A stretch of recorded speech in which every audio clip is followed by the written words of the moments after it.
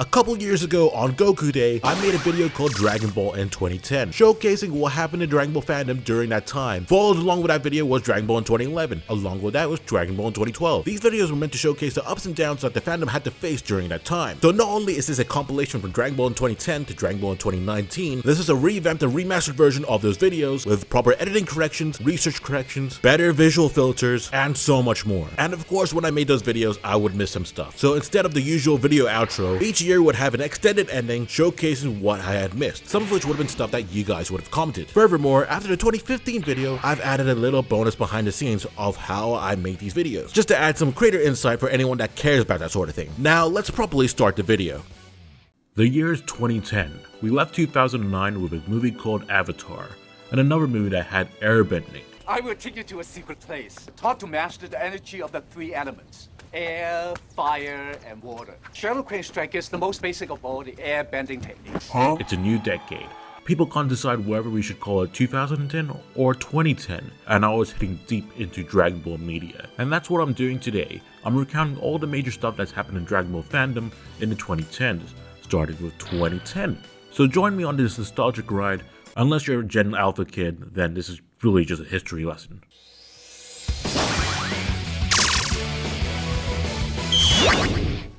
Starting with something in Japan with Dragon Ball Kai on January 10th, 2010, reaching the episode where Frieza transforms into his third transformation. Meanwhile, on January 27th, 2010, Dragon Ball Z Abridged has reached episode 11 of their series and officially started their Namek Saga Abridged. Well, the doctors say I should be in here for a couple of months. What with the crushed legs, shattered ribs, and the brain damage, and the brain damage, and the brain damage. Oh, hey, Master Roshi, when did you get here? On the 4th of February 2010, which is my friend's birthday, shout out to Fudge, Dragon Ball Online was made. It was an MMORPG that Toriyama had a great deal of control over, and it showcases events that occurred after the end of Z. And what makes it great was that it was essentially the original Dragon Ball Xenoverse. There were characters like the Time Patroller Trunks, Mira, Towa, Timebreaker Bardock, etc. And if you're wondering why this game wasn't talked about enough, or why you haven't seen gameplay of it, well, it's only because it was only available in Japan and North Korea. I made a typo in the script. I meant South Korea. Kim Jong-il did not have access to Dragon Ball Online, I assure you. February 11th is the release of Dragon Ball Origins 2 in Japan. It would later be released in June for North America and July in Europe. I never really properly played the DS games, but I heard this one was a significant improvement from the first game. On May 24th, 2010, Dragon Ball Z Kai finally debuts in America. The English dub recasted some of the original voice actors for some reason, but at least the dubbing is more accurate to the anime, unlike the original dub. Smooth, but your shoe came untied. I'm not going to fall for that. I don't even have shoelaces.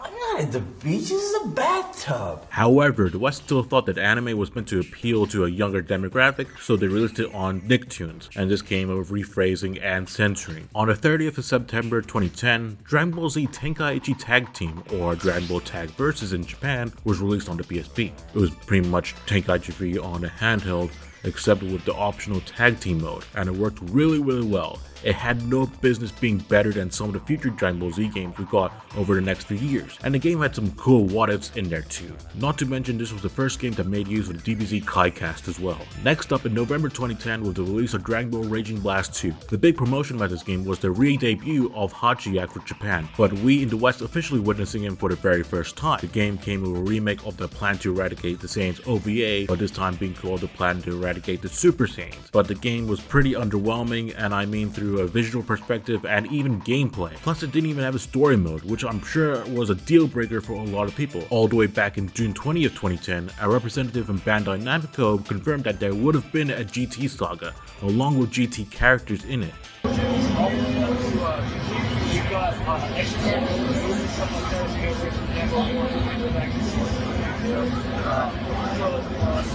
Alright, so it's gonna have like characters from the entire spectrum of Dragon Ball, all of this game. All the details on the main host, I can't go into a whole lot of detail, but I would expect probably some of the simplest not going to be in the like I said, that character. So sadly, there was a lot of cut content in this game, but it has Tarble though. Also in November, Japan got the release of Dragon Ball Heroes.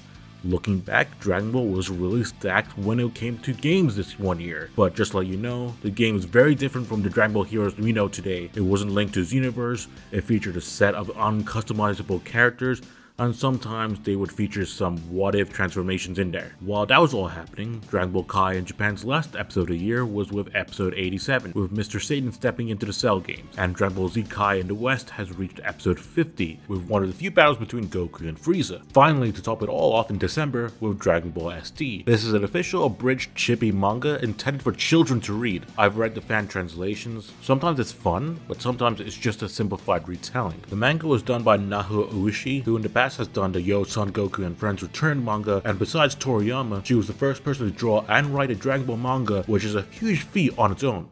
So before we move on to 2011, I need to go through everything that I missed with 2010, which there is a lot to talk about. Take for example that the second Dragon Ball SH Figure Arts figure was released, and it's Super Saiyan Goku. Funnily enough, Piccolo was the first Dragon Ball character that received this figure. All that aura farming really paid off. So I just learned this recently, but there was once a Dragon Ball RPG smartphone game that was exclusive to Japan, with the gameplay being akin to the Attack of the Saiyans game on the DS, and there was an upgraded version called Super Dragon Ball RPG that came out that year, just when you thought that there wasn't enough Dragon Ball games in 2010. On March, there was the Dragon Ball Kai Battle Stage performance, where Bulma is giving a tour of Capsule Corp until it's interrupted by Broly and Paragus. You can find the full thing on YouTube. On April 11th, we have the very first version of Dragon Ball New Age. I know that I forgot to talk about the original fan manga in the original videos, but I want to rectify that here. Honestly, I wasn't aware that he made this doujin all the way back then, and it's cool to see how artists evolve over time. On May, Dragon Ball Z Kai gets its first Blu-ray, and it just so happens that Sonic from Sonic X recapped the first couple of episodes for Toonzai. Just mind the fact that he says this.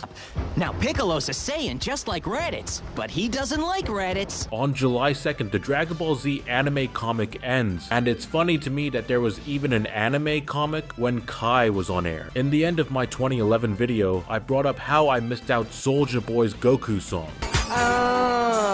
Bitch, I look like Goku. Bitch, I look like Vegeta. I'm hopping at that old school. Oh boy, Joe, I gotta tell you, that sounds awful. Well, I was informed by one of my commenters, Benoisms, that he had made another one called Anime, which features Dragon Ball references again. In a rose when I rode through Rolls Royce black, and I'm looking like Goku.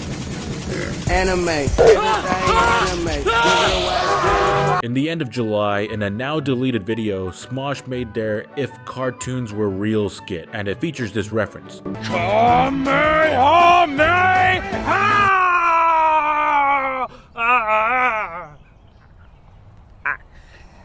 How many times have you tried this? Over 9,000? So one thing that I neglected to mention when I brought up Raging Blast 2 was the limited edition version of the game. I still have my copy. You can open the box cover and see a diorama of Gohan and Cell. There's also a code for these alternate colors for certain characters, which I also found out that the 360 version has a glitch where you can get these for free. Very sadly, I'm missing 2 items from this box, but I know where one of them is. The first one is this model render of Goku. For the special, I have no clue how I even lost this, to be honest. And the second is my copy of the game. This is because my PlayStation 3 died while playing it, and it hasn't ejected the disc since. For the small few wondering, the back of the game's cover has a render of Hachiek mogging you. On November 14th, a group of Half-Life modders basically turned the game into an online Dragon Ball PvE. This was called Earth Special Forces. It had 3 game modes. These were Deathmatch, Team Deathmatch, and Capture the Dragon Balls. I remember wanting a PC back then just to play this, but it seems like the modders ran into some issues after Valve made a 25th anniversary update for Half-Life. But the YouTube channel uploaded in mid-2025, so maybe they found a solution. And to end December with a Funimation release of the Curse of the Blood Rubies movie, and this would be Colleen Clinkenbeard's first time as Kid Goku. And before we can move on, I want to bring up another significant moment that occurred during the fandom, and it's extremely tragic, and I'm referring to the passing of Daisuke Gori. He's one of the OG voice actors from the series, from characters like the Ox King, King Yama, Mr. Satan, King Cold, and so many more. And sadly, on January 17th, he had taken his own life. I hope he realizes now how much of a career and legacy he has left behind, as well as the positivity he has spread onto others with the amazing massive amount of media he had voiced in. The year is 2011. We left 2010 with Spain winning the 2010 World Cup, Apple releasing a portable device to the first wave of iPad kids, and I went from being the pick-me grade 7 kid to an introverted Bakugan fanboy that kept his interest to himself and to his friends. Also, Dragon Ball was still very present in my life. So yes, I'm recounting all the significant moments that happened in Dragon Ball media during 2011. I've done a video already for 2010, and thank you to all the people who commented and liked that video. Call it serotonin or ego boost, but without them, I wouldn't be working on this video. Now let's continue with this nostalgic walkthrough.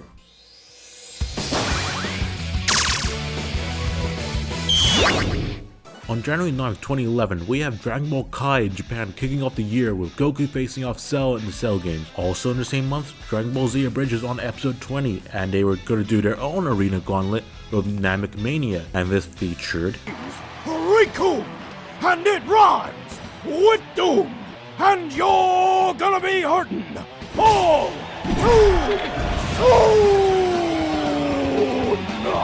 February 3rd, 2011 is the release of Dragon Ball Kai Ultimate Butoden. This was a DS game that was for some reason only released exclusively in Japan. Apparently there are or were fans making an English translated version, but still not completed. I really do want to play this game though, because there were some cool what-if modes in it, especially one where Krillin goes Super Saiyan during the Frieza saga, except they swap his model from the Buu saga so it looks like he grew his hair. It's honestly magnificent, and Sparking Zero should bring these styles of what is in it. 2 days later, Goku is still fighting Frieza in Dragon Ball Z Kai. The one is airing in the West. Yes, it took them 2 months to air this one episode, but in this point of the story, everyone except for Goku and Frieza get wished back to Earth. So hey, there's progress.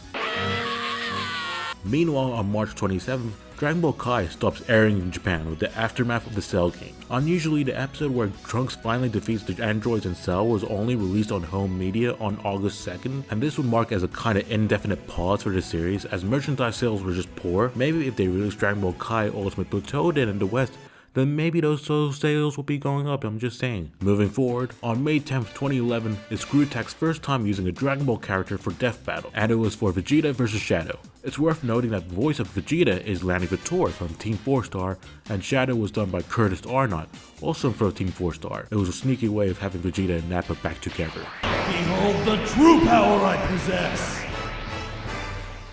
Wow. What a ripoff. From June 21st to August 21st, Japan got to experience the episode of Bardock manga. The manga was made by Nahu Uishi, and in my last video I stated her previous work with the Dragon Ball manga scene, and sadly there's no English release, but there are fan translations out there. It was basically a promo manga for the Dragon Ball Heroes arcade game, as that game featured a Super Saiyan Bardock of its own. In the spooky season of 2011, it's the release of Dragon Ball Z Ultimate Tenkaichi or Ultimate Blast in Japan, because it's more of a Raging Blast spin-off than anything else. And listen, it had a story mode that includes the main Dragon Ball Z sagas, levels from the movies, and the first inclusion of a GT saga in that console generation. It also had a hero mode, which is a game mode that allows you to create your very own character and they go through their own adventure. But what is the issue here? The game was rock, paper, scissors, and QTEs. I swear to God, if it had similar gameplay to Raging Blast, then I assure you this would have been praised as one of the best Dragon Ball games that we ever got. But sadly, this wasn't the case. And I can go on a full rant about this game, but maybe I'll save that for another time. Also around this time, I kept seeing Kagi Films playing it in my recommendations. I can't find any of his older videos for whatever reason, but to me this marks as a significant moment in the Dragon Ball community because of what his career will soon become. And lastly, on December 23rd, 2011 is the Kamehameha dream struggle between Gohan and Cell in Dragon Ball Z Kai for the West, which sadly means that it will also experience a sort of indefinite end soon.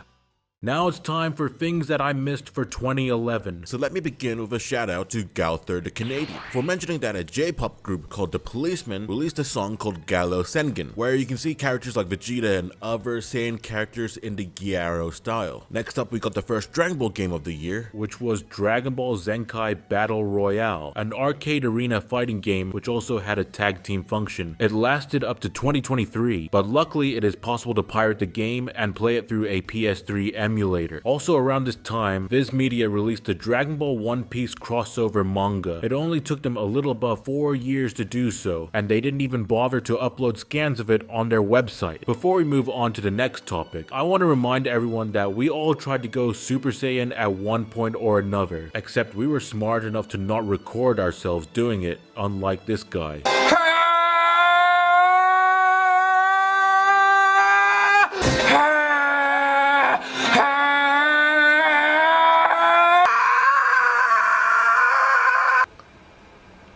My name is Jalen, and I am a Super Saiyan. Not only was this a meme in our fandom, but it also reached out to multiple other platforms. On March 9th, Kenji Yamamoto was fired for music infringement. He was the composer for multiple Dragon Ball games, and even for Dragon Ball Kai. And so later on, his score was replaced with the original soundtrack. You can enjoy the music all you want, but damn, it's so blatantly obvious that he was stealing music from other popular media. Also during this time, there was a big massive earthquake and tsunami that hit Japan. It was like the biggest news topic that happened in 2011. To show his support, Toriyama drew 2 different illustrations. One is of Goku and Arale riding the Nimbus cloud, with them saying, "Do your best," and a message from Toriyama in the bottom saying, "To all the viewers, these are truly difficult times, but please watch over us until the very end." And the next drawing is of Goku charging the Spirit Bomb, with Mr. Satan saying, "Thank you everyone, the Spirit Bomb just keeps getting bigger and bigger." We're very lucky now that this is just a memory. On June 11th, I believe this was the beginning of Treevax's Raging Blast 3 project. If you don't know what this is, it's a fan concept of what the ideal vision of Raging Blast 3, or even just any sort of Dragon Ball game, should look like. There was even a viral animation a few years ago of what he wanted this gameplay to look like. I remember watching this dude's Facebook page with this level of false hope that it could one day be true, but his work did give him a chance to talk to people at Bandai at the time, so who knows how much he had actually influenced them. A few days later, the internet received Redhead Henry's sprite animation of Goku vs. Evil Goku. Followed along was the episode of Bardock manga, which was made by Naho Uishi, the creators of Dragon Ball SD. It ran for 3 chapters, from June till August, and 15 years later, Viz has not bothered with localizing it. Remind me, how do they expect us to support artists if we can't buy the manga again? Another thing that I forgot to add in the original video was that Ultimate Tenkaichi did have a collector's edition, and it contains this cool statue of Gohan, but I have a few grievances towards it. Mainly that this variant of Gohan isn't even in the game, and also this figurine can be purchased even without the collector's edition, so it feels less special. On November, Freddy W recreated the Over 9000 meme, and at some point in December, Young Gigi made his Dragon Ball AF manga, which was a separate take from Toyotaro's vision on the aftermath of GT. Speaking of different takes, Dragon Ball SD gets its first proper chapter, and it seems like a reboot of the original Dragon Ball story, but even more gaggy. On December 17th, this was the actual release date of when the episode of Bardock anime special came out. So before we even learned what the word canon means, so many of us had accepted Bardock as the very first Super Saiyan. And to end off the year, Oni NG made Dragon's Ball P.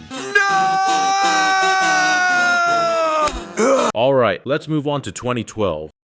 The year is 2012. We left 2011 with Harry Potter ending, but Game of Thrones premiering. Google Plus was a thing for some reason.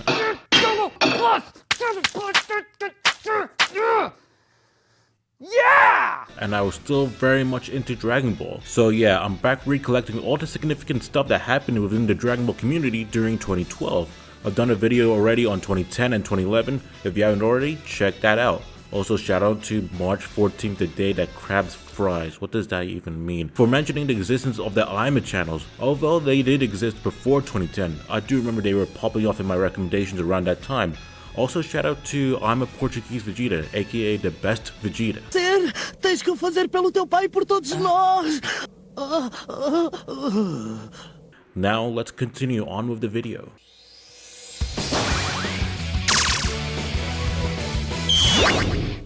Kicking off the year on January 1st, which is my birthday, Dragon Ball Z Kai has reached the defeat of Cell, meaning that there's 1 episode left. Also around this time, or even during 2011, there was this persistent rumor going around that a new Dragon Ball series is coming out called Dragon Ball Hoshi.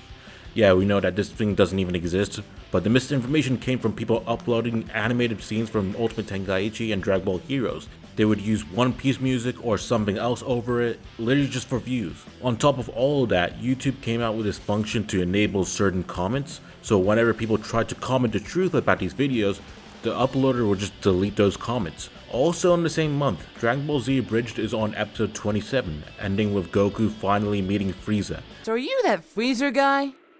I am Lord Frieza, yes? Awesome! I'ma deck you in the schnoz. And on April 15th, Takahata 101 got to meet Chris Sabat, so TFS's Nappa got to interact with the official English Vegeta. Vegeta, what does the scouter say about his power level? Yeah! Towards the end of April, Grimestar makes his first ever Dragon Ball video, and he was discussing about the rumors about Bandai making a Budokai and Budokai Tenkaichi HD collection, because at around this time, the gaming industry really loved re-releasing games on high definition. What is going on, everybody? Dino Rhymester here, and I want to share some incredible information with you that I just found out literally 3 seconds ago. On May 8th, animator Bokudama, I can't even pronounce it to be honest, sorry about that. Well, they created a flash animation of the Dragon Ball Multiverse fan manga.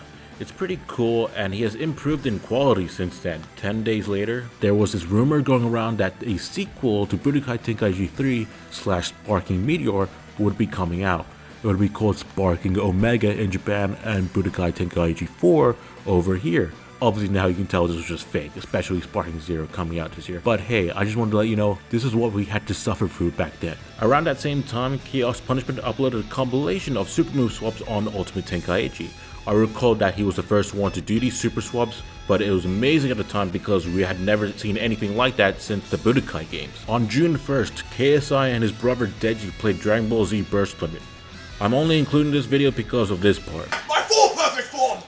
That's not your... My perfect form! That's not your perfect This is my perfect form! That's not your perfect form. My perfect form! I'm my perfect form! Dej, You got my perfect form! Shut up! Perfect form! I'm going to smite you in the face! My perfect form! Shut up with the perfect shit! My ultimate perfect form!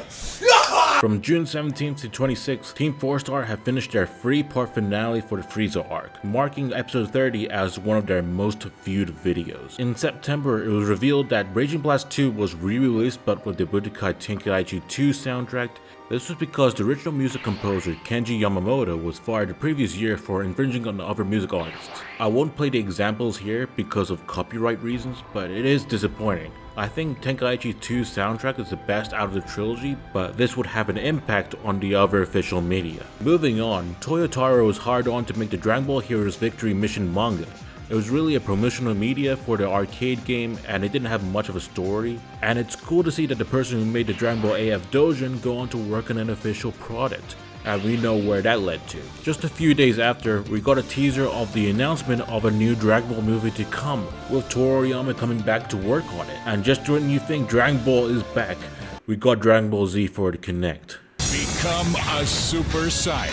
What did he say? It reused assets from Ultimate Tenkaichi, and the biggest selling point was that the episode of Bardock anime can be watched through it, meaning that this is the only official way of viewing it in the West. Also, Super Saiyan Bardock is playable, but getting the Kinect to scan the QR code to unlock him was a whole other task of its own. On October 16th, Bandai announces a pre-order bonus on Naruto Ultimate Ninja Storm 3 to play as Naruto in Goku's costume. The cool thing was that his Rasengan is posed like a Kamehameha. I wasn't a big Naruto head at the time, but I knew I was gonna buy it. A month later, we got the Budokai HD collection. Sadly, that Tenkaichi HD collection never came to be, and it's even more sad that game didn't even come with Budokai 2, and the soundtrack was all replaced because Yamamoto worked on the originals. Not to mention that the EU version didn't have an English dub for Budokai 1. So this is what it was originally like.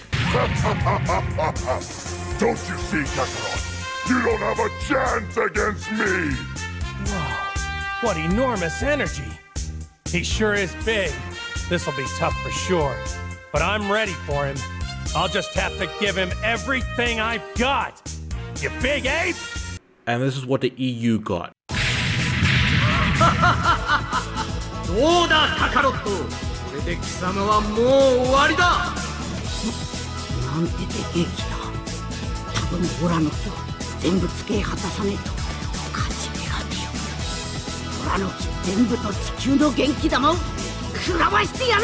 Lastly, on December 1st, YouTuber Melavelli released the first episode of Dragon Ball Epsilon. It's a fan-made continuation from Dragon Ball GT, and it got a lot of attention. And I would argue that it platformed and showcased the quality range of animation when creators go independent. Not to mention, these were the early days of when online videos were rivaling mainstream media.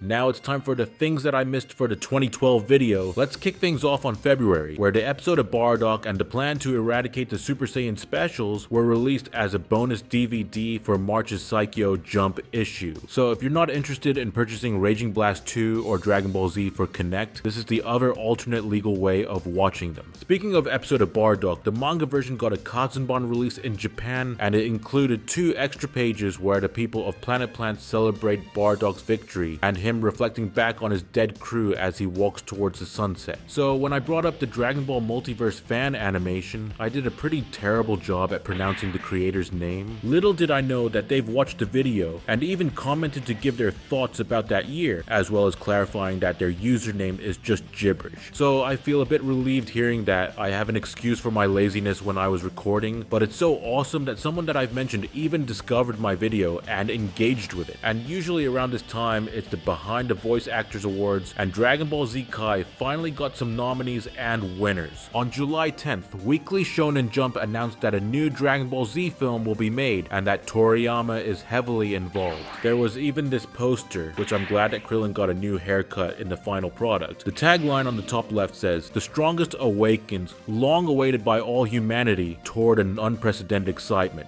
And then a week later, the teaser that I talked about in the main video was released at Jump Festa, so it wasn't released online until late August. The Twitter page even rubbed it in our faces too. On September 12th, an animation channel called Toonsmith made the first episode of their Goku vs. Everybody animation series. This is another example of how fan projects kept the community alive, and even the annoying orange was featured in an episode. Speaking of animations, Dorkly made their own Dragon Ball Z fan fiction. Sorry I'm late, Father.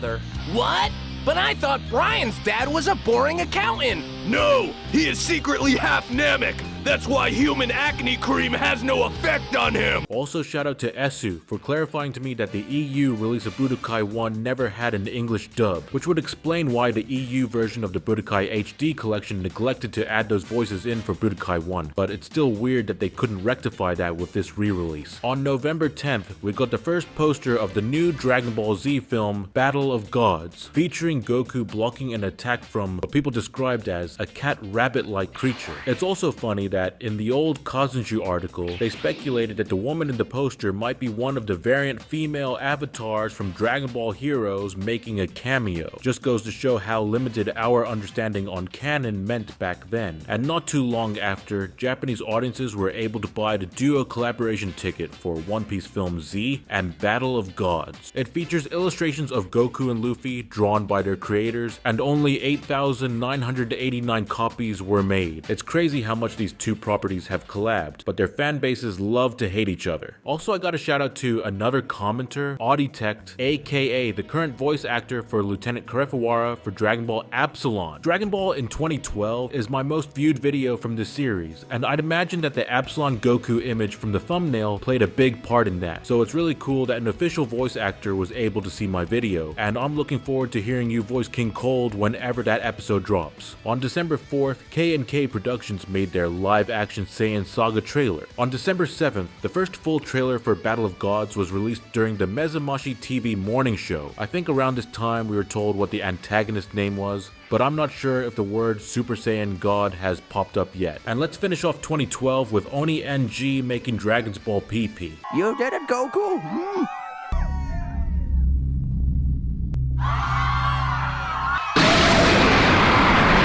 Man, that was a lot of Dragon Ball that I missed for a year with no new anime. Let's move on to the next year. The year is 2013. We left 2012 with the world ending. YouTube released their biggest rewind yet. A guy jumped from outer space. I just moved to the UK and I'm still a Dragon Ball fan. Yes, I'm back recalling all the significant moments that occurred in the Dragon Ball fandom during 2013. Videos from 2010 to 2012 are still available to watch. If you haven't seen those yet, just watch them. And remember this, before we move on, a new Dragon Ball movie called Battle of Gods is coming out, and all we know to this point is that the antagonist is called Bills. We called him that because we didn't know his English translation name for him yet. And the Super Saiyan God is somehow a thing. Now let's continue.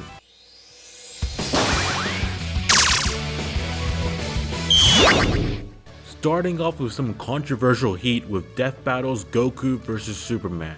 I remember watching this video in full Dragon Ball fanboy mode and immediately disliking the video as soon as I saw Goku losing.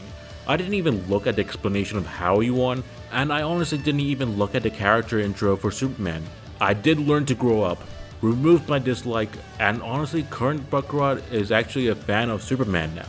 10 days later, Team 4-Star is on episode 32 of Dragon Ball Z Abridged with Frieza getting his revenge. Krillin, calm down! Now are you sure it's him? Gohan, once you've had a man inside of you, you know when he's coming. In anticipation of Battle of Gods, they re-released the Dragon Ball manga in color, which was a nice way to experience or re-experience the Toriyama's work. The following day, Chaos Punishment is showing off mods he's been doing with Raging Blast 2, and I'm sure that he was the first one to actually do it. And 3 days after that, Dragon Ball Z Kai for the West finally releases episode 98, which is kinda weird because the previous came out a year before that. But yeah, Dragon Ball Z Kai is now on an indefinite sorta end too. On the 23rd of February, a YouTuber that goes by the name of Darkar Maximo uploaded what I think could be the first ever Dragon Ball Z Budokai Tenkaichi 3 mod. Towards the end of the month, Dragon Ball Heroes finally becomes playable away from arcade machines with Dragon Ball Heroes Ultimate Mission on the 3DS. It still wasn't made available outside of Japan.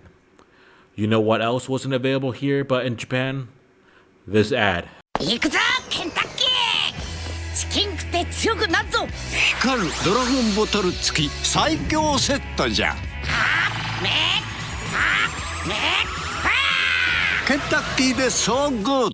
So those bottles in the end were light up dragon bottles, and they were part of the strongest sets combo. They also sold Dream Dragon radar detectors. If that wasn't enough, almost every Colonel Sanders statue in Japan was dressed up as Goku.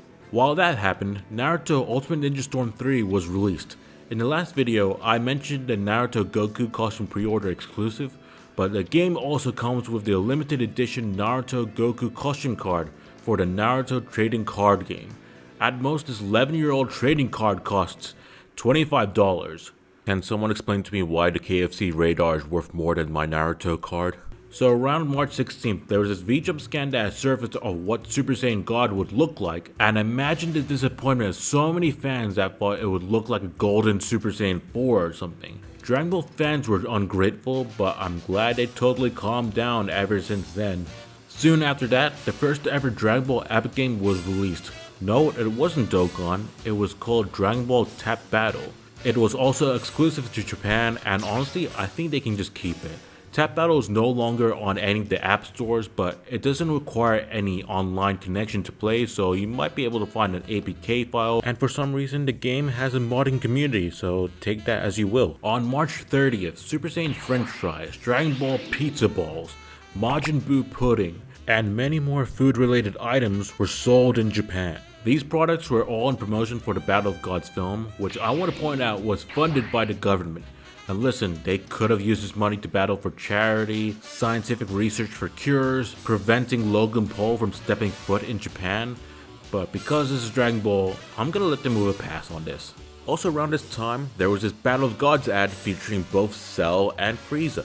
17年ぶりに映画になるんですってオールスターキャストなのに俺が出てないこのフリーザ様は出てますよお前声の出演はないらしいぞなんです Speaking of, the Battle of Gods film is finally released in Japan. I just remember desperately seeking for a pirated canned copy of this movie, but for some reason this was as impossible to find as the JoJo's Phantom Blood movie. So a majority of the fandom didn't even know what the story was, at all.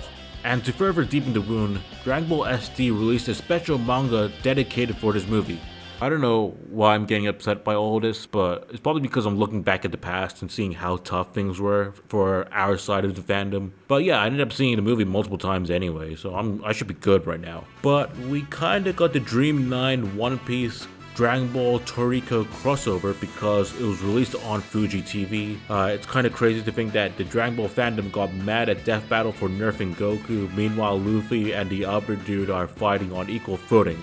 But hey, it was a pretty fun crossover. Later in the same month, Chaos Punishment makes history again by being the first person to successfully mod and showcase mods for Dragon Ball Z Burst Limit. Little minor spoiler alert for this video, this won't be the last time he does something before others had the chance to do it. At the end of April or possibly July 1st, Snoop Dogg, who I think was going through Snoop Lion phase, was asked on a Reddit AMA what his thoughts were on Dragon Ball Z. He replied back saying Gogeta is a G. What can I say other than he is right? On Star Wars Day, Kinekichu makes his first ever Tenkaichi 3 mod. The reason why I'm bringing this up because this modder has created the most insane, psychedelic, meme-worthy mods in this game.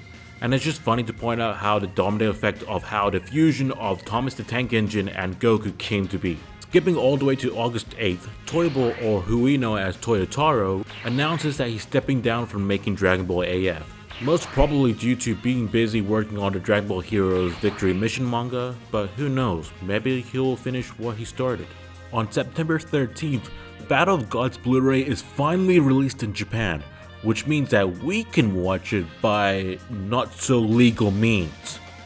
I don't endorse it, but how are you supposed to watch it back then? On September 19th, the Battle Z trailer was released.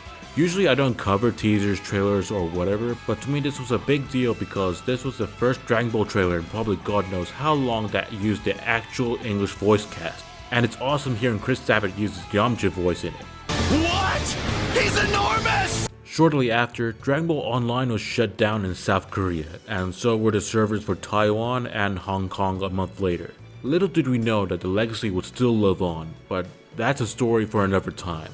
Approaching the end of the year, Did You Know Gaming created a video with Takahata 101 from Team 4-Star about Dragon Ball games. As someone who was massively in a video game fun facts phase in that year, and just that channel in general, I could not be more happier that a video like this was made. Not only is it intriguing trivia about my favorite franchise, but seeing this video in between Minecraft and an Animal Crossing video really helped cement to me that the Dragon Ball games are more than just anime licensed titles, and is also a legitimate part of gaming culture. On December 17th, the Battle Z demo was released, but what was interesting about it was that the Japanese demo, I believe, had hidden content locked behind it. So this would include extra characters, missions.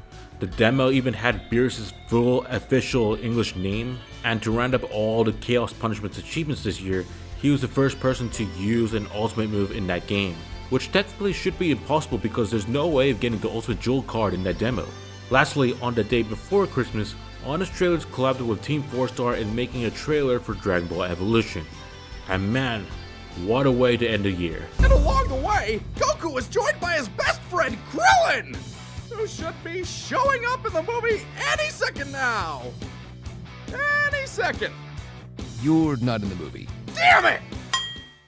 Now it's time for the things that I missed for Dragon Ball in 2013. Like in February 3rd, when Akira Toriyama won the special 40th Anniversary Festival Award at France's Angoulême International Comics Festival. I swear, South American and European fans love the franchise more than the rest of the world. For this next topic, I want to give a shout out to Star KS15 for clarifying that the earliest Tenkaichi 3 mod goes all the way back to 2008, with it being a Spanish translation mod by Kinekichu, which I was surprised that it wasn't present in the base game. However, Dark R Maximo is the first person to have made move swaps and super move edits as far as I can see. With that being said, I found out on the same day as Dark R Maximo's video that another modder that goes by HackSponge92 uploaded a video showcasing his mod but for the PS2, and their mod basically swaps the movesets of the characters to someone else's, and they claim in the description that this was a re-upload from 2011, which really muddies up this timeline. Also in the original video, I brought up that the Dragon Ball SD manga adapted the Battle of God story, but also on that same day was when the manga added a fun side plot where Trunks takes a detour where he goes too far back in time. If you haven't heard of this story, then I highly recommend checking it out because it basically became an ongoing story whenever a new special would come out. Speaking of Dragon Ball SD, it would receive its first ever manga volume on April 4th, and sadly it'll probably never get translated over here because Viz sucks. On May 9th, which technically wasn't Goku Day yet, the Dragon Ball Visual History book would be released in Japan, and this is something we did end up getting localized way later. Later on, there was the We Are Goku panel at the 2013 Animazement Convention, and I believe this was the first time that Masako Nozawa and Sean Schemmel actually met each other. And honestly, it's pretty wholesome to see them interact with each other.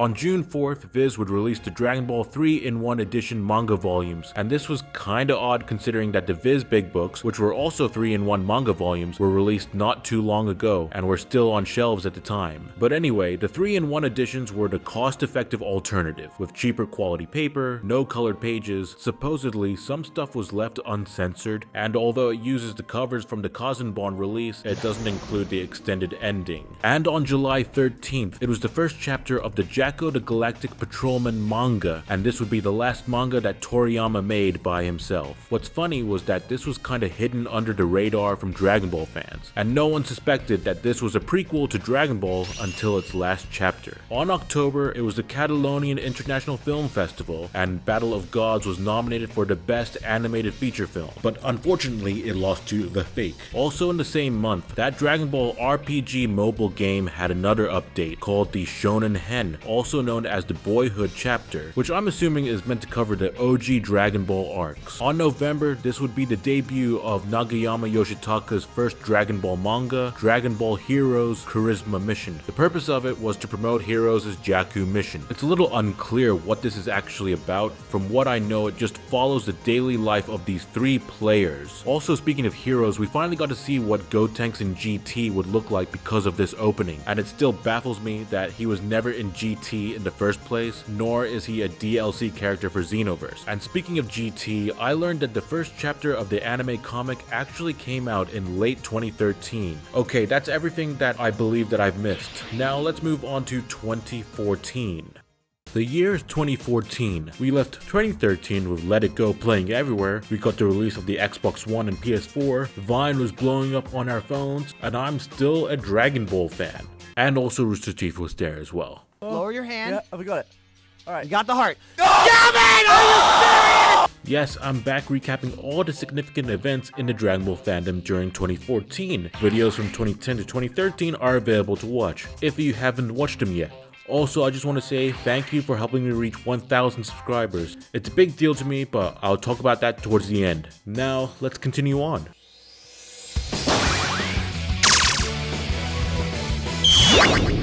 Beginning in January with the weekly release of the Dragon Ball GT anime comic. It was released in Japan, and oddly, it starts from the Shadow Dragon saga. Also in the same month, Team 4-Star is on episode 39 of Dragon Ball Z Abridged, with the androids humbling Vegeta. Flat on your ass? That's pretty sad. Sad for you! A little bit after that, Battle Z has come out, and if you pre-ordered the game, then you would have received the Super Saiyan Goku in his Naruto costume. Very similar to the Naruto Goku costume that I've talked about in the previous videos. And I know people regard this game as one of the worst games from this franchise, but to that I say, you should have gotten a PS Vita version and a PS Vita. Like, the game seemed like it was downscaled just because of this handheld, but anime games were just selling well on this platform. Kinda weird to admit, this was the very first game that I've ever pre-ordered, and the game store almost forgot to give me the Super Vegito and Super Saiyan Bardock bonus characters. I know the game has massive amounts of issues, mainly the AI during co-op missions, but in the end, I was happy playing a Dragon Ball game on a handheld, and that it had gameplay unlike Ultimate Tenkaichi. In February, and this is according to the fandom wiki, so please correct me if this is incorrect, the colored copies of the Dragon Ball manga was released in the US. I'm actually kind of surprised at how quick this came out as compared to most Dragon Ball media. We're heading into March with the release of J-Star's Victory Versus. It was an anime arena fighting game that featured at least 3 or less characters from various shonen manga. Goku, Vegeta, and oddly Frieza were included. Maybe this was a bit of unintentional foreshadowing for the next Dragon Ball Z film? This was released on the PS3 and PS Vita, but it was exclusive to Japan. Needless to say that the international anime gaming community was begging for this to be released outside of Japan. On April 4th, Jacko the Galactic Patrolman got its physical manga release in Japan, and this would feature the Dragon Ball Minus manga. You know, the one that features Goku's mom for the first time ever. But what's really cool was that after 2 days, Viz Media was able to serialize the series weekly in English, which kinda revealed that Japan was progressing in simul-releasing the content over to here. But we did end up getting content that was at first limited to here. And I'm talking about the first stage release of the Hyper Dragon Ball Z Mugen game. Honestly, I've seen gameplay for it, but I've never really downloaded it for myself. I know that it's improved significantly since then, but I feel like it's a game worth playing with someone else, and I find it challenging to get someone that is willing to join and play a game like this with me. But tell me, what do you guys think if you've already played it? Also at the time, Dragon Ball Kai is brought back in Japan, and to finish what it had started by continuing the story on from the Buu Saga through Toriko's time slot. Sadly, that series ended due to having a low viewership, which might explain why it had numerous crossovers with One Piece, including the collaboration that I talked about in the last video featuring Dragon Ball Z. However, there are some big changes from this version of Kai to the original, mainly that they're not reanimating scenes, instead just putting a filter on top of the footage, obviously to save time on animation, and in reflection, early Dragon Ball Kai was kinda not that great looking, unlike the Cell arc where it looked really good. Also worth noting, the soundtrack uses some of the instrumentals from the Battle of Gods film, as well as other familiar tracks for another series down the road. So one thing that I've admitted in the last video when I brought up the Japanese release for the colored Dragon Ball manga was that they had included interviews by Toriyama, and these were basically lore expansion stuff. So the biggest thing he had revealed at this point was Android 17's and 18's real names, Lapis and Lazuli. This also revealed that 17 turned into a park ranger after the Cell arc. And in a different interview, he also revealed that number 16 is actually modeled after Jiro's dead son. So these were crazy lore dumps that we got back then. Moving on, if you were upset about Goku losing to Superman and Screw-Tech's death battle, then maybe you'll like him roasting and rhyming against the Man of Steel on epic rap battles of history. And yes, that is Ray William Johnson as Goku, who you either know him as the former most subscribed YouTuber on the platform, or the guy who does the true crime stories on TikTok. Overall, I thought the rap battle was fine, but I think I preferred the others.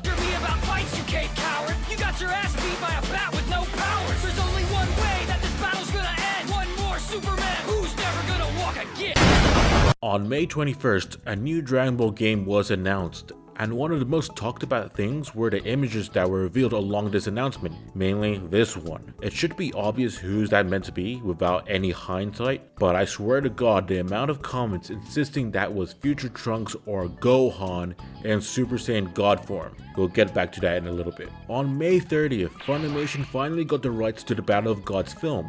Besides Dragon Ball Z Kai and the games, I think the last time Dragon Ball got an official dub was when they did GT and the movies that were released coincided. So this was pretty big. Just as big as the sin counter as Dragon Ball Evolution received from CinemaSins. I know now there's a bit of negative stigma towards this channel for basically boosting contrarian takes on films. However, this video is straight up good, and they even broke their rule of never referring to the original source material by showing almost everything that the movies did that strayed away from it. 4 days after that, we got the E3 announcement for Dragon Ball Xenoverse. Not only were there people who still said that the guy in the end was Super Saiyan God Gohan or Trunks, even when V-Jump did the facial scan reveal, but they also kept comparing the gameplay to Battle of Z, which by the way, the Battle of Z comparison stopped after the game was released. But if you thought that was kinda cringe, wait until you hear about what happened when the English Battle of Gods trailer came out. The trailer was perfectly fine, but IGN used to do this thing called Rewind Theater, where they would kinda do frame by frame analysis on trailers. Well, they got these so-called Dragon Ball fanatics to analyze the Battle of Gods trailer. And we are two of IGN's huge Dragon Ball Z fans. Get to see Frieza and Super Saiyan Goku. Is this Super Saiyan 2? Huh? If you listen closely, though, it sounds like maybe the same voice actor isn't doing Vegeta. Yeah, this that's time around. it's a little disappointing because that's pretty much half of his characters, because you have that voice actor who's able to put so much great emotion into that character. Let's go through a bit of a detox now of the announcement teaser of the new Dragon Ball Z movie.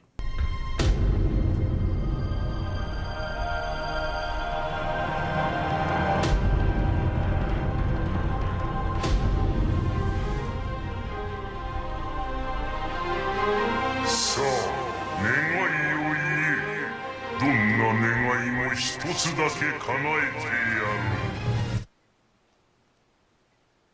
る。願いは叶えられた。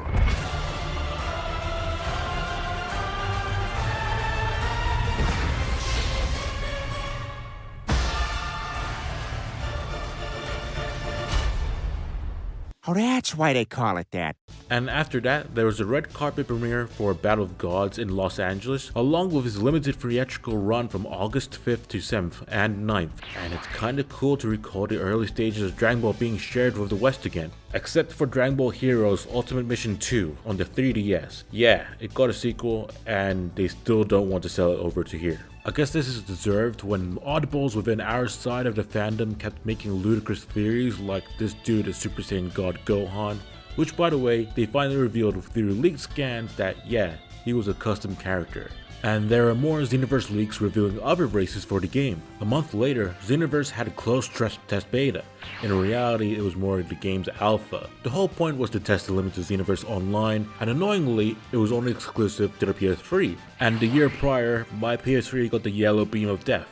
So I missed out on this. There's no lag to me. There was absolutely no lag, and it's funny too because I was playing on a Japanese server where it should have lagged. Are you sure about that? On September 22nd, Xenoverse got an extended cut trailer at TGS, which showcased so many of the game's features, as well as revealing that this is part of the Dragon Ball Online circle with Time Patroller Trunks in there. I also wanted to point out how awesome this trailer was just for this very moment here. One that spans all eternity! Through adventure and training, you will one day stand victorious! Can you bring back the Dragon Ball timeline and restore those epic battles to the legends of history? And take back the Dragon Ball world! Dragon Ball Xenoverse! Towards the end of September, Dragon Ball Heroes kinda just reveals a horror teaser trailer for this new character.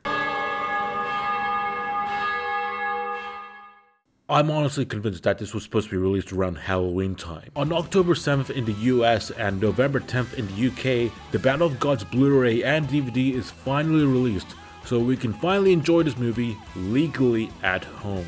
Okay, so I need clarifying for this part, but at some point in 2014, Dragon Ball Z Funko Pops were released, but I don't know the specific date for when they released though. But collecting them did become a bit of an addiction for me for a while. But I can mention that a Planet Arlie and Vegeta Funko Pop was released exclusively at San Diego Comic-Con from October 9th to 12th, and last time I checked, this was one of the rarest Funko Pops to exist. Just crazy to think that a color era from the 80s led to this. Around this time, GoPros were becoming evidently more mainstream, so K&K Productions made a video called Goku with a GoPro. They even referenced Goku vs Superman as well. Oh, you're slow! Jerk. On November 18th, the poster for the new Dragon Ball Z movie was revealed and featured Frieza. The title was called Fukatsu no F, which translates to Resurrection of F.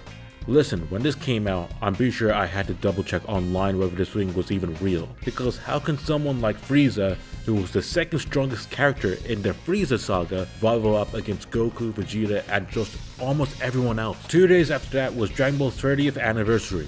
As far as I'm aware, there wasn't much to celebrate this occasion, and if anyone's going to refer to the 30th anniversary book, then spoiler alert for the 2016 video, it for some reason came out in 2016, because I don't know. To further prove that the Resurrection of F poster wasn't a hoax, a teaser trailer was revealed in December. It still did not answer any of my questions though, but it's interesting to see how one of the most iconic villains from this franchise makes his grand return. On December 19th, Screwtac is back at it again with bullying the Dragon Ball fandom with Kirby vs Majin Buu. Honestly, I was surprised by how strong Kirby can be, but besides Goku vs Superman where I grew up to respect the outcome, I had to call straight shenanigans on this one. I remember people pointing out how they got some of the statistics wrong for Majin Buu, but my issue was the leap from Majin Buu transforming straight into Kid Buu was just false. There's gotta be an evil Buu, and then a Super Buu, and then whatever else comes after that. If you don't mind me, let me rewind 6 days ago for the special announcement.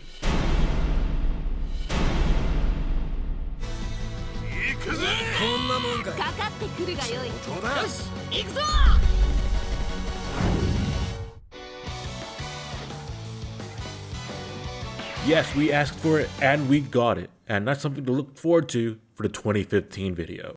Now we're in the part of the video where I recall moments that I forgot to mention in the 2014 video, like Ryan Higa's Dragon Ball Z in real life.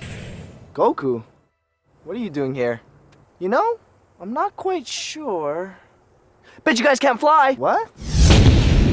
So a couple of things that I forgot to add with the Battle of Z pre-order bonuses was that it included a Super Saiyan Goku statue and an art book, but sadly I didn't receive either of these because the store that I bought it from didn't have these bonuses for the Vita version. I think I made the right choice anyway with buying it on the Vita. I mean, you can buy the figure separately, so it doesn't seem that special anyway. But I'm curious if any other game store has done this. Otherwise, it just feels like false advertising to not include a disclaimer about this. On February 4th, Dragon Ball SD adapted the episode of Bardock Special. I just think it's funny that the mangaka basically just had to redo the manga that she had already done, but you know, with her cheapy twist. On April 4th, Japan received the Jacko the Galactic Patrolman Super Elite Edition manga. It's the same manga but in the Kazenban format. It also comes with an augmented reality postcard, a Jacko key holder, and a Galactic Patrol badge. Also on the same day, Dragon Ball SD got its second volume release, and in 6 days the Japanese iOS and Android stores would have Dragon Ball Ultimate Swipe. I'm going to be brutally honest, I have not heard a single peep or mention about this game before. The gameplay looks like a touchscreen version of Dragon Ball Z for Kinect, but with the graphics from Tenkaichi Tag Team. I'm sure there's an APK file for anyone that wants to play it. So on May 2nd, there was an article released of Naho Oishi interviewing Toriyama, but the thing that I remembered that intrigued us the most was when she asked him if Super Saiyan 5 is a possibility in the story, and he responded saying, Super Saiyan 2 and 3 are nothing more than powered up variations of Super Saiyan. After the fight with Beerus, Goku realized that mastering his normal state and Super Saiyan would raise his level more and sap blast strength, so I think he probably won't become Super Saiyan 2 or 3 anymore. So emphasis on the word probably, because we ended up seeing these transformations back anyway. And one thing that I learned from creators being interviewed for their own story is that their answers aren't going to be 100% canon until you see it actually happen. Also in the summer of that year, there was a Dragon Ball Science event in the Nagoya City Science Museum. It is a little cursed that Goku is dressed up as a scientist, but it was advertised that attendees would be able to fly on their own Nimbus Cloud and shoot their own Kamehamehas. On August, Malik made his first revamp on Dragon Ball New Age, and like I said before, there is a very noticeable quality jump here. Now, I want to give a shout out to Solid Snake 9689 for letting me know that on October 17th, Panini revived their Dragon Ball card game. I don't know much about these cards, but from my research, they were discontinued in 2009 and then discontinued again on 2017 in favor of the Dragon Ball Super card game. In December, advanced ticket sales were available for Resurrection F. Anyone who had bought them would receive an earphone jackstrap of either Goku or Frieza, which was designed by Toriyama. Supposedly on the same month, Dragon Garo Lee made his Dragon Ball Side Dojin, which as we know led to something bigger. Moving on, Dragon Ball SD gets its third volume release. On the day before Christmas, it was the release of the least talked about Dragon Ball arcade game, Dragon Ball Disc Cross. The gameplay utilizes these physical character discs, which can be purchased at a Gashapon capsule station, but the gameplay on its own doesn't look any special. And I think Heroes took all the marketing budget because it only had one animated promo. Also, Gotenks here has his GT gloves for some reason. Not to mention their promotional avatar didn't have a proper name. Now to finally end off the video, with Dragon Ball Z Kai's last episode of the year on episode 38, which I did explain in the original Dragon Ball in 2015 video that I made a mistake and said that it was episode 39. Well, I'm glad that I can retcon that now. Let's move on to 2015.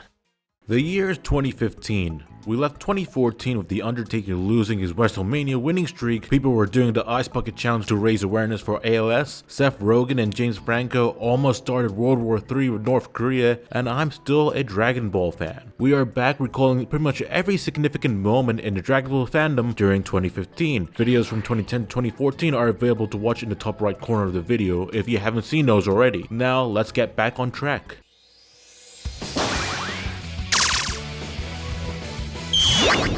Starting off the year with Dragon Ball Kai episode 39, with Gotenks fighting Super Buu in the time chamber. In the end of January, Dragon Ball Z Dokkan Battle has entered the App Store in Japan to capitalize on the gacha scene. Let's go gambling! Aw, dang it! Aw, dang it! Aw, dang it! Aw, dang it. On February 2nd, a group of ambitious game devs collaborated to bring Dragon Ball Online back from the dead, plus with an added English patch bonus. It just goes to show the dedication that the gaming community has for online preservation.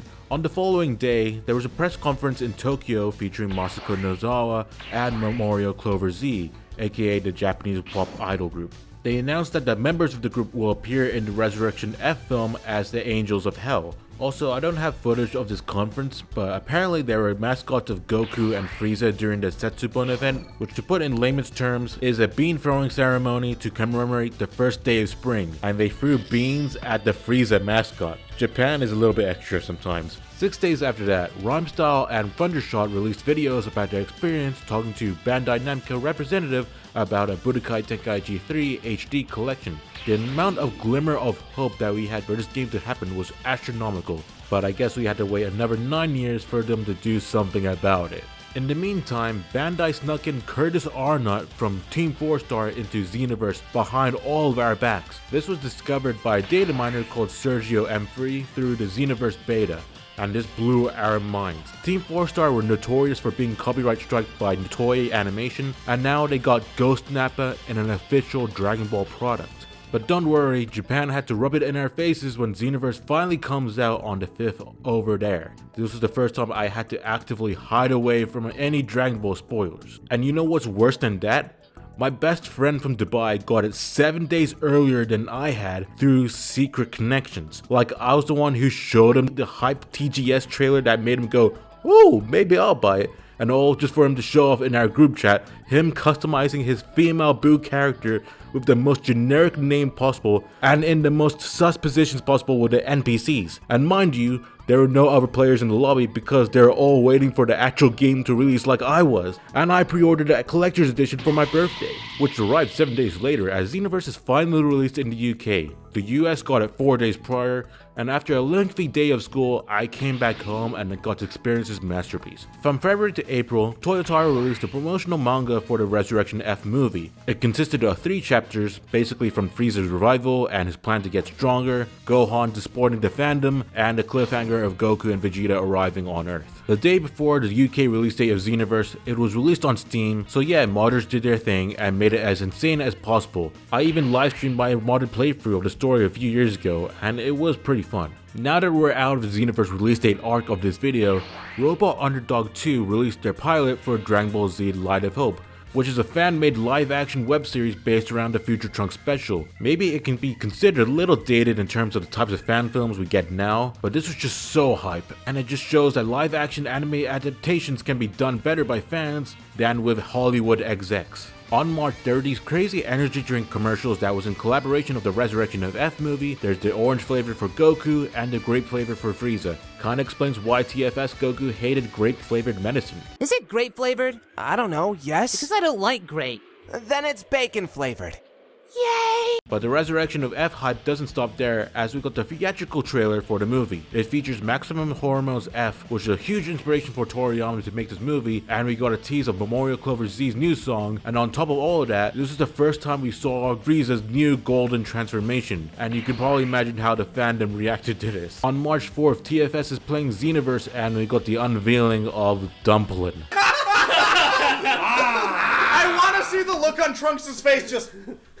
What the fuck? Midway through March, Funimation has acquired the rights to Resurrection F, and I wish I could say I'm surprised that Toei didn't hand them the rights sooner, but you'll see later that this becomes a recurring issue. 2 days later, Xenoverse releases the first of 3 DLC packs. This content includes the first half of the GT story, Goku GT, Pan, and Trunks GT as playable characters, as well as new parallel quests and super moves for your Time Patroller. But one thing to really note was that Goku GT was voiced by Colleen Clinkenbeard, and I mean no hate to her, I think she does a great job as Teen Gohan, but I think a lot of us missed Stephanie Nadolny's Kid Goku. And honestly, this voice reminds me more of Luffy than Goku. Moving on, Screw Attack released a death battle between Chuck Norris versus Sagata. If you're wondering how this is related to Dragon Ball at all, well, it's because the end features a multiversal collapse, and we see a snippet of Super Saiyan God Goku fighting Superman. A little hint of what's to come later on. Okay, so this might be a little bit of a hard topic to discuss, So to keep it brief, on March 19th, Team 4-Star made the history of Trunks Abridged. It's funny, it's great, but the thing I wanted to point out was, in the beginning of the video, there's a tribute to Monty Oum. If you don't know who Monty Oum is, he was like the lead animator for a lot of Rooster Teeth projects, and he created RWBY, you know, the Rooster Teeth anime web series. And sadly, it was announced a month prior on February 2nd that he had passed away due to an allergic reaction. The reason why I wanted to bring him up is because of how much he has an influence in our community, more specifically the 3D fandom. You know, there's a lot of creators now that are working with animations on SFM or Blender, etc.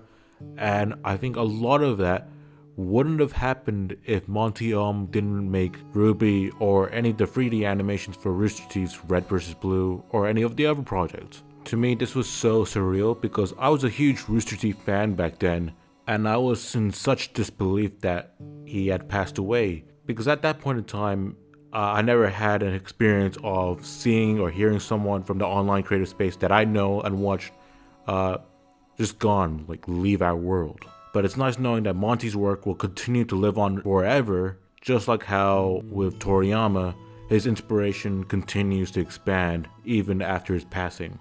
Moving forward is, I always think about what's next. So like, I'm super excited to finish what we have so that I can just start working on something else.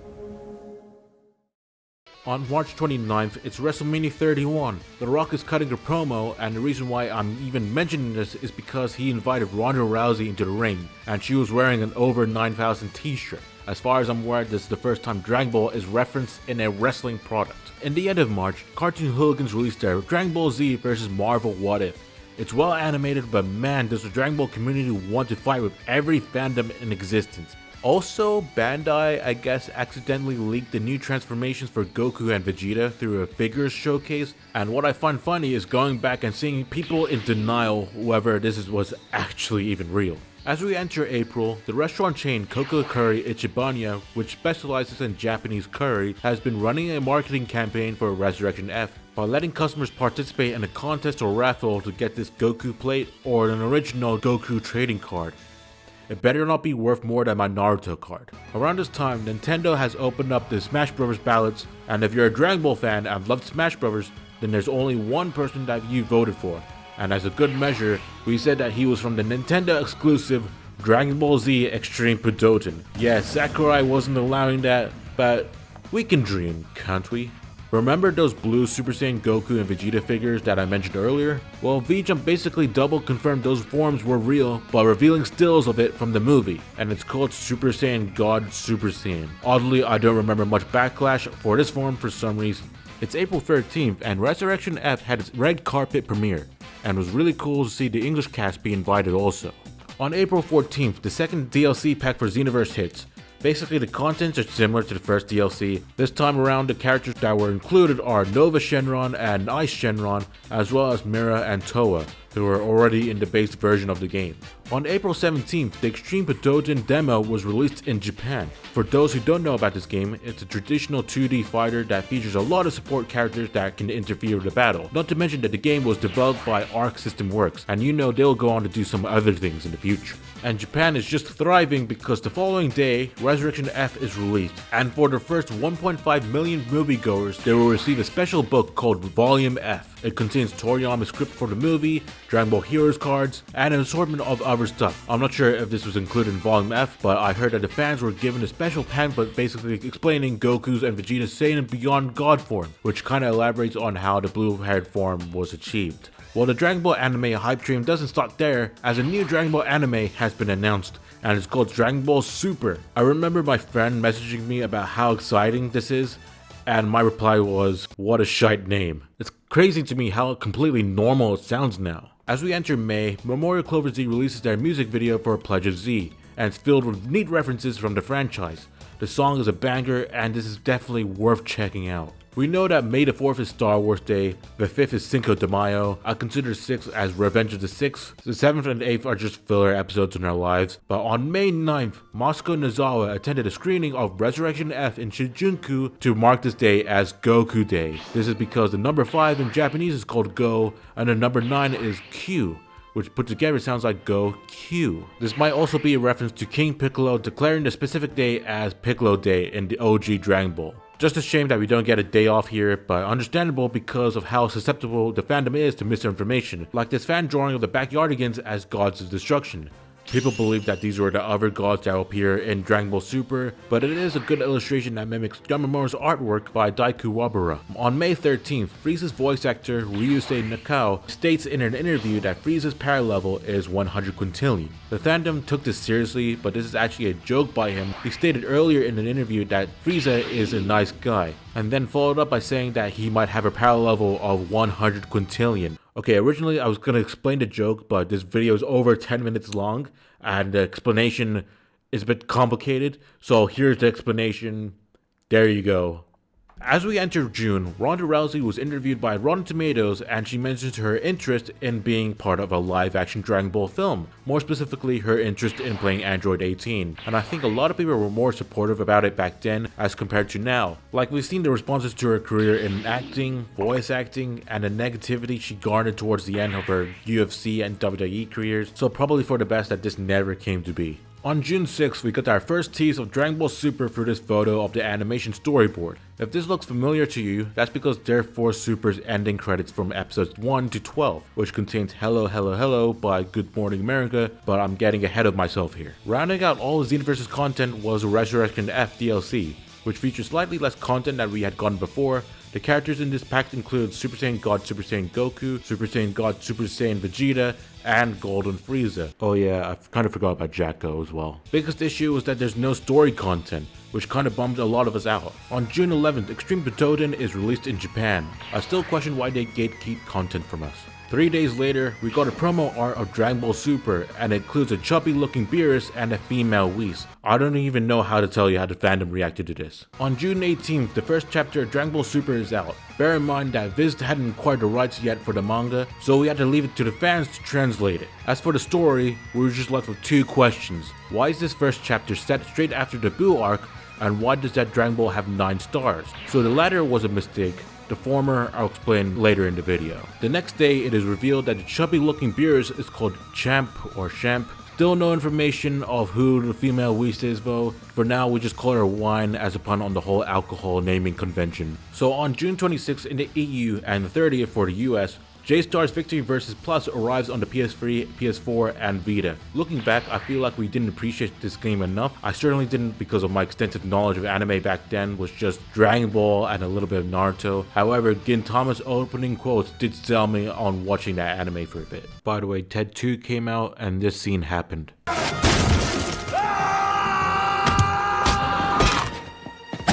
Halfway through 2015, it is behind the Voice Actor Awards, and so the Battle of Gods dub was qualified due to it coming out the previous year. In time for me to just getting this video done, I'm just going to present to you all the nominees and winners because there were a lot. On June 28th, the Buu saga for Dragon Ball Kai ends for Japan, and as we listen Don't Let Me Down by Gatrix Spin one last time, which is a banger might I add, we get this promo for Dragon Ball Super. July kicks off with a bang as Resurrection F gets its second red carpet display for the world dub premiere.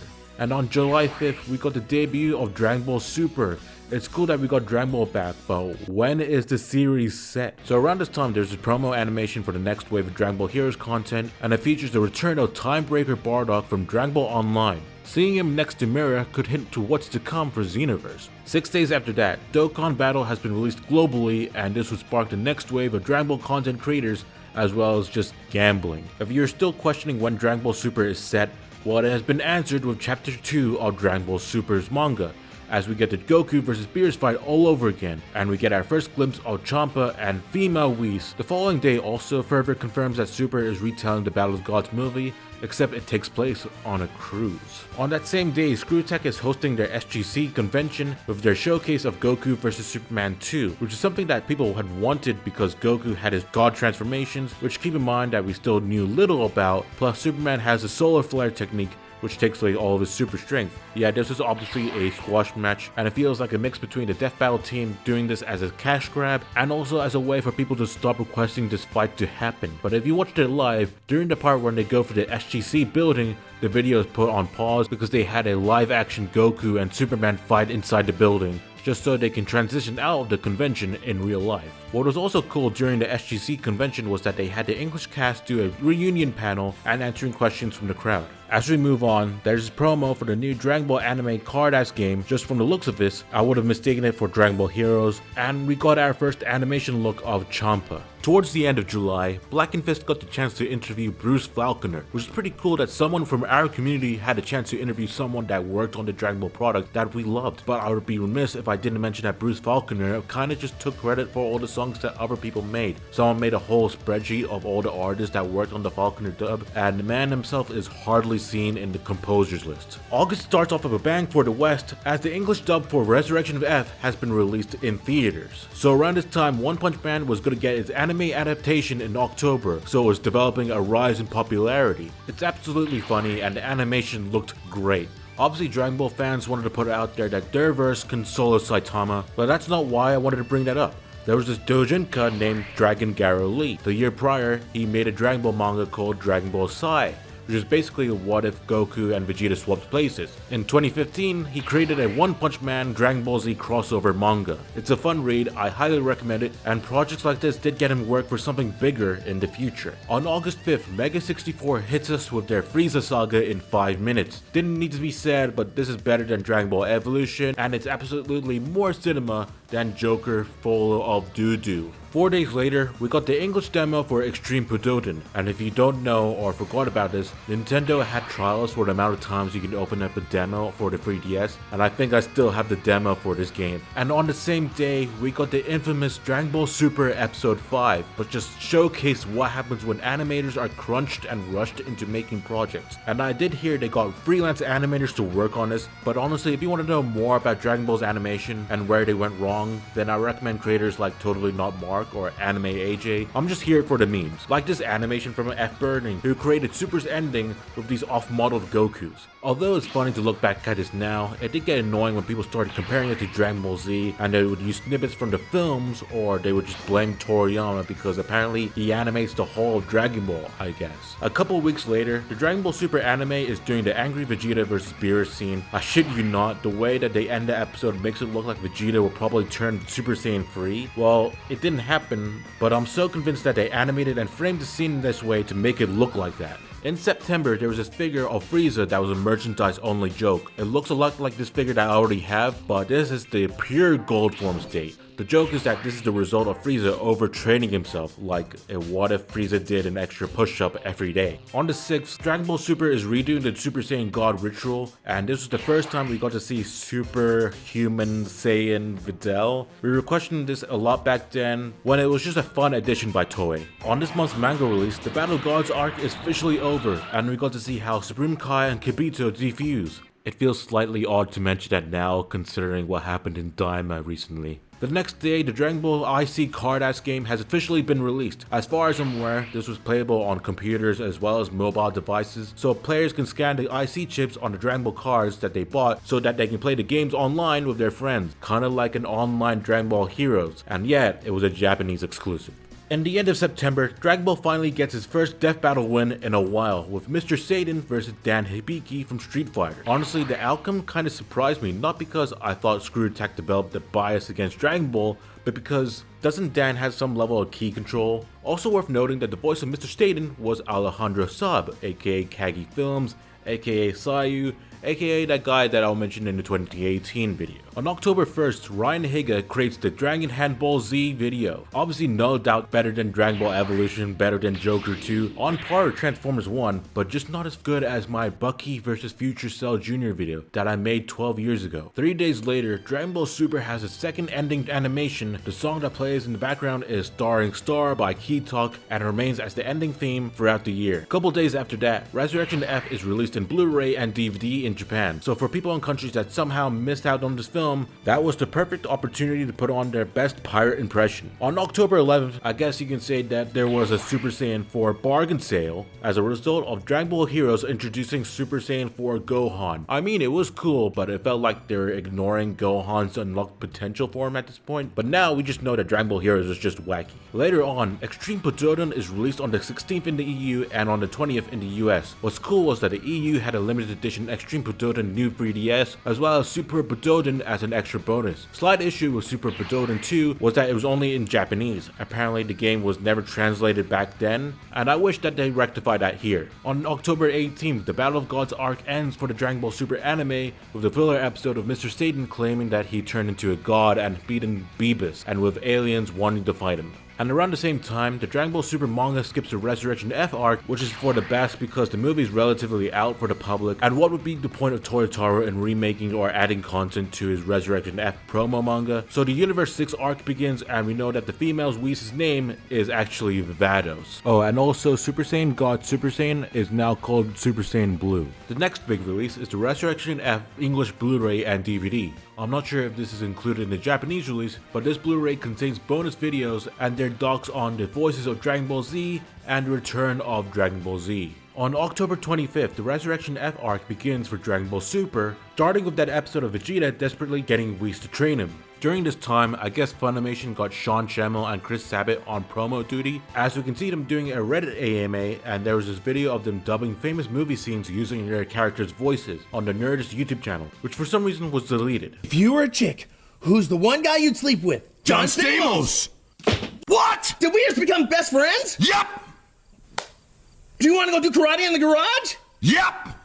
On November 10th, another live-action Dragon Ball fan film was released. It was kind of similar to The Light of Hope in that it was set in the Future Trunks timeline, but I remember this received some scrutiny because the creator made alterations from the original story, and it kind of came across as creative decisions that someone from Hollywood would make. But just from the production point of view, for 2015, it wasn't that bad. Still not comparable to my video though. C-Reacts released his first video, and it's him doing a drive-thru prank asking if they had senzu beans. What was this guy on? I guess 2015 was the peak era for fan-made live-action content because K&K Productions has released their live-action movie teaser for the Saiyan Saga. The purpose of the video was to showcase how their Dragon Ball web series could look like if they got enough backing from their audience, but judging from the content afterwards, I don't think they were quite successful though, but it was still a cool video.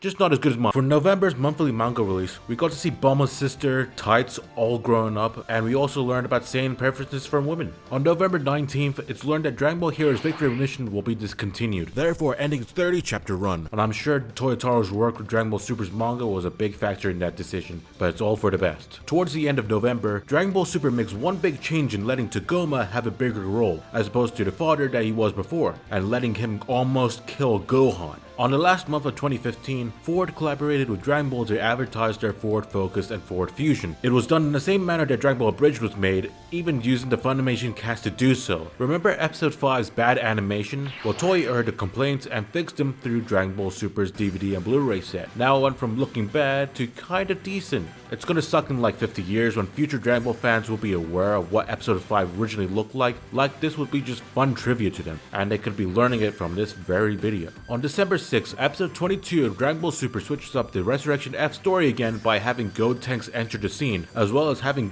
Ginyu enter the scene as well. Also Piccolo dies, just for Gohan to power up in the next episode to summon Goku and Vegeta. Also Vegeta kills Ginyu, therefore he has officially killed every member of the Ginyu Force. Now let's dive right back to the manga for a second as we get a history lesson about the Dragon Ball's origin, as well as information about the Super Dragon Balls from Lord Zuno. And this chapter reveals a whole assortment of new characters. There's a panel dedicated to Goku and Vegeta doing their Saiyan Saga poses, and looking back at this made me remember how riveting it was to finally get new Dragon Ball content and get out of that movie retelling bubble. Meanwhile, the anime is still on the Resurrection F arc, and oh boy, this episode is the absolute worst when it comes to animation, and I don't even think the Blu-rays could even fix it. But hey, at least in the last episode of the year, we got to see Champa and Vados make their anime debut.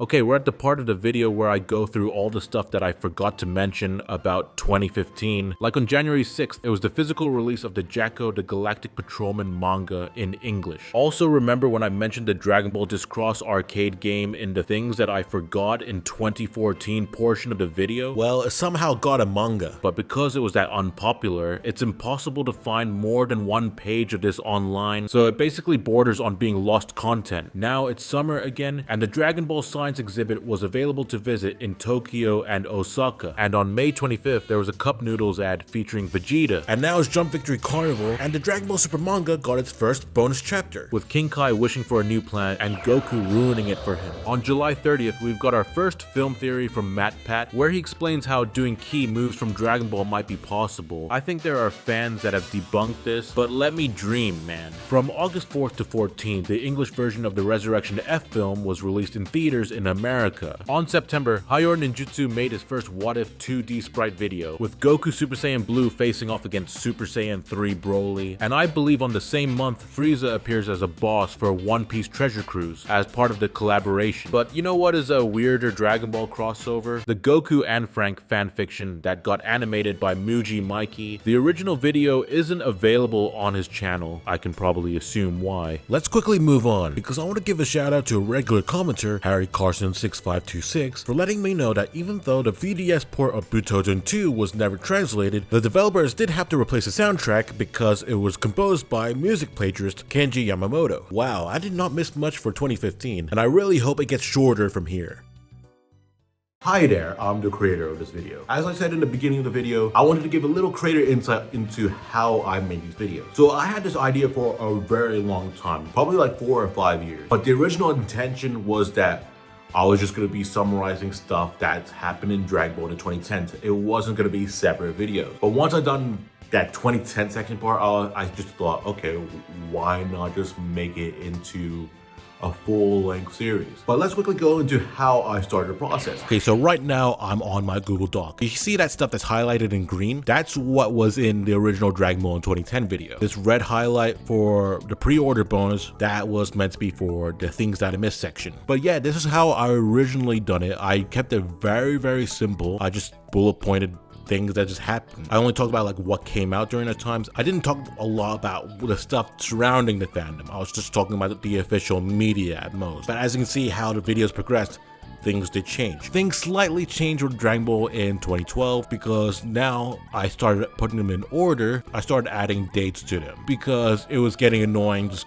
being like, okay, what was the date on that thing again? And then just minimizing Premiere Pro, going back on Google, researching and double checking if I got the date right. It was such a hassle. So at this point, I put the date on. But this is also kind of a stupid thing in hindsight because the stuff that's highlighted in green, that's in the original Dragon Ball in 2012 video. And the stuff that isn't highlighted, that is in the things that I missed section. And as you can see in the things that I missed section, I made sure to add links to the sources of when those things happened, because that was another thing. When I was making those original videos, not only did I have to check back on those dates, but I also needed to find the sources to grab the footage. So that was a pain. It wasn't until basically when I did the Dragon Ball in 2015 video, halfway through making and bullet pointing all the stuff that happened, the photos, I basically created a list table showcasing the year, the event that happened, the source, and the date. So the event will be the specific thing that happened, like, okay, Dokkan Battle being released in Japan, and the date being the specific date, so I can tag it in the video. But as you can see, half of this doesn't have that many sources because I was halfway through production of Dragon Ball in 2015 when I made this. As you can see, it was very unorganized at the time. But it was until when I got into the March section. Thank goodness that these videos were super long. As you can see, I put links to like articles, Reddit posts, YouTube videos, and most importantly, my favorite source was always Kazenshi.com. They always did such great stuff. They are probably the most reliable source I have ever used when it comes to making these videos, especially when it came to looking at manga release dates and stuff like that, because if you go on the like fandom wiki, they don't give specific proper realistic Japanese release dates. I also use Anime News Network. That's also a pretty good source just from going back on that information. And sometimes I'll find very niche stuff after making these videos. The stuff that's highlighted in red, that's in the things that I missed section. So I make sure that once I revisit it, I go back through it. Our favorite source is just going on Google and just typing in specific dates, like take for example, this Dragon Ball Super Broly Power Rangers art, and just go on tools anytime, and I usually just type in 2019 to 2019. And there you go, I find out all the stuff that's relevant to this day. Otherwise, if I go to just modern day, sometimes you won't get the exact results you want. And my favorite all-time source is the Wayback Machine, which sometimes doesn't work, but you'll see in the Dragon Ball 2016 video where it becomes really useful. So after I've done all that, I usually script write the videos, but because the videos kept on getting longer and longer, I've realized the script writing process took ages. So what I usually do now is I just record the audio straight into Premiere. I just improvise by just looking at the dates and schedules that I have for those events and just trying to improvise on the go. And the last time I wrote a script for these videos was the 2015 video. Then over time, it just kept on getting longer and longer, and that was taking a huge time and toll during making those videos, so I rather just skip that. So then I just record my video, I then cut down the audio, and if you're into Premiere Pro or video editing, you can see how many sequences I have just for this project alone. Maybe a bit too much, but it is very necessary for the making of this video. This is how Dragon Ball in 2010 used to look like. Very simple. This is without the music, by the way. And then this is how Dragon Ball in 2019 ended up being like. Just a bunch of stuff. It's just a lot of cutting down and editing and importing footage, which I can't lie, I kind of missed when I just did simpler videos like this. But you know what? This is also a given because now I have so much footage to work with. Like, I have a folder just called delete later, and I haven't deleted anything yet, and I might as well just keep it all because honestly, I have reused a lot of this footage and content, and honestly, it made it really easy to make other future videos for video essays and stuff because I've already have the footage in my hand anyway. So it saves me so much time from where I used to begin, and that's pretty much the creative process so far.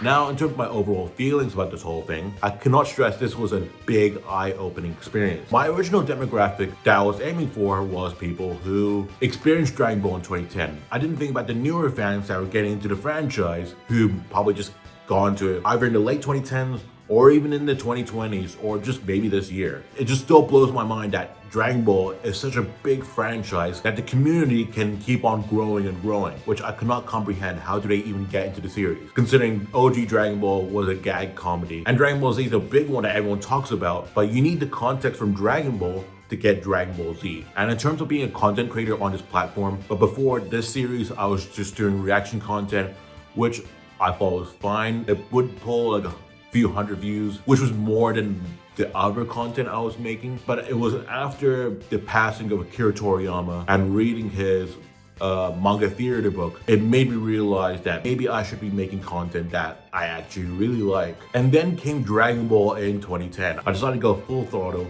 and just make it. And honestly, I did not expect a big payoff from it, as it currently has 10,000 views, but when I released it, it almost had 1,000 views, which mind-blowing me because it was content that I made myself. Just a week, it was able to pull that much. Before that, I was lucky to even get 10 views on a video that I put a lot of my effort into. And since then, I started putting more effort into those Dragon Ball 2010 videos, along with some video essays so I can expand the quality of my channel. Well, till then, here's Dragon Ball in 2016.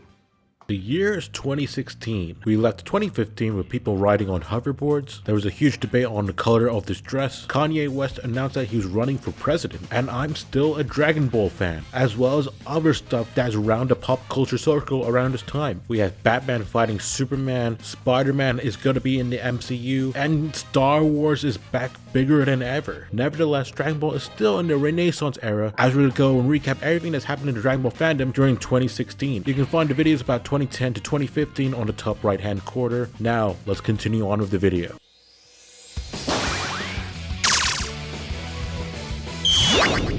Starting off with January 4th, we got the Dragon Ball full color pre-Z manga. So as you can expect, this is the original Dragon Ball story, but it's been changed so that it's now fully in color. And as expected, this was exclusive to Japan. We're on episode 26 of Dragon Ball Super, and this is the episode where Sorbet shoots Goku. And as you can see, this is different from the movie because Goku is in space form when he gets shot, unlike the theatrical release in which he's on Super Saiyan Blue, which confused a lot of people. Not only that, but before this episode was released, there was this fake image going around of an off-model Super Saiyan Blue Goku getting shot shot by that same beam again. And of course, people believed it because of how bad Super's animation was back then. Not to mention, from episode 26 to 36, we got a new ending theme for Dragon Ball Super, which I might add is a banger. Next up, the anime finally finishes off the Resurrection F arc on episode 27. Next up, we got an announcement for Dragon Ball Fusions. And at this point, we're just kind of want to know, what is this game about? Why is Goku fusing with Broly? And stuff like that. Over time, we will get more screenshots and articles from V-Jump, and we can kind of piece together what it's about. And as expected, this left us excited and hoping that it will be released outside of Japan as well. And what also happened during this month is that we got the 30th anniversary book, which was released 2 years after the actual 30th anniversary. And one of the things we took away from this book was that Toriyama was also upset by the quality of the anime. Here he states that Dragon Ball once became a thing of the past to me, but after that, I got angry about the live action movie. We wrote an entire movie script,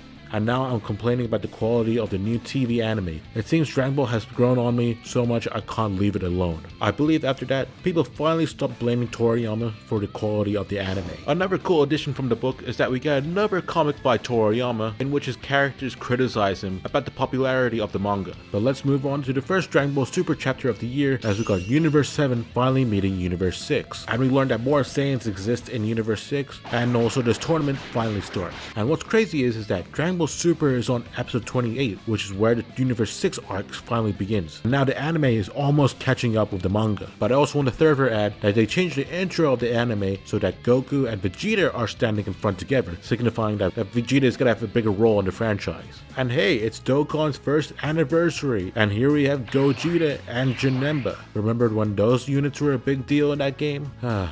Good times. And we're gonna end January 31st with Tite's anime debut in Dragon Ball Super, and Chris Duckman released his Hilariosity video on Dragon Ball Evolution, which I might add, that's the very first video I've ever watched of his, and I do recommend it. Now we're in February as we kick off with Anime AJ's Resurrection F Supercut. This is a fan edit of the movie, which combines elements from the actual theatrical release as well as Dragon Ball Super's adaptation of the art. I still haven't seen it yet, but maybe I'll give it a watch soon. When we got the preview of episode 31 of Dragon Ball Super, there were a lot of people who hadn't read the manga yet, or even Jacko the Galactic Patrolman. So when they saw this baby in their episode preview, a lot of people thought that was Bra and there was going to be a time skip for the next arc. But in reality, that was just a flashback of when Jacko first visited Earth and also first met Bulma. Next up is the first episode of Dragon Ball Z Bridged of the year, as we got episode 52, where we got the final Flash scene. Final Flash! How cute, he named it. Oh shit! At this point, Dragon Ball Super is on chapter 9 as we get Goku fighting Botamo and Frost. Which is funny because in 8 days, the Dragon Ball Super anime is going to be ahead of the manga as we get Goku fighting Botamo then, along with fighting Frost. But let's rewind 7 days beforehand because we got Dragon Ball Super episode 32 debuting bearded Goku and Vegeta, which I cannot stress enough, that was talked about a lot for whatever reason. And oh yeah, Monaka makes his first anime appearance. Now we're in March as we kick off with Nanogenics making his first ever Dokkan video, but it's going to take a while for him to get his first ever LR, just saying. While that happened, we got Pokken Tournament being released on the Wii U, and the reason why I'm even mentioning a Pokemon fighting game in a Dragon Ball video is because it was developed by Bandai Namco. So if they can port an arcade game onto home consoles, then maybe, just maybe, they can port Dragon Ball Heroes as well. While we're on that topic, I did make a retrospective video about Dragon Ball Heroes. If you want to check that out after this video,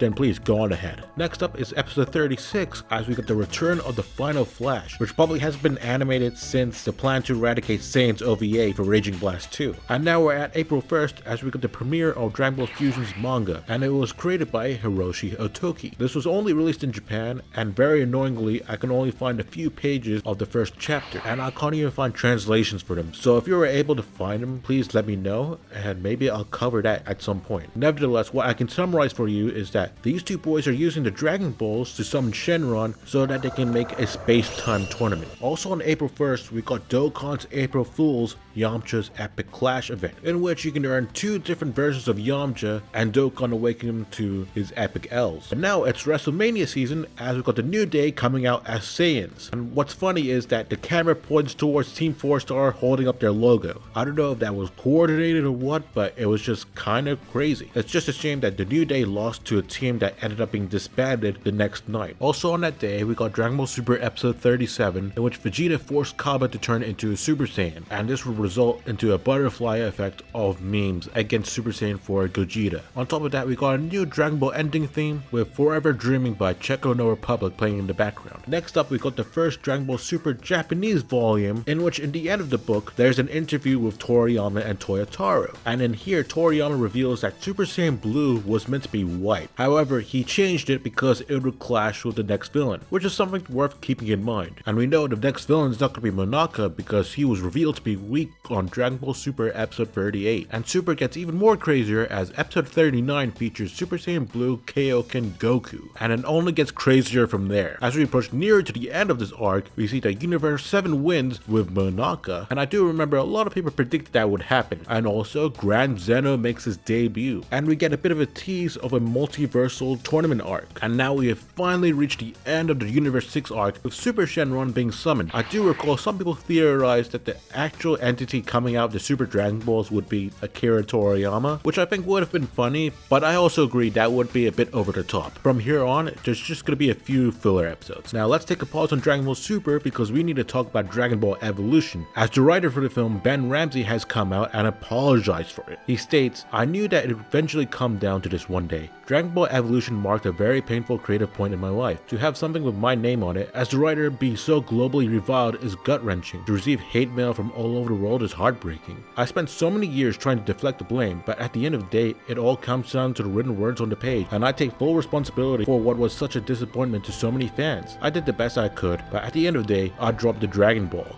Aha, I see what he did there. "I went into the project chasing after a big payday, not as a fan of the franchise but as a businessman taking on an assignment. I have learned that when you go into a creative endeavor without passion, you come out with a suboptimal results, and sometimes flat out garbage. So I'm not blaming anyone for Dragon Ball but myself. As a fanboy of other series, I know what it's like to have something you love and anticipate be so disappointing. To all the Dragon Ball fans out there, I sincerely apologize. I hope I can make it up to you by creating something really cool and entertaining that you will like, and that is also something that I'm passionate about. That's the only work I do now. Best, Ben." He does go on to praise Dragon Ball Z Light of Hope, stating that it was awesome and it's what Dragon Ball Evolution should have been. Coincidentally, a few days later, the original script for Dragon Ball Evolution was rediscovered. It was leaked in 2008 and then all of a sudden became lost media just to be found again. I would love to make a video on this, but I still need to read it, so I might do that in my spare time. To further add, I do think Dragon Ball Evolution is a bit of a guilty pleasure, and I actually do kind of enjoy watching it, and if you want to learn more about that, I do have a video comparing it to M. Night's The Last Airbender, so you can understand why I find it a little bit endearing.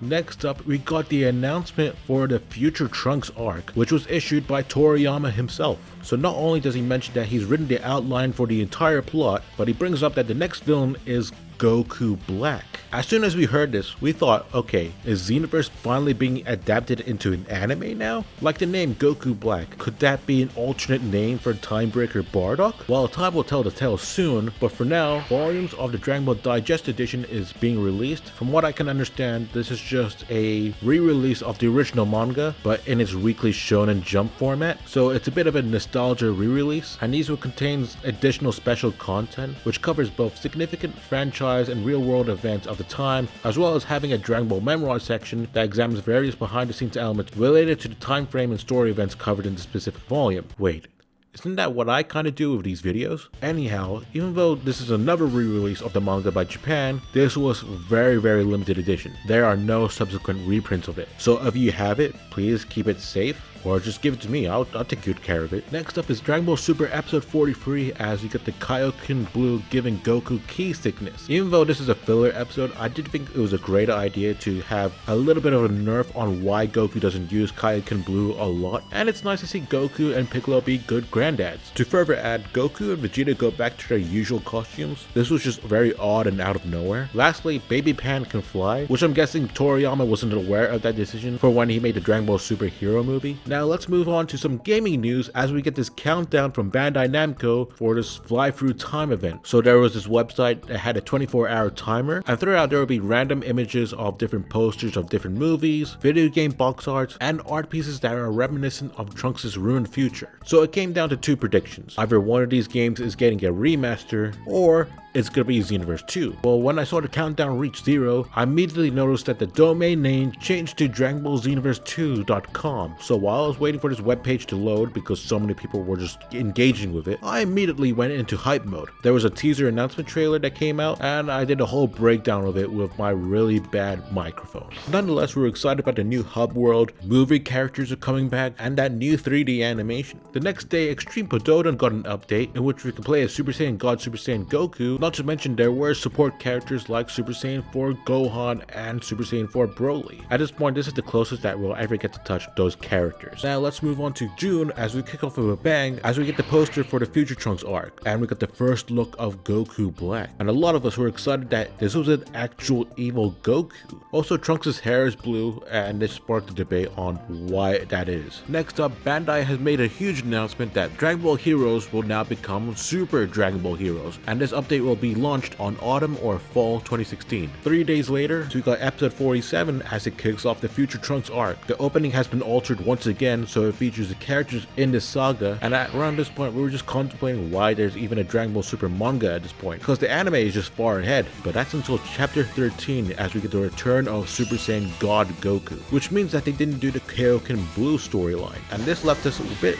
bewildered, and one of the reasons was because we had the Saiyan Beyond God form, which is supposed to be the state in which a Saiyan gains the ability to utilize the power of a Super Saiyan God without having to change into that form. So does that mean it's been retconned? Can Goku do this in the anime? And also more importantly, can Vegeta do this? Well, anywho, that is the last chapter for the Universe 6 arc. On the same day, Shueisha has announced that they have established a new Dragon Ball room, which is basically a whole new department in the Shueisha building that is fully dedicated to the Dragon Ball franchise. It was approved by Toriyama, and Akira Ioku was chosen as the person in charge of directing that department, which is a pretty cool idea, except it hasn't aged pretty well, considering Ioku's current relationship with Shueisha, and I wouldn't be surprised if that room was filled with cobwebs with the way Shueisha is dealing with the franchise at the moment. Well, next up is Dragon Ball Super Episode 49 as Trunks meets Future Trunks, and we get an explanation of how Trunks dealt with the Buu Saga. Before, we just used Shin Budokai 2 for the PSP to explain how Trunks was able to handle that situation. And oh yeah, unlike Gohan, Trunks has still been training and he can turn Super Saiyan 2. Now it's July, and what a way to enjoy the summer is by going to Universal Studios Japan and go to their Jump Summer promotion. So not only can you enjoy the One Piece attraction, you can do the Death Note escape room, and on top of that, the Dragon Ball Z The Real 4D Universal Ride, which is a 4D film attraction in which you can see Goku fight off against Frieza for like the billionth time. You can find the full thing on YouTube, by the way. Although I haven't been on this ride, I have been on the Back to the Future 4D attraction at Universal Studios Japan once, and if it was as good as that, then this would have been my absolute dream ride. On the same day, it was announced that Viz Media has picked up the rights for the Dragon Ball Super manga, and the first 2 chapters were made available for free on their website. Around the same time, Dragon Ball Heroes and One Piece Film Gold had a crossover of all things. Luffy and I believe the antagonist of the film were playable at this point. Either way, expect more promotions between these 2 franchises. Around this time, it is the Behind the Voice Actor Awards, so the crew that was involved with the Resurrection F film from last year was nominated, and here are the nominees and winners for that film. Now it's Dragon Ball Super Episode 50 as we get Goku fighting off Goku Black, and also we get to learn the purpose of the Time Rings and how that might link with Black's identity. Also, we got a new ending theme with Yoka Yoka Dance by Baten Show Jotai, which really just juxtaposes with what's going on with Trunks' timeline. On July 5th, Dokkan gets his first ever LR, which is kinda cool I guess, but it just required a lot of grinding to Dokkan Awaken. On Dragon Ball Super's 52nd episode, they reanimated future Gohan's death, which I'm mostly assuming it was because they changed Trunks' hair to blue, and this is the episode in which Trunks meets Gohan and his new family. Honestly, this was a very cute filler episode, and I actually really enjoyed this interaction. Nevertheless, I do think this episode actually ruined the ending of this arc, just by having Trunks promise to himself that he would actually save this timeline. Also, we got a bonus comic from Jump Victory Carnival, which explains that the PLF gang in the future used the Dragon Balls to turn themselves young again, and its main purpose is to explain why Mai is also young in this timeline as well. Around this time, people were coming up with different theories on who Goku Black is. Well, the fandom had an interesting theory. They suggested that Black isn't Goku, he's actually Goten.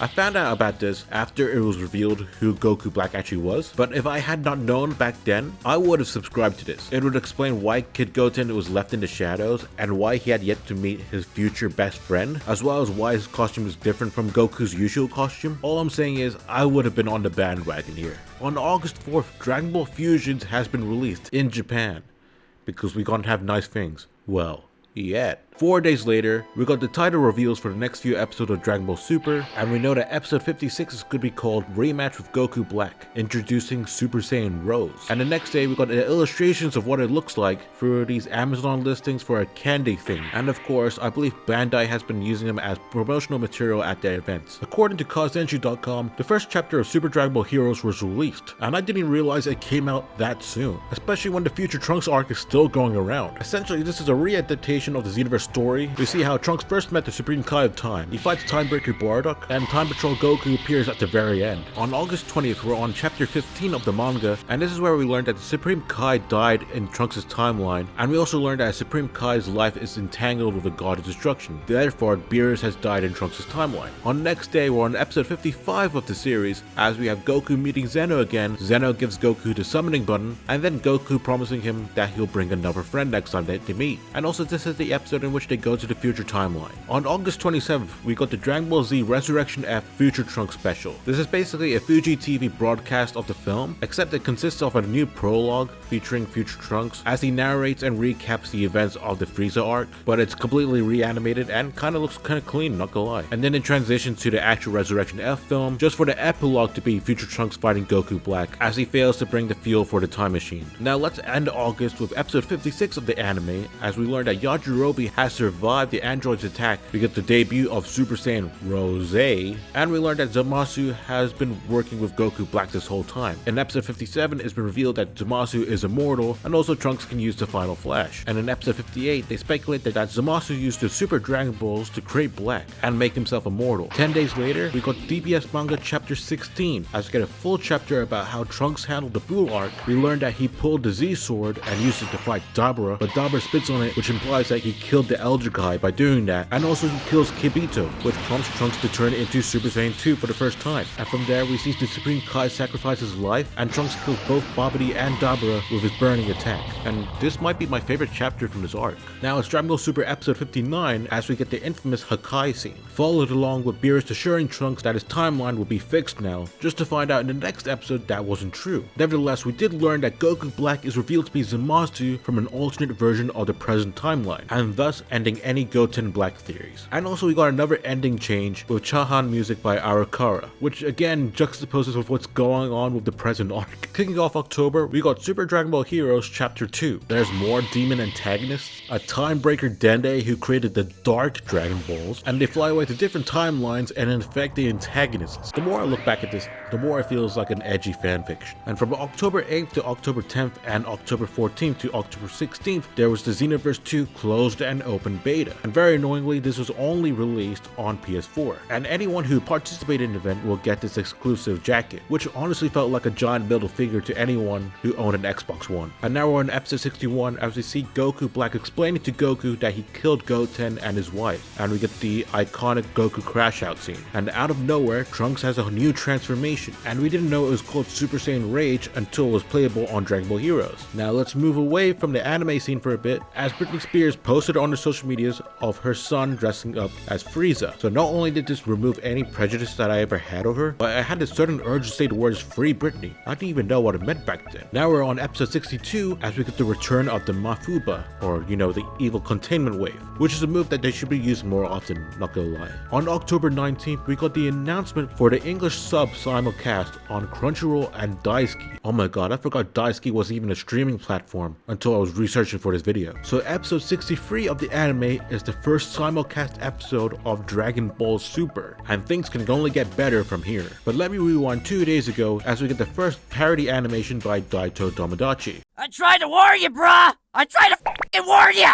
On October 25th, we got Xenoverse 2 finally being released, and if you pre-ordered, you would have got a bonus manga, which is called the Time Patrol Guide, and sadly I got the digital pre-order, and I tried getting a pre-owned copy for eBay, but sadly I just couldn't get it for this video. And for anyone wondering, the collector's edition does come with this Goku statue, and I wouldn't be surprised if they made new variants with better texture. Nevertheless, if you pre-ordered the game physically or digitally, you would have received the Tao Pai Pai Pillar as a vehicle. You can play as Dragon Ball Super's future Trunks, as well as Goku Black. And this was our first time hearing Sean Schemmel do his voice. All I'm gonna say is we did not expect him to sound like that. Don't worry. Soon I'll send you to the same place I sent the girl.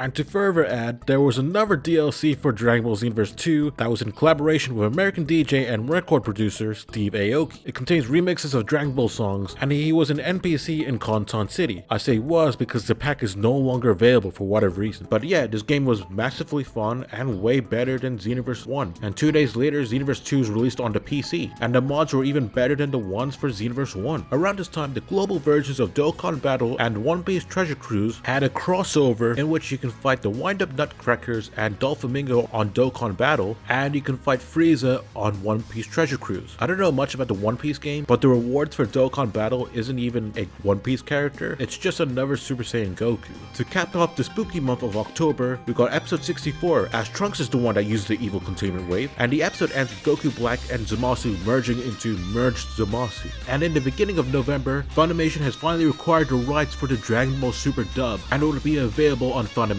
now, and it's about time. And meanwhile, the Future Trunks arc is going crazy as we get the father-son Gallic Gun, and the next episode preview spoils Super Saiyan Blue Vegito, but the narration doesn't even mention him. So I'd imagine this must have been a last-minute decision because they want to drum up more simul-dub viewers. A couple days later, Extreme Butoden got a big update in which you can cross over with the One Piece game Great Pirate Coliseum, so you can fight each other through both games, either local or online. And to be blunt, I wish more games were like this, but for now it seems like Pokemon's the only one doing that. And now we're in the definition of hype moments and aura of this Future Trunks arc. As we see Zamasu's body being damaged or corrupted by Goku Black's mortal body, we get the return of Vegito in Super Saiyan Blue. We learn that Potara fusion only lasts for an hour for mortals unless they're using a lot of power, which will mean that they will diffuse quickly. We got the anime debut of the final Kamehameha, and Trunks gets the final kill with his Spirit Bomb infused sword. And that was definitely the peak because episode 67 brings it all down. This is technically the end of the Future Trunks saga. Zamasu is still alive through Immortal BS. Trunks' timeline is destroyed by Future Zeno, and they bring Future Zeno to the past, so now he lives there. And it's revealed that Beerus inadvertently created another time ring by killing Zamasu, so Trunks returns to that world, even though he and Mai already exist. And there was this emotional farewell to Gohan, which reminded me and some of us about that episode in which Trunks promises himself that he would save his timeline. And this kind of made the ending a bit bittersweet. A lot of us kind of just wish that he just stayed in the past. And from there on, there's going to be a few filler arcs throughout the series. In the meantime, the manga is on chapter 18, and they find out early on that Zamasu has swapped bodies with Immortal, and quickly deduce that he is Goku Black. On November 22nd, Dragon Ball Fusions has been released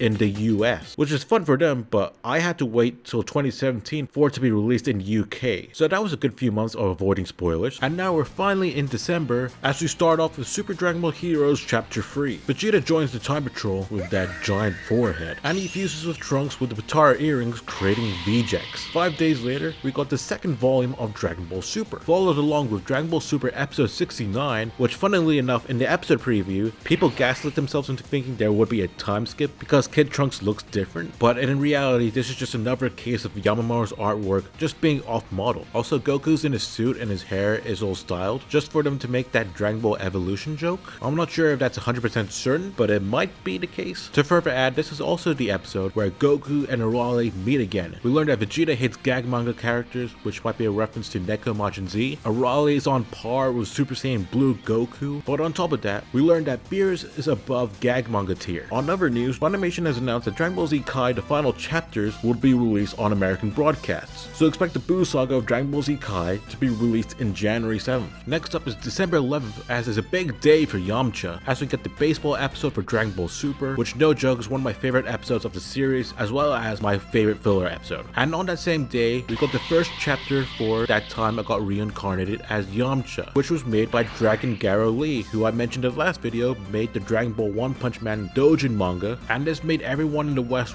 beg for this to come out over here. 6 days later, we got Dragon Ball Super manga chapter 19, which will be the last chapter of the year, and here we have Goku Black meeting Goku and Vegeta for the first time, and Toyotaro does another change up as we have Goku Black turning into his Super Saiyan 2, and we get Vegeta's first final flash in the manga since the Cell arc, and another addition that the manga does against the anime is having Zamasu heal Goku Black, because he's still a Supreme Kai assistant. On that same day, it's Jump Fest, and we got the announcement for the Universal Survival arc, as we not only see manga illustrations but also promotional art for the anime, and we'll get it on February 5th, 2017. There's a reason why I'll call these years of Dragon Ball the Renaissance era, and it's because of crazy moments and hype like this. Now it's December 20th as Xenoverse 2's got its first DLC pack, featuring Kaba and Frost. I should also mention that there was a free update beforehand where Super Saiyan Blue Goku can use Kaioken like in the anime, and Hit has pure progress in his transformation slot. It's funny to think that Bandai used to release new transformations, but if it was released today, they would be paid DLC. And to end off the year, we got Dragon Ball Super episodes 71 and 72 with the Hit vs Goku rematch, with the next episode preview showcasing the return of the Great Saiyaman.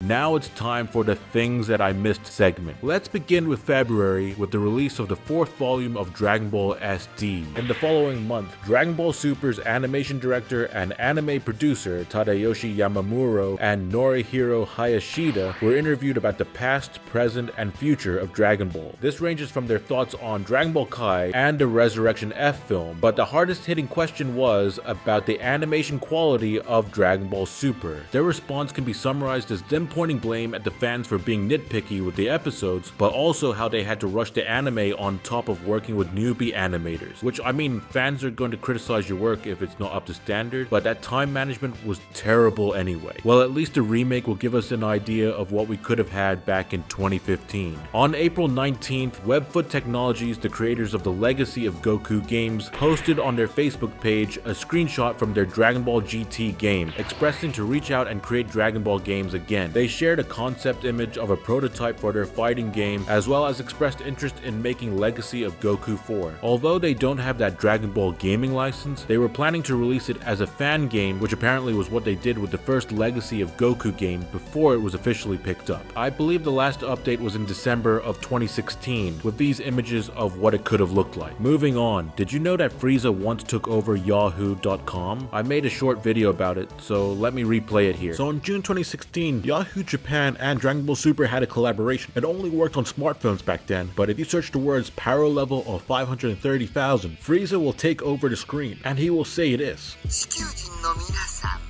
こんにちは。この検索結果は私が乗っ取りましたい。 Afterwards, you have the choice to become allies with him, or you could fight him. I believe that joining him will result with the Frieza screen staying over, but if you attack him, Trunks will appear and slash him, which will cause a message from Akira Toriyama to appear with a tease of the future Trunks arc, which was going to start 3 days later after this event had begun, as well as the logo for the 30th anniversary. And to further add, if you search for Frieza custom screen or Trunks custom screen, the results will show you backgrounds of Frieza and future Trunks. But oddly, this Dragon Ball Super Trunks has his Dragon Ball Z hair color. Maybe this is an old render the toy gave to Yahoo. On June 13th, Dragon Ball Heroes revealed the second ever Time Breaker character with Time Breaker Vegeta. Strangely, this character variant has been forgotten, and they didn't include this idea for any of Heroes' story adaptations. On the 27th, Totally Not Mark would release his first video essay on Dragon Ball. Although his first actual video was in November of last year, I want to put emphasis here because his commentary content was definitely more impactful. On July 1st, it was Anime Expo 2016, and visitors were able to play the Xenoverse 2 demo. It included 8 playable characters, 4 of them being new to the franchise at the time. And on top of that, players can choose what map to fight in, so they're not conditioned to the World Tournament stage like in the first game. Now, in reflection on how I used to talk about the Dragon Ball Super manga, I was worried about regurgitating information that's already been said in the anime, but now in reflection, I should have brought up that the Future Trunks arc did begin for the manga on July 21st. From September 2nd to September 5th, it was PAX West, and there was a newly updated demo for Xenoverse 2 with a different set of characters. I remembered wanting to play it so badly at the time, just because of the hit detection being way better than the first game. On October 4th, the third One Piece manga box set was coming out, and Viz added the Dragon Ball crossover manga in there. I'm not sure if it's included as a bonus chapter in one of the manga volumes or if it's even available to this day, but it's a bit crazy that this is one of the only ways of accessing it. Nevertheless, speaking of exclusive manga chapters, I finally got Xenoverse 2's pre-order manga, literally the day after posting my Dragon Ball in 2016 video. Firstly, I was surprised that the paper quality had a glossy texture, like game manuals that used to come with physical games. Also, the book doesn't just contain the manga story, it also includes a databook of the characters in the base game. I should mention that when I bought this book online, there were other sellers claiming that they had a rare black and white cover of this book. Now that I own it, I can tell you they were misleading because that's just a book without the book jacket, so just beware of what you're spending on. Moving forward, remember that Dragon Ball Disc-Cross arcade game and its manga adaptation alongside it? Well, now it's gone, and it still lasted longer than Concord. And to end this section of the video with Toonami's Dragon Ball Z Kai marathon of the Cell arc. In reflection, it seems like they had done this to lead up to the release of the English dub of the Buu Saga, and we'll see that as we move on to the 2017 video. The year is 2017. We left 2016 with a new president that might have went to a certain island. So many celebrities just passed away. Okay, this is starting to feel a little bit negative. Pokemon Go got people to leave their house. And I'm still a Dragon Ball fan. Yes, I'm back recalling all the significant moments that happened in the Dragon Ball fandom during 2017. And if you're new here, there's a whole playlist on the top right hand corner that you can check out, so feel free to binge. Now let's get back to the video.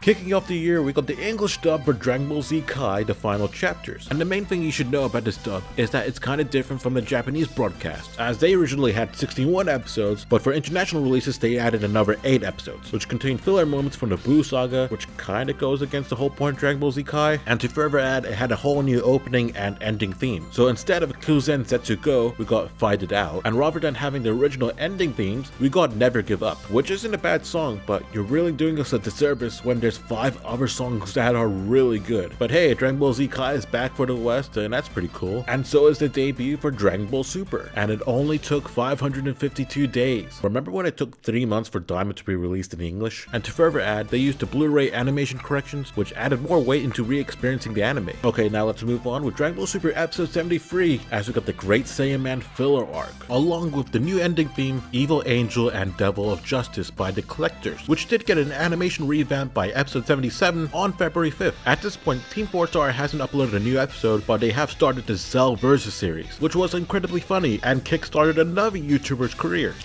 I am gonna stomp a mud hole in your ass and walk it dry now! So I want to give a shout out to Harry Carson 6526 for bringing up the Dragon Ball Super Bang Zoom dub. It was produced by Toonami Asia and it was exclusive to Southeast Asia. It pretty much had a totally different cast and it was criticized for its writing, censorship, and rushed pacing. They were only able to make 27 episodes. Apparently there was supposed to be a season 2, but sadly it got cancelled. Moving on to the first Dragon Ball Super chapter of the year, as we have Super Saiyan Rose making his first appearance. The next day there was this Toonami promo. We see a teaser for the next episode of Dragon Ball Z Kai, and if you listen closely, that is the Team 4 Star cast in there. Mondo, cool! His coolness is over 9,000! And some of you may notice, but Team 4 Star ended up getting removed from that episode. Some speculate it has to do with toy animation, but I can't find any 100% guarantee on that. Nevertheless, the version that includes their voices in the dub was uploaded onto Xfinity On Demand, so someone had found it and then uploaded that rip onto YouTube. So this could have been lost media if it wasn't for that. On January 29th, 29th, we got Dragon Ball Super Episode 76, which had a next episode preview teasing the Tournament of Power arc. And here we see a female Broly, the other gods of destruction, some Supreme Kais, and a mysterious character in a hood. And to end January, we got Dokkan's 2nd year anniversary for Japan, featuring the Strength Super Saiyan 4 Goku and the AGL Super Saiyan 4 Vegeta. Now let's shift to February as we got Daito Tomodachi's first Emo Gohan video. Anyway, I don't see your mom here. Where is she? She left. But your mother is right-handed.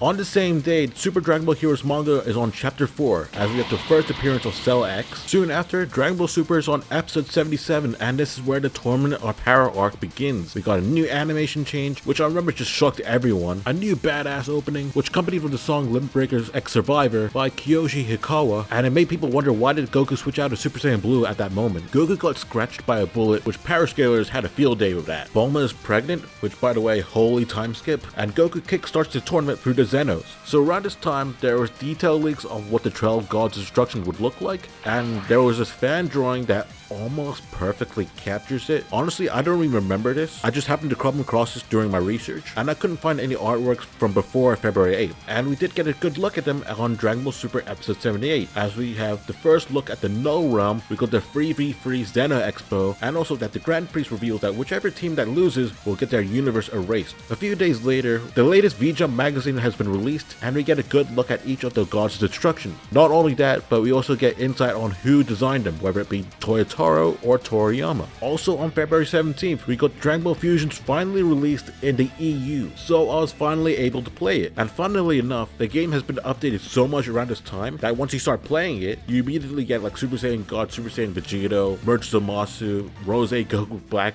etc. Nonetheless, the game was still fun, and as someone whose only turn-based strategy game was Pokemon, that made me shift away from that franchise completely. Now it's February 21st, as we got the 21st chapter for the Dragon Ball Super manga. We got Bulma explained that she can't change the configuration to travel to a different time in Trunks' world, which was a plot hole that people pointed out, because how was Trunks able to skip the 3-year android training arc? This does get rectified in a later chapter. Also, everyone on Earth is dead, which makes the ending for this arc less sad, and we have Guasu confronting Goku Black, which to be honest is very similar to Han Solo confronting Kylo Ren, and I know that Toyotaro likes Star Wars, so I think there might have been some inspirational crossover over there. 2 days later, Toei Animation and Funimation revealed they have a new licensing agreement for Dragon Ball Z and Dragon Ball Super merchandise, so that they can distribute items from BioWorld, J-Corp, and Great Eastern Entertainment to the Western market. And onto some unserious news, a boy from Phoenix, Arizona was stung by 400 bees when he was shooting a BB gun at a junked car, not knowing that there was a bee nest inside. He could have died, but he powered through it because he wanted to be like Vegito. First thing, 1, Dragon Ball literally saved this kid's life, and 2, dodging bees is literally part of Master Roshi's training. And to cap off February, we got Xenoverse 2's second DLC pack. We got Champa and Vados as new characters, and a new DLC story, which switches up the Universe 6 tournament into a tag team match. Now we're on March, as we got Dragon Ball Super Episode 81, as we have Bergamo trying to convince the Zenos to retract the losing stipulation if he wins against Goku. He ended up losing, and of course the fandom ended up blaming Goku for all the universe's erasures. We also learned about the rules for the actual tournament itself, and the person underneath the hood is called Toppo, which by the way, he looked completely different from the teaser, which people have speculated that was meant to be Jiren underneath that hood during that moment of the tournament. Speaking of, we got Dragon Ball Super Episode 82, where we have Goku fighting Toppo, and Toppo teasing how powerful Jiren is. Now we got Dragon Ball Super Manga Chapter 22, as we have the first reveal of Vegeta's Super Saiyan God form, to purposely switch it in and out with Super Saiyan Blue so he can conserve his stamina. And unlike in the anime, Goku's the one that used the Makuba instead of Trunks, and there's some heated tension between Zamasu and Goku Black. That's until they fuse together. 3 days later, we got the first actual Dragon Ball Z Abridged episode of the year, with the Cell games about to begin. Wait, you were serious? You're actually gonna fight? I thought you were just somebody's hype man. I am the hype! Kill him! Now it's Dragon Ball Super Episode 83, and this is where we have the Universe 7 team recruitment mini arc, with the running joke of Yamcha waiting for an invitation to join. Also, Whis has the ability to rush people's pregnancies, so Bra or Bolo, whatever you want to call her, is now born. Now it's April Fool's season, as we have Dokkan Battle celebrating Saibai Battle, with the idea that Dokkan Battle has completely changed from its startup menu and its gameplay with these false screenshots. The developers gave everyone the mass-produced Soldier Cyberman unit, with the stats basically saying April 1st, 2017. Bandai wasn't the only one with April Fool's fever, as Toei announced the Society Survival arc, with everyone wearing suits and having jobs. Apparently there are 3 short audio-only episodes that were released on YouTube, but sadly I think they all have been privated, and I could only find a description of the first episode, in that Goku and Vegeta play rock, paper, scissors to decide who will pay for lunch. So this is basically lost media, except this joke has been adapted into Super Dragon Ball Heroes, as well as Super Dragon Ball Heroes World Mission. Just replace Majin Buu with Frieza in a suit. And I think the Super Dragon Ball Heroes manga had a little bonus chapter about it. I just can't find any translations or even scans for that matter. But I think we can change that if we go on viz.com/company-contact. If we go on the pick a form drop down list and go and select series suggestion, it will open up a Google form. And if you copy the information like what I have here, then maybe we'll get a proper English release. I mean, hell, it's been translated to other languages, so I don't know what's stopping them from releasing it over to here. It's not like Shueisha and Viz Media are doing anything new with the IP. Like, imagine having a physical version of the book and you open up to chapter 5 and you see Vegito Zeno appear and some possible traced illustrations from Xenoverse 2, which happened on April 1st, 2017. On the next day, we have a new ending theme for Dragon Ball Super. We have Boogie back by Miyu Inui, and I cannot stress this enough, this arc has the best ending songs out of any of the arcs from the series. On April 5th, Toyotaro is in France doing a fan signing with his Goku illustration. 4 days later, we got Dragon Ball Super episode 85 with Majin Buu looking fit, and of course he has to take a nap, and the other universes conspiring against Universe 7. On episode 86, we got Dende telling Goku about Kid Buu's reincarnation, and Dende instructing Goku that he should train him when he grows up. Then we have Goku meeting Android 17 for the very first time. We find out that he's ridiculously strong and that he has a whole family, 2 of which are adopted, and some people theorize that one of them is meant to be Oob, which didn't make sense because Oob is meant to be from a poor village. The following day, the voice actor for Goku in Dragon Ball Z Abridged, Moscow X, has started his What If Raditz Turned Good Dragon Ball discussion. I don't know if he's the first to do these What If videos, but these were the first that I remember watching, and he went on to do a lot more. He sure loved making those villains turn good. On April 21st, according to Kazenshi.com, this was Viz Media's first proper Simon release, so we don't have to pirate the latest Dragon Ball Super chapter anymore. Here we have Future Trunks telling Vegeta that future Bulma really wanted to see him before she passed away, which ended up becoming the motivational factor for him and Goku to fuse into Vegito, or Vegeta in Viz Media terms. Zamasu does a pretty cool Kachin attack, which is a pretty cool callback to the Buu saga, and sadly the final Kamehameha mounted to nothing. The next day we got the Dragon Ball Super dub on episode 15 with this infamous line. I forgot my tracking.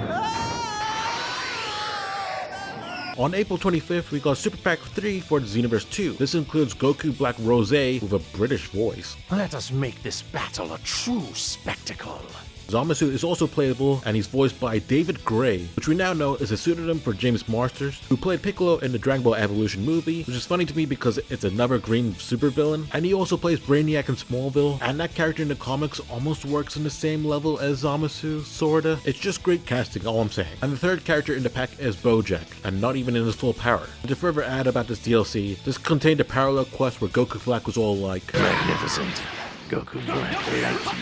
I also remember people were upset that this parallel quest was based around the Future Trunks arc, and yet Goku and Vegeta were in their Resurrection F clothes. So people assumed that they weren't going to get Super Saiyan Blue Goku and Vegeta in their regular uniforms, and this is how they were going to be represented in the next DLC story. On top of all of that, it was kind of frustrating to see the Super Saiyan transformations be compatible with those uniforms. Well anyways, Dragon Ball Heroes Ultimate Mission X is released on the 3DS, and no, it wasn't released in English, how did you guess? From April 25th to June 8th, the Kirin Beverage Company is running a Dragon Ball campaign in which fans can create their own Dragon Ball character and receive a 3D model of it. All they have to do is increase the power levels of their characters by inputting the codes attached to the bottles from the Kirin Company, and the characters with the highest power levels are printed on the campaign website. Also, scanning the barcodes of a specific Kirin products will allow anyone to enter into their lottery. Anyone who was successful in getting 14 barcodes would win a 3D figure of their original character, and only up to 50 people can win that. Anyone who is able to collect 7 can win an inflatable sofa with a flying Nimbus print bag, and 1,000 of these were made. Now let's end April 30th with Dragon Ball Super episode 88, with Piccolo helping Gohan reawaken his potential form with a tease that he could go beyond that. We got our first look at Planet Sadala, with Kaba trying to recruit some Saiyans, with a tease of Caulifla in the end, which so many people thought that was the same female Broly from that teaser from a while ago, but they redrawn her like that hooded version of Toppo, but that was just the fandom overthinking. On May 2nd, Viz Media has finally released the first volume of the Dragon Ball Super manga, and from that day I started started collecting them all. And also the first volume for Super Dragon Ball Heroes Dark Demon Realm Mission came out. It contains a bonus story from the mangaka's other work, Charisma Mission, and it contains a bonus Super Dragon Ball Heroes card in there. For anyone wondering, it contains a holographic VJX card in there. I think this is the perfect moment to mention that I do take a lot of time researching for these videos, and sometimes it's hard for them to gain traction due to them having very sporadic upload dates, so it really means a lot to me if you like and subscribe, so that way YouTube knows that these are the type of videos that you like, and it would help support me and the channel. Now back to the video. On May 7th, we got the second chapter for That Time I Got Reincarnated as Yamcha, as the kid who was in Yamcha's body was able to beat Vegeta, but he had to let him live because of how crucial that character is within the Dragon Ball story, and with a tease of another character was reincarnated into the world. Also on May 7th, we got Dragon Ball Super episode 89 as we have Cabba meeting Caulifla, and we got our first look at Kale, which we know is the female Broly in the teaser. So around this time, you might have been aware of the Super Saiyan 5 Goku drawing that's been everywhere for like decades. It was discovered that it was drawn by a person named David Montiel Franco. He said he submitted the drawing to a magazine called Hobby Gonzalez, and somehow he wasn't aware that his artwork was popular on the internet, and he was shocked that his designs were used for other fan projects, and that includes Toyotaro's, formerly known as Toyable, Dragon Ball AF Dojin. And apparently he was a little bit peed off considering Toyotaro made it into Shueisha without receiving any sort of credit, but I imagine it'd be pretty hard to give some sort of acknowledgement when it took up to May 2017 to even learn this information. I mean, we even learned that this character isn't even Goku Super Saiyan 5, it's his original character named Tabulos. But after Toriyama's passing from last year, it does seem like he's been more forgiving towards him now. On May 14th, it looks like Toei messed up as they put images of Frieza on their website, with a halo no less, which suggests that he will be part of the Tournament Power arc. Now, the Dragon Ball Super manga is on chapter 24, where they reveal that Trunks was a Supreme Kai assistant, where the ritual is very similar to the Unlock Potential procedure, so Trunks had healing powers this whole time, which explains how Mai and Gowasu survived, with Vegeta insisting that Trunks restores Goku's strength because he knows that Goku has perfected Super Saiyan Blue, but we also learned that the Super Saiyan Blue state will damage his body. Next up, we got Dragon Ball Super episode 91, where they make a Team 4-Star reference with Mr. Popo. We got our first look at Ribrienne, if anyone cares about that. And yeah, Boo has fallen asleep, and we just knew that Frieza was going to join in. And in the following week, the Universe 7 gang planned to recruit Frieza, and also Cabba teaching Caulifla how to turn Super Saiyan, and this was the whole back tingle situation, which I cannot stress, so many people got mad about that. Next up, we got the crazy people from Raka Raka making a Dragon Ball Z versus Avatar The Last Airbender video, and it's just crazy to think that these people are full-fledged filmmakers now.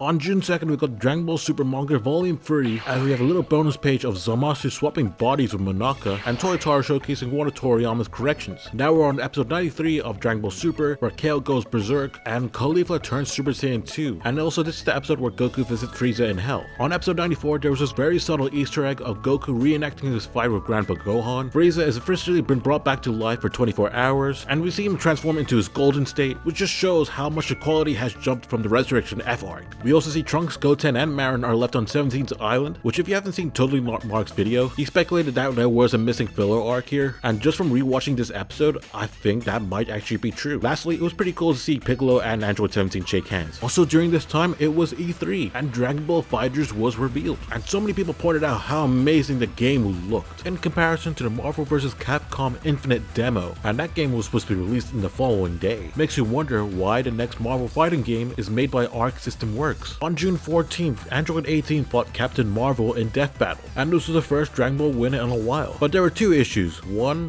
why did these two characters fight? They're very different from each other, and they said that Android 18 can absorb energy, but she can't. Their point of reference is from the Xenoverse games, but that was just to widen her moveset, and that franchise allows you to use a Spirit Bomb as a Super Saiyan. Well, at least the like to dislike bar is positive. Next up is Dragon Ball Super episode 95, as we learn that Frieza and Goku can survive a Hakai attack. There's some debate on whether Frieza will betray Universe 7. We also picked up that Frieza has been mentally training in Hell, so he was able to close the gap on the Power Creep. And we also have the Super Saiyan Blue versus Golden Frieza spar, which, oh my god, I wish we had this 2 years ago. On June 21st, we got Dragon Ball Super Manga chapter 25, as we have the shirtless angry Zamasu. Goku is able to use Hakai. We don't get the corrupted Zamasu like in the anime, but we get this conjoined Zamasu and Goku Black, which ended up getting sliced in half by Trunks, only for them to regenerate and turn into merged Zamasu again, and not even Vegeta's new move Gamma Burst Flash was able able to do anything. Now let's get back to the anime as we're on Dragon Ball Super in episode 96, where we have Whis forcing the team to hold hands to teleport to the Null Realm, which reminded me of this fan drawing. And here we have Frieza meeting Frost, the Universe 6 Saiyans meeting Goku, Jiren's first anime appearance outside of the opening, and we're one episode away from the tournament actually starting. On June 27th, we got the 4th DLC pack for Xenoverse 2. The characters in this pack are Super Saiyan Blue Vegito and Merged Zamasu. Sadly, Super Saiyan Rage Trunks and Corrupted Zamasu are NPCs. Fortunately, Super Saiyan Blue Goku and Vegeta were updated, and DBS Trunks got his Sword of Hope finisher. Along with all that, we got a new stage, and oh my god, the new DLC story is awesome. And that's just because of the Sword of Hope animation in the end. Around this time, there's this teaser poster of Goku in a new transformation doing this Akuma impression, and of course there were people that were complaining because it looked kind of plain looking. Nevertheless, it had no name yet, so we just called it the Limit Breaker form, and we assumed that was the transformation that was teased for the opening. Around the same time, we got the Dragon Ball Z The Real 4D at the Super Tenkaichi Budokai, where the antagonist is Broly in his own god form. I remember when the poster was revealed and they showed what Broly would look like, I thought that was meant to be Super Saiyan 3 Broly, and we would see him turn into a normal Super Saiyan god by the end of the film, but in reality I just overlooked his eyebrows. Also, a lot of us thought that the fusion character in the poster was supposed to be Gogeta Blue, but no, this is actually Goku using his god fusion technique with the audience so he can successfully beat Broly. Very sadly, unlike the last 4D ride, you can't find footage of the full experience. There are even 2D moments that look similar to Dragon Ball Super Broly, but sadly this is just another case of lost media within our fandom. But it ain't all gloom and doom, as we have Dragon Ball Super episode 97 as the Tournament of Power begins, and we have a new ending theme with Haruka by Lakotara, which Loki kind of gaslighted us into thinking that Gohan would have a prominent role in this arc. Also on that same day, the global version of Dokkan had its 2nd anniversary. They had the same units as the JP version, except they added the LR Team Gohan in it. I've done some reactionary summon videos around this time, and I just remember getting shafted a lot back then. A week later, we got Dragon Ball Super episode 98, where Universe 9 is already erased and their angels giving this amused smirk in the end, and I remember thinking that would allude to some sinister intentions around this tournament, but really that's just me overthinking. On the next episode, we got Krillin being eliminated, and now we have July's Dragon Ball Super chapter, where we have Zamasu being defeated, Trunks' world is erased, but Pilaf was able to figure out how to go to an alternate version of Trunks' timeline just before when Babidi and Dabura arrived, and Trunks is wearing a knockoff Supreme shirt. Remember when those things were popular? Irrelevant! Also, Trunks says that he'll give up his Kai apprenticeship after defeating Babidi and Dabura, and they leave the current timeline without answering Pilaf's question about what happened to him in the future. And if you're wondering if the manga version of Gohan did meet this version of Trunks, well, they did for this bonus story for Jump Victory Carnival, where Trunks and Mai were originally planning on staying in the present timeline until they bumped into Gohan, and Gohan, without knowing anything about what happened in the future Trunks arc, basically says that he would like to visit the future sometime, which ended up prompting Trunks into thinking that they should go back into the future. Also, we do get a bit of a hint that Gohan has been training from time to time. And now we're on the 100th episode of Dragon Ball Super, as we get Goku teaching Caulifla how to go Super Saiyan 2, Kale goes berserk again, and does the Hulk Loki smash on Goku, and not even a Super Saiyan Blue Kamehameha was able to knock her out, until Jiren steps in and does his iconic Around this time, there's this VR Dragon Ball game called Master the Kamehameha, and it was playable in VR Zone Shinjuku. From what I can tell, this is like a Ki Blast VR training simulator, and I kinda wish this was a free game to download on Steam. Now we're on July 26th, and this is the end of Nano LR Gen X. To add context, throughout the time that Nano has been playing Dokkan on the global version and the JP version, he was never able to get an LR card. So a lot of people clowned on him for that, even though they probably didn't have LRs too, because back then it was extremely hard to get an LR card. So be sure to congratulate him on the 26th for his 8-year anniversary of this event. No!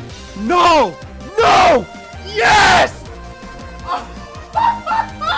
On July 28th, we got the Dragon Ball Super collectible card game. I wish I could tell you more about this, but my knowledge about it is very little. Also on the same day, Dokkan is having a race war, as we have the JP version is fighting against the global version in this Bulma event, which I cannot stress how one-sided this event was, because so many people who own the global version of Dokkan also own the JP version of it, because Dokkan in Japan was way more up-to-date than the global version. So the winners of the event will get the Strength Vegeta in his pink shirt, and the losers will get this Yamcha card. Now we're on Dragon Ball Super episode 101, as Kale has finally mastered her Super Saiyan form. Now let me kick off August with the obligatory yearly WWE reference, as we have Sheamus and Cesaro forming the tag team known as The Bar, and in their entrances they're doing the fusion pose, and they did this a lot until they were separated for whatever reason. Now we have Super Dragon Ball Heroes manga chapter 7, as we learned that the Supreme Kai of Time can absorb damage. How come she can't do this in any of the Xenoverse games? And also Xeno Gogeta appears. At this point we're on Dragon Ball Super episode 102, as Android 17 interrupts Ribrian's transformation, and we got Vegeta being disgusted at Ribrian's roll technique. And in the next episode we got Goku Gohan fighting Universe 10's Obony, which results in Universe 10 being erased, and Gohan giving this sad look, which people ended up memeing a lot. And now we're on the last chapter of that time I got reincarnated as Yamcha. So during the Cell games, Yamcha also confronts the other person that has been reincarnated, and it was Chaozu. And they basically fight to the death until Yamcha realizes who's in Chaozu's body, which then causes them to get along with each other. And it's then revealed that this is a game that Beerus and Champa have been playing with each other, and Whis returns the souls back to their normal bodies, with the hint that the main character might have retained some of Yamcha's abilities. And now we're on Dragon Ball Super episode 104 as we get the return of Super Saiyan God Goku in the anime, and he's teaming up with Hit. All I'm saying is that there was a big missed merchandise opportunity with these costumes in the Resurrection F clothes. Now we're on August 21st as we have Dragon Ball Super manga chapter 27, and this is where the Tournament of Power arc begins. We got Vegeta rematching with Beerus, and we also learned that Vegeta has also perfected Super Saiyan Blue and still loses. Whis teasing the idea of moving without thinking, and Vegeta claiming that he'll achieve it, and we also got Goku admitting that he doesn't know his son's birthdays. On August 25th, we got Funimation announcing the voice actors for the Universe 6 arc, and these are pretty noteworthy, like Greg Ayres as Frost, and in real life his brother is the late great Christopher Ayres, who used to play Frieza. And Vegeta doesn't have a voice actor, which to me is still such an odd decision to make, and Matthew Mercer is playing Hit. So outside of Xenoverse 2, Aaron Roberts is no longer to be playing this character, and around this time Matthew Mercer was already playing Jotaro in JoJo's Bizarre Adventure, and without spoiling that anime, all I'm gonna say is, if you know, you know. On Dragon Ball Super episode 105, we finally see Master Roshi finally overcoming his perversion, and we get the emotional defibrillate scene with Goku in the end. All I'm saying is that Dragon Ball Evolution was the blueprint. The next episode we got Universe 6's Dr. Roda getting limited before we can find out what his abilities were, and this is the episode where Tien sacrifices himself, and I remember people were upset by it because why didn't he just leave one of his clones in the arena? Fast forward to September 9th and 10th, there was this 27-hour long special about the history of Japan, and of course Dragon Ball Super had to make a cameo in it. We see Goku and Whis traveling back in time to see what Japan was like back then, and we see the Dragon Ball characters in position of those historical characters. I believe the full thing can still be seen on YouTube. Moving on to September 16th as we get the first reveal of Android 21 through this illustration by Akira Toriyama, and a few days later we did get an in-game reveal trailer of her, and believe me when I say this, there were not many people simping for her back then. In fact, the biggest takeaway from this was Goku's hair. Okay, from September 16th to 18th we got the Fighters closed beta, and unlike the previous betas where it was only exclusive to Sony and PlayStation, Xbox One owners were also able to participate, and as fun as that was, not many people were able to get into a game, so majority of the time we were playing it in the training mode, waiting about like 10, 20, if not 30 minutes to find someone to fight with. Regardless, it had better hit detection than Xenoverse 2. But now let's go back to the Dragon Ball Super anime for a little bit as we have episode 107 where Master Roshi forfeits and leaves the stage, but ended up gaining Beerus' respect. On September 21st, we got Dragon Ball Super manga chapter 28 where we have the Zenos discussing about reducing the universe's population, so it isn't Goku's fault. We got the first look at the God Summit as well as the God Battle Royale where they all target Beerus because he slept for 50 years during their hide and seek tournament, and we see Beerus exhibit signs of his own automated movement. Now to end off September, as we have Dragon Ball Super episode 108, as we have Frieza working with Frost and portraying Universe 7 and teaching Frost to use the full power form, but this is all a trick just to eliminate him, and we also see Frost end up erasing himself. Now to kick off October, we got Super Dragon Ball Heroes manga chapter 8, where we see Gohan being recruited into the Time Patrol. Lord Slug has a new dark transformation where he has like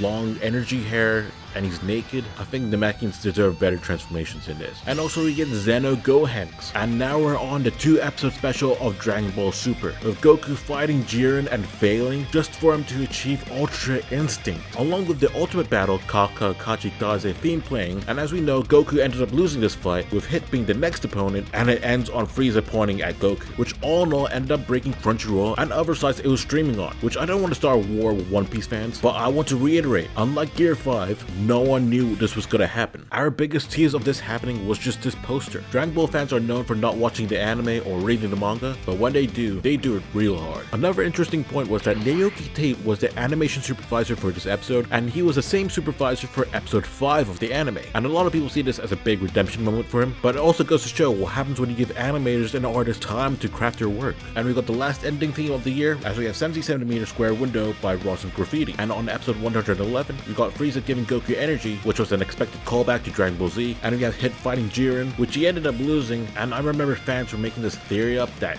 Hit made a clone of himself, and his clone is still in the arena, but this was just the fans coping. On October 21st, we got Dragon Ball Super Manga Chapter 29, where the God Battle Royale ends with Beerus, Quintilla, and secretly Belmod still standing, but the fight gets cancelled because it was too intense for the Zenos to engage with, and the whole tournament almost got cancelled until Goku stepped in, insisting that the fights would be more entertaining between mortals, and instead of the 3v3 Xeno exhibition that we had in the anime, we just have Goku fighting Toppo, and we have Goku cycling through all of his transformations just to lose to Toppo in this adaptation, which just goes to show how different this arc is going to be in the manga than compared to the anime. The next day we got Dragon Ball Super episode 112, where Vegeta promises to Cabba that he's going to revive his universe after the tournament's done, because he remembered Cabba's promise that he would let him visit Universe 6's planet Sadala. Yeah, we're still waiting for that to happen. And Cabba turned Super Saiyan 2 for the very first time, but he ended up getting eliminated by Frieza. And the episode ends with Khalifa wanting to fight Goku. Next up we got Xenoverse 2 finally released on the Nintendo Switch. So not only can you play with motion controls and play on handheld, which actually works pretty decently, but due to Xenoverse 1 never being released on any Nintendo consoles, they added this Legend Patrol Pack DLC on the game, so Nintendo players can play the Xenoverse 1 story for the first time, but with the experience of Xenoverse 2's gameplay. Now let's end October with Dragon Ball Super episode 113, where we have Goku fighting Kale and Caulifla. As we head into November, Shueisha has finally released a full volume for That Time I Got Reincarnated as Yamcha. It contains an extra story where Yamcha is considering whether he should get with Bulma or not, and it ends with him challenging Vegeta just for him to lose. The manga also contains another bonus chapter where both Yamcha and Chasu use the fusion armbands so that they can merge together so they can take on the Cell Juniors, just for them to realize how ugly they look and regret it. Also, the fourth volume of the Dragon Ball Super manga was released. It contains a bonus story of how Guasu met Zamasu when he was a King Kai. Also, Zamasu has a flying pig this whole time. My headcanon is that the pig is the one that created the Zero Mortal plan. The Japanese volume of the manga ends with a 2-page spread that teases a universal survival arc, and it contains this illustration of a Goku as a pirate, which is an homage to a 1986 issue of Weekly Shonen Jump, and there was another one-on-one interview between Toyotaro and Toriyama, which I remember the biggest takeaway from that was Toriyama telling Toyotaro to ease up on the action scenes, basically stating that he's good at it, but he needs to calm down a little bit, which I think he's done a good job of it over the past few years. Now let's return to the anime for a little bit as Kefla is born, and now we're on November 8th as we have the Nostalgia Critic making a video on Dragon Ball Evolution. And not only do the voice actors for Goku and Frieza from Dragon Ball Z Abridged, Little Kuribo, and Moscow X appear in this video, but Kyle Heber makes a cameo here as well.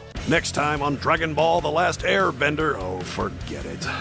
Hey Kyle, where are you going? Get back here, you coward! On Dragon Ball Super episode 115, we see Kefla almost beating Goku, and that's until Goku was able to reawaken his Ultra Instinct again. And now we're halfway through November, we gotta kick it off with this iconic image of Toriyama outside of his house. Basically, he was taking out his garbage and he was confronted by a news report, and it was about him allegedly voicing Texas. But honestly, no one cared about that. We were just happy to see a modern day image of Toriyama himself. Not to mention, people did meme on the way he was reacting, and to further add, yeah, that pretty much looks like the resurrection at Gohan fit. And to further add, the colorized version of these photos were revealed last year after he had passed away, and you know what? It was kind of nice to see him smile. So now this is a bit of a hard topic to bring up. It was learned on November 16th that the voice actor for Bulma, Hiromi Suru, had passed away. She had been there for the Dragon Ball anime since the very beginning and been doing the voice for her for over 31 years. And not to mention the vast amount of performances that she has done outside of Dragon Ball, which highlighted how talented she was. And fortunately, we'll hear her as Bulma again when Dragon Ball FighterZ comes out. And yeah, may she rest in peace.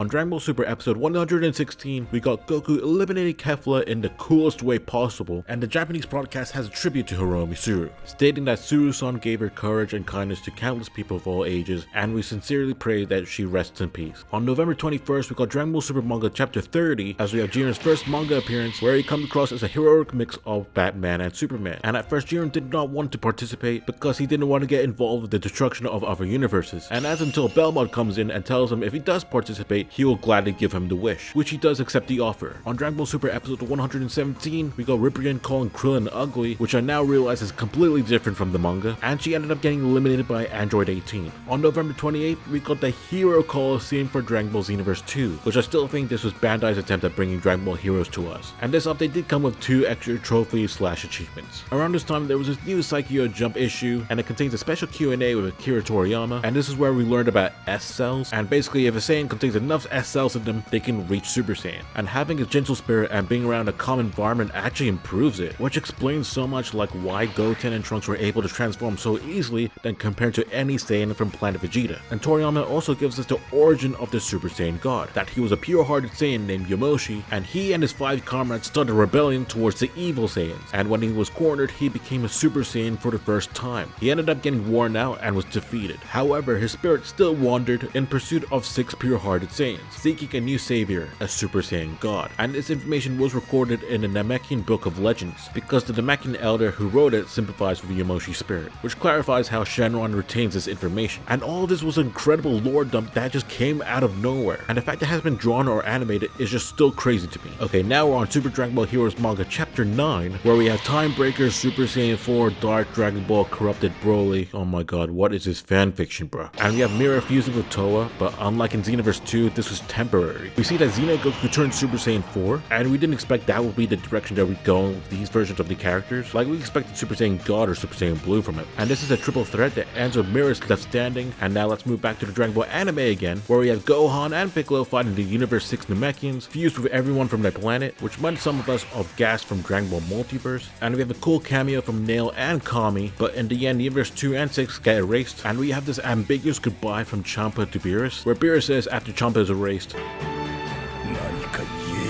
and I love this moment because who is he saying that to exactly? Like, was he saying that to Champa so he can give an actual goodbye? Was he saying that to himself because he didn't give a farewell to his own brother? Or was he talking to the narrator because he wanted the episode to finish already and to avoid dwelling on the moment? Honestly, this is a certified cinema moment. On December 5th, because Xenoverse 2's Extra Pack 1, this DLC pack includes Dabura, Super Buu, Gohan Absorbed, Tapion, and Android 13, not even the full powered one. But its data input super move did create some bootleg Ultra Instinct characters. It also includes 3 extra achievements / trophies. On episode 119 of Dragon Ball Super, this is where the Invisible Fighter comes in, and so many people were just trying to figure out what he looks like. Piccolo ends up getting eliminated, and also Universe 4 gets erased. On December 15th, we got the first ever Toyotaro Tried to Draw. This is a special monthly series where the mangaka tries to draw one of Toriyama's characters, mainly outside of the Dragon Ball Super franchise. So the first character that he drew was Android number 8, aka Aider or Hot-chan, and the caption underneath says, "The artificial human's love of nature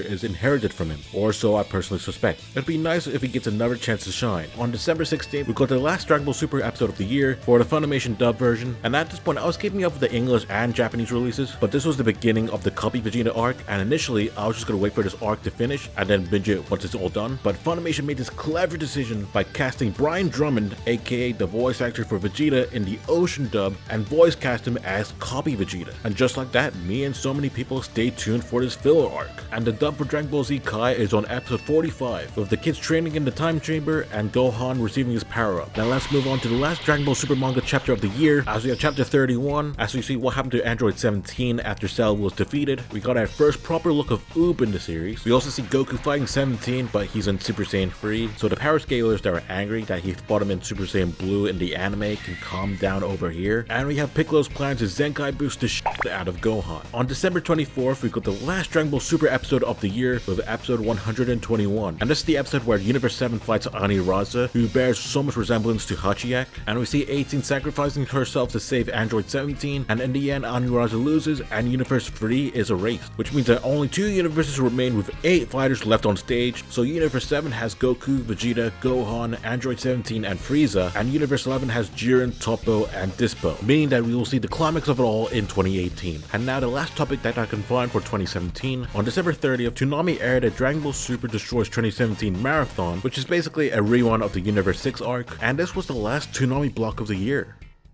Now we're back with another Things That I Missed segment. Let's begin with March, where Dragon Ball Heroes Charisma Mission returns in the form of Super Dragon Ball Heroes Ultimate Charisma Mission. Next up, I want to give a shout out to Dumb Doggo 1 for letting me know that Team BT4 released Beta 3 of their Tenkaichi 3 mod. This was one of the beginning stages of the mod's development, and they sure as hell have improved over time. Now let's skip to May, where Dokkan gave the global players a timed exclusive LR Strength Broly. I remembered miraculously getting this Broly through a single summon, and I cannot stress how overpowered this guy was back then, and maybe he still is. I haven't touched the game in like 4 years. On June 4th, there was this commercial for the Active Communication Network in Japan, which featured Frieza. I honestly think it did the opposite of boosting office morale. Now let's move on, as the original audio for Dragon Ball Z was found along with some episodes of the first series. For people who aren't aware of the full details, when Toei did the home releases for the anime, they scrapped the audio master tapes for the entire series, which was apparently a normal thing to do back then. So that's why, if you ever watch clips of the sub version, the audio quality sounded terrible in comparison to the English release. But luckily, numerous individuals from the Kanto region were able to record each episode of Dragon Ball and Dragon Ball Z on their VCRs and upload the audio of each recording online. And once again, the fans are there to do the job that the license holders can't. Moving on, the first English Blu-ray for Dragon Ball Super was available for purchase. Also, I'm not sure how many people are aware of this, but there was a Chinese Dragon Ball RPG mobile game called Dragon Ball Strongest Warrior, and it was developed by Tencent. I only learned about this a few months ago, and it doesn't even have a wiki page. And in terms of esports, I forgot to mention the grand finals for the Gamescom ESL Fighters tournament, which I want to remind people that at this point, Fighters didn't have a beta yet, so these players just had to learn from playing in booths at conventions. So it came down to Mephistopheles versus T-Bone, with the former being the victor. On August 28th, there was a promo poster featuring both Goku and Luffy from One Piece to advertise their 1-hour specials in October. The text that they're looking at says, "The excitement and adventure never end." Supposedly there was also a panorama version at the Seibu Shinjuku station and Seibu Ikebukuro station platforms on September 6th, and I'm kicking myself for forgetting to mention this in the original video. This was the release of Devil Artemis's first Cell Versus video. I'm actually surprised that he experimented with 3D animation back then, before he momentarily used the same method that Team 4-Star did. On September 12th, the Gohan Blanco memes were born. It originated from anonymous 4chan users, and they probably felt like Oppenheimer when Superhero came out. Speaking of random memes, a YouTuber called Media released the Ultra Instinct Shaggy video, and I also just realized that this technically became canon too. A few days later, an anonymous 4chan user conjured up a theory that Jiren had an older brother, and I cannot stress that this individual must have been on something just from reading their lengthy explanation. Nevertheless, it's only a matter of time before El Hermano finally becomes canon. Moving on, I forgot to mention that in the beginning of episode 115 of Dragon Ball Super, they had the singer for the opening make a cameo in the intro for the episode. And for anyone wondering, he doesn't appear in the dub version. And in November, I believe this was when Bandai released the Dragon Ball model kit figures. I actually own a few of these, and they're pretty fun to assemble. The same month would also give us Kishin Pain's first cursed Dragon Ball animation. And to end off this part of the video with the announcement of a brand new Dragon Ball movie, where the theme of the film would be about the strongest race in the universe, the Saiyans, which would only back up theories that it would have been about Yamoshi. And that is it for 2017. Now to move on to the following year. The year is 2018. We left 2017 with Kendall Jenner saving the world with Pepsi, Despacito was played everywhere, the Nintendo Switch was released, and I'm still a Dragon Ball fan. That is right, I am back recalling all the major moments that happened during the Dragon Ball community during 2018. Hey, Future Buckarot here, just letting you know this video will be the first half of 2018, second half of the video will be released at a later date, but I'll explain more about that at the end of the video. If you're new here, there's a playlist on the top right hand corner, which details events from 2010 to 2017. Now let's continue on from where we left off.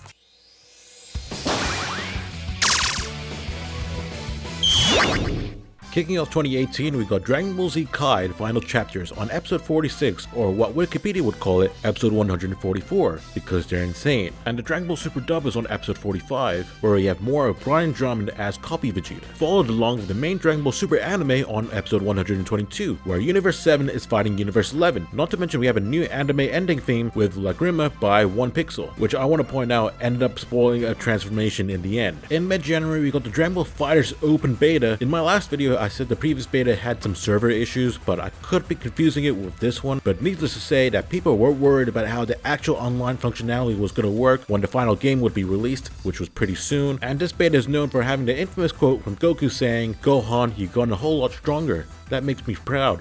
Finally."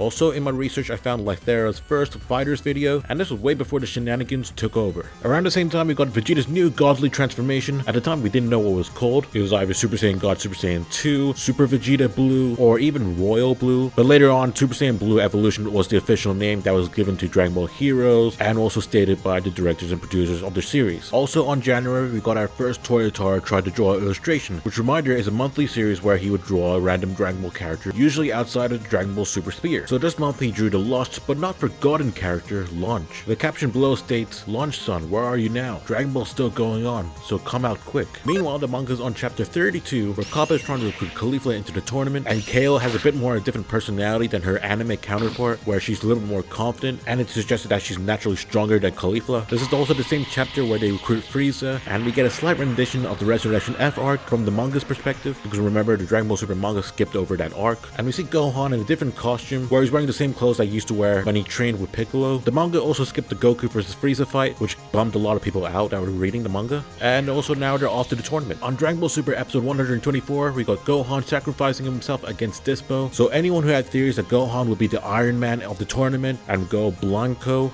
that was all dead in the water. As we move on, let me remind you of something. Remember the Dragon Ball in full color manga? Because all of a sudden it stopped at the end of the Frieza arc, and for some reason Viz Media never translated the rest after that. So a year after the last volume was released, a fan asked when is the next arc going to be released, and Viz Media actually replied to them saying, Dragon Ball Full Color has not been cancelled, or rather each arc is licensed separately from one another, so we do not have any news to report on the Cell and Buu arcs. And now it has been over 7 years since this tweet has been made, so either they stopped trying, or Shueisha is being stingy and saying no, or just maybe both, but we can all agree that the people who own the rights to the Dragon Ball license, they really hate money. Now we're on January 26th, as Dragon Ball FighterZ has been finally released, and the collector's edition comes with this really cool statue of Goku, which is definitely the best one they have done so far, and I really love the fact that it has the Dragon Ball FighterZ logo on it, which really increases the novelty of the statue, and it comes with a steel cover as well as some art cards. And if you pre-order either physically or digitally, you would have received early unlocks for Super Saiyan God, Super Saiyan Goku, and Vegeta. And what else can I say for Dragon Ball FighterZ other than it was just a straight banger? It was objectively one of the best Dragon Ball games to be released, if not one of the best fighting games to be revealed, and it has a bunch of accolades to its name, which not a lot of Dragon Ball games have that. Plus we had the Super Saiyan showdown between Chris Sabat and Sean Schemmel, where they fought each other with the characters that they voiced, and a rare instance of Vegeta beating Goku. And Dragon Ball Super is on episode 125, where Toppo transforms into his destroyer form and bullies Frieza. It's January 31st, and a JP version of Dokkan is having its 3rd year anniversary. This time players are gambling on the LR, Goku, and Vegeta intelligence and physical units. Global will see the same characters for their anniversary as well. On February, we got our first Super Dragon Ball Heroes chapter of the year, where we have Goten appear as a Time Patroller. How he's still not as Xenoverse 2 DLC is beyond me. You also get Super Saiyan 4 Zeno Vegeta, and also later on Gogeta appears. The Dark Shenron is used to make Mecha Kibura, the antagonist, young again, but the Supreme Kai of Time stops him by transforming and sacrificing herself. Again, why isn't this form a DLC character? Next up is Dragon Ball Super episode 126, where we have Vegeta using his final explosion in his Super Saiyan Blue evolution form against Toppo and somehow survives, and also Toppo is limited. The next episode is where we learn about Jiren's backstory and how he wants to use the Dragon Ball's wish to return his master back to life. And this is where audiences switched up on Jiren's character and realized he's just a walking cliche. And this is the episode where Android 17 self-destructs and we all thought he died. On February 12th, Black Panther has been released in cinemas, and fans were quick to note that Michael B. Jordan's character, Killmonger, is wearing a uniform that is reminiscent of Vegeta's outfit. It hasn't been outright confirmed, but Michael B. Jordan has come out and said that it was maybe inspired because both him and the director of the film are anime fans. A few days later, the Dragon Ball Super Twitter account announced a new VA for Bulma after the unfortunate passing of Hiromi Suru. The role has been passed down to Aya Hisakawa. Her first performance as Bulma will be in a Japanese cleaning product commercial that will come out in a few days after this announcement. Before we move on to the next Dragon Ball Super key moment, V-Jump and Bandai Namco have yet again spoiled another transformation, this time revealing the Mastered Ultra Instinct form for Xenoverse 2, which obviously in hindsight this is a stupid marketing decision, especially with how close this transformation is going to be revealed in the anime. Like literally on the next episode of Dragon Ball Super, Vegeta loses to Jiren and passes the energy onto Goku, and the episode ends with Goku unleashing Ultra Instinct, and in the next episode preview we see a tease of Mastered Ultra Instinct.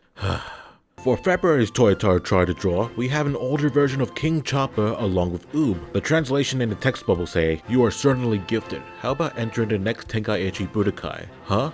Me? And the text below says, it's King Choppa, what I think he looks like now. Maybe King Choppa was the one who trained Oob until he turned 10. Their clothes look similar, so I kind of figured that they came from the same region. This is honestly some great headcanon lore and puts into perspective of how Oob may have gone past preliminaries in the tournament, but would Choppa be pissed off that Oob switched masters to the guy that beat him? Well, on Dragon Ball Super Manga Chapter 33, the Tournament of Power begins, and it feels way more grounded than the anime, that's all I'm gonna say. And hey, it's the 2018 Crunchyroll Awards, aka the My Hero Sweep Awards, and Dragon Ball Super was nominated for Best Continuing Series, and Christopher Sabat won the Industry Icon Award. If I remember correctly, this is the one where he purposely elongated his award speech. An ARC system works for making sure the DBZ game is the one that all the fans deserved and the world needed.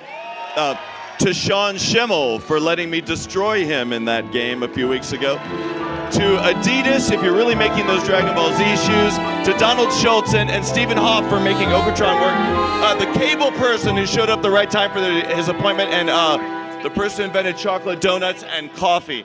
Thank you. Adrian Brody wishes he was him. So after learning about Jiren's backstory, the El Hermano memes really defined the character, more so that he's the one that killed their parents and master, just like Sasuke and Itachi's relationship, but still solidified him in the Dragon Ball Meme Hall of Fame. Now Xenoverse 2 has a new update and DLC. There's some new achievements and trophies, the Limit Burst feature, but yes, to anyone that played Xenoverse 2 after this date, this wasn't a function in the base game. And Extra Pack 2 includes Jiren, Android 17, Goku, Mastered Ultra Instinct, and Fu, which I'm now realizing we got Mastered Ultra Instinct Goku before the anime, and this is such a weird marketing strategy, but it's also cool to see that Fu will be in the game, as his last appearance was in Dragon Ball Online, and he was a baby. The new update will allow any Saiyan created character transform into Super Saiyan Blue, and not to mention the best part of this DLC pack is that we can take our instructor and go through different paths and alternate timelines and see different interactions, like what me and a lot of people hoped that the main story would have been like. Plus it was kind of funny seeing the dubbing cast go off script, which I'm assuming Bandai or whoever was translating for them gave them an older script draft. On March 1st, we got Dragon Ball Online's global launch, which is another W for game preservation. I also believe this is Shoyu Momo's first Fighters video as well, with Captain Falcon joining Dragon Ball Fighters. On the next day, we got Dragon Ball Super Manga Volume 5. There's nothing much included here, other than Pilaf trying to make his own time machine so he can go through his own future arc. On March 4th, we got Vegeta's epic speech to Goku while talking smack to Belmont, and here we have finally reached Mastered Ultra Instinct. On March 9th, we got Lythera's first shenanigans video. Gotta bring this Goku to the fucking moon. Oh my.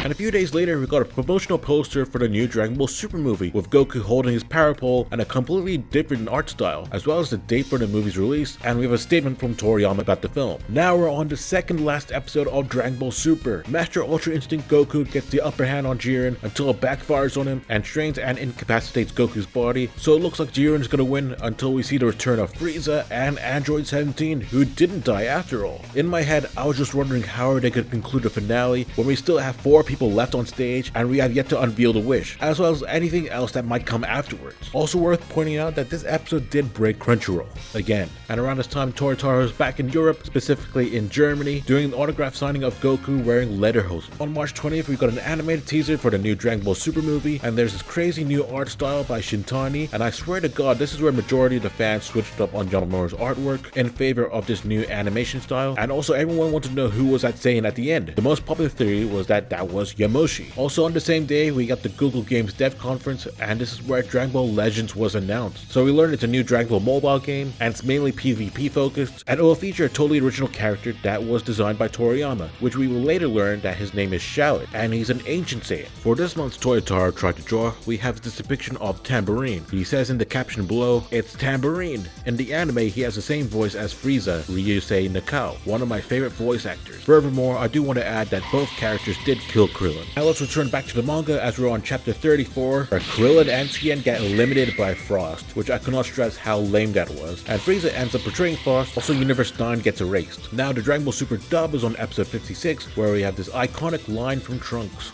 This is for everyone you've killed! Ain't lead, murderer! Hold your fire! This man isn't black! And now finally on March 25th, we got the finale for Dragon Ball Super, which may or may not have had some not so legal events to celebrate this occasion, where we have Goku, Frieza, and number 17 face off against Jiren, and they succeeded with the power of trust, leaving Android 17 in the tournament and making the wish to bring every universe back. We truly also learned that the Grand Zenos foresaw that outcome, but would have erased the winning universe if they had made a selfish wish. And we also see Whis is the one that restores Frieza back to life, and we have an Easter egg standoff between Frieza and the characters that participated in the Namek arc. We get a little tease of what happened after the tournament, as well as Frieza re-establishing his empire, and it ends with Goku and Vegeta in their Super Saiyan Blue forms. Goku admits that he can no longer tap into Ultra Instinct, and it ends with them doing their Saiyan Saga poses. And this is such an awesome finale that actually convinced me that Dragon Ball Super would return straight away after the Broly movie would come out, which reminder that was 7 years ago. And to end off March, Fighters gets its first DLC as we have Broly Z and Bardock accompanied with their own dramatic finishes, and a what if finish for Bardock. It was a little weird that these characters were DLC of all things, considering that they were included in other titles, but it was kind of worth it. Now we got more news about the new Dragon Ball Super movie, and it's a crossover with Precure Superstars, which will answer the age-old question, who's more super between Son Goku and Precure Yell? Okay, yeah, this is an April Fool's prank. Of course, Dokkan got in with their own prank by changing it into a dating sim called Dolly Battle, where the idea is that you can date the female Dragon Ball characters. Obviously this didn't happen, but this update allowed the female units to be able to Dokkan Awaken. On April 6th, this is supposedly the last chapter for the Dragon Ball Fusions manga, but again, I have not seen any translations or even regular screenshots from it, so I can only assume it's about the same as the actual game's ending. We also got the first chapter of the Super Dragon Ball Heroes Universe mission, where we see Fuse manga debut, and we also got Time Patrol Goku versus the Goku from the Dragon Ball Super timeline. And the weird thing is that the manga wasn't fan translated at the time, so I remember a lot of people just came out and looked at the screenshots and gaslighted everyone into thinking that Super Saiyan Blue Goku won. I have no idea where they came up with that conclusion. Also, those poses are straight up from Xenoverse 2. Basically, the following week, we got a new update on the licensing deal for Dragon Ball and the West due to how successful it had been in the last 12 months, so now we would receive more merchandise, which just goes to show how big the brand is outside of Japan, if only they learned from that. On April 21st, the Dragon Ball Super manga is on chapter 35. We have Goku's first attempt at fighting Jiren, and then Hit takes him on, and he even takes off his waistcoat and tries to use his new technique, which he ended up failing and losing. Also around this time, Kage went on his live stream and announced that he'll be playing Shallot in Dragon Ball Legends, which was so crazy to learn at the time, considering how he started off as a content creator making videos with Dragon Ball Z Ultimate Tenkaichi, and now he's actually part of the games. And this month's Toyotaro tried to draw, it's the Man-Wolf from the OG tournament, you know, the one that Jackie Chun cured. The caption below states, "It's Man-Wolf. Drawing the wolf fighters from Universe 9, I started wanting to draw him. I wonder if he had any success on picking up girls after becoming human." Well, that's a one-shot series idea if I've ever seen one. To end off April, there are these new grand collabs animated by talented creators, and they were definitely something. Wishes, goodbye. Wait. I'd like a Diet Pepsi, please. You. On May 2nd, this is the last Super Dragon Ball Heroes Demon Realm mission chapter of the year, which I know is very confusing considering I just talked about Universe mission, and it's stated on Kanzenshi.com that this was originally chapter 10 in Serialization. But to explain, it's right now on a pause so that they can focus on Universe mission, and here we see that the Dark Mask King is actually King Vegeta, who would have guessed. Bardock uses a damaged Time Breaker mask so he can turn into Super Saiyan 3, and Paragus stabs King Vegeta, and supposedly they all die. Also on this day, this is the second volume of Super Dragon Ball Heroes Demon Realm mission, and luckily I was able to get this. It has a small bonus story from the characters from Charisma mission, and unfortunately I do not have the volume after this. Hello, we're going to be doing another impromptu card pack opening. I think I know what the card is. It might be that guy over there. Let's see what it is. I wonder if I decrease the value of these cards whenever I open it from... There you go. And... yay, it is Super Saiyan 4 Gogeta. Those are all of his stats right there. I can't wait to be able to use this in the Dragon Ball Super Divers machines, unless they remove that backwards compatibility. During this time, it was the first ever KamehaCon, an unofficial Dragon Ball event in the US. Not only fans and content creators attended the event, but the actual cast from the sub and dub too. And I recall Geekdom 101 was the person who helped with hosting and organizing the event. I also remember prior to the event that there was some drama around Peter Calamus, if you don't know, that is Goku from the Ocean dub, and Sean Schemmel. What happened was initially Calamus was set for what I recall was the Goku panel, but something happened where he got kicked off and Sean Schemmel was added, and this sparked a fuss that Sean Schemmel kicked him off, but it turned out it was a really big misunderstanding from both Calamus and the organizer, and in the end both of them were able to attend the convention, so there is a good ending after all. On May 7th, Dragon Ball Legends was released early for like the Netherlands region, so in order to not feel left out, some of us used VPNs on our phones and actually downloaded it, and it was sure fun playing a Dragon Ball PvP with an original story about the Amnesiac Shallot. And the day before Dragon Ball Legends' original release, there is the Dragon Ball Z web-based online game Bujigiri Match. It was a Japanese exclusive gacha game that is no longer available. Also, Dragon Ball FighterZ gets its first raid mode, with Frieza as its first raid boss. And for May's Dragon Ball Super manga release, Ribrienne claims that Krillin is attractive, and Beerus thought that she was attractive too.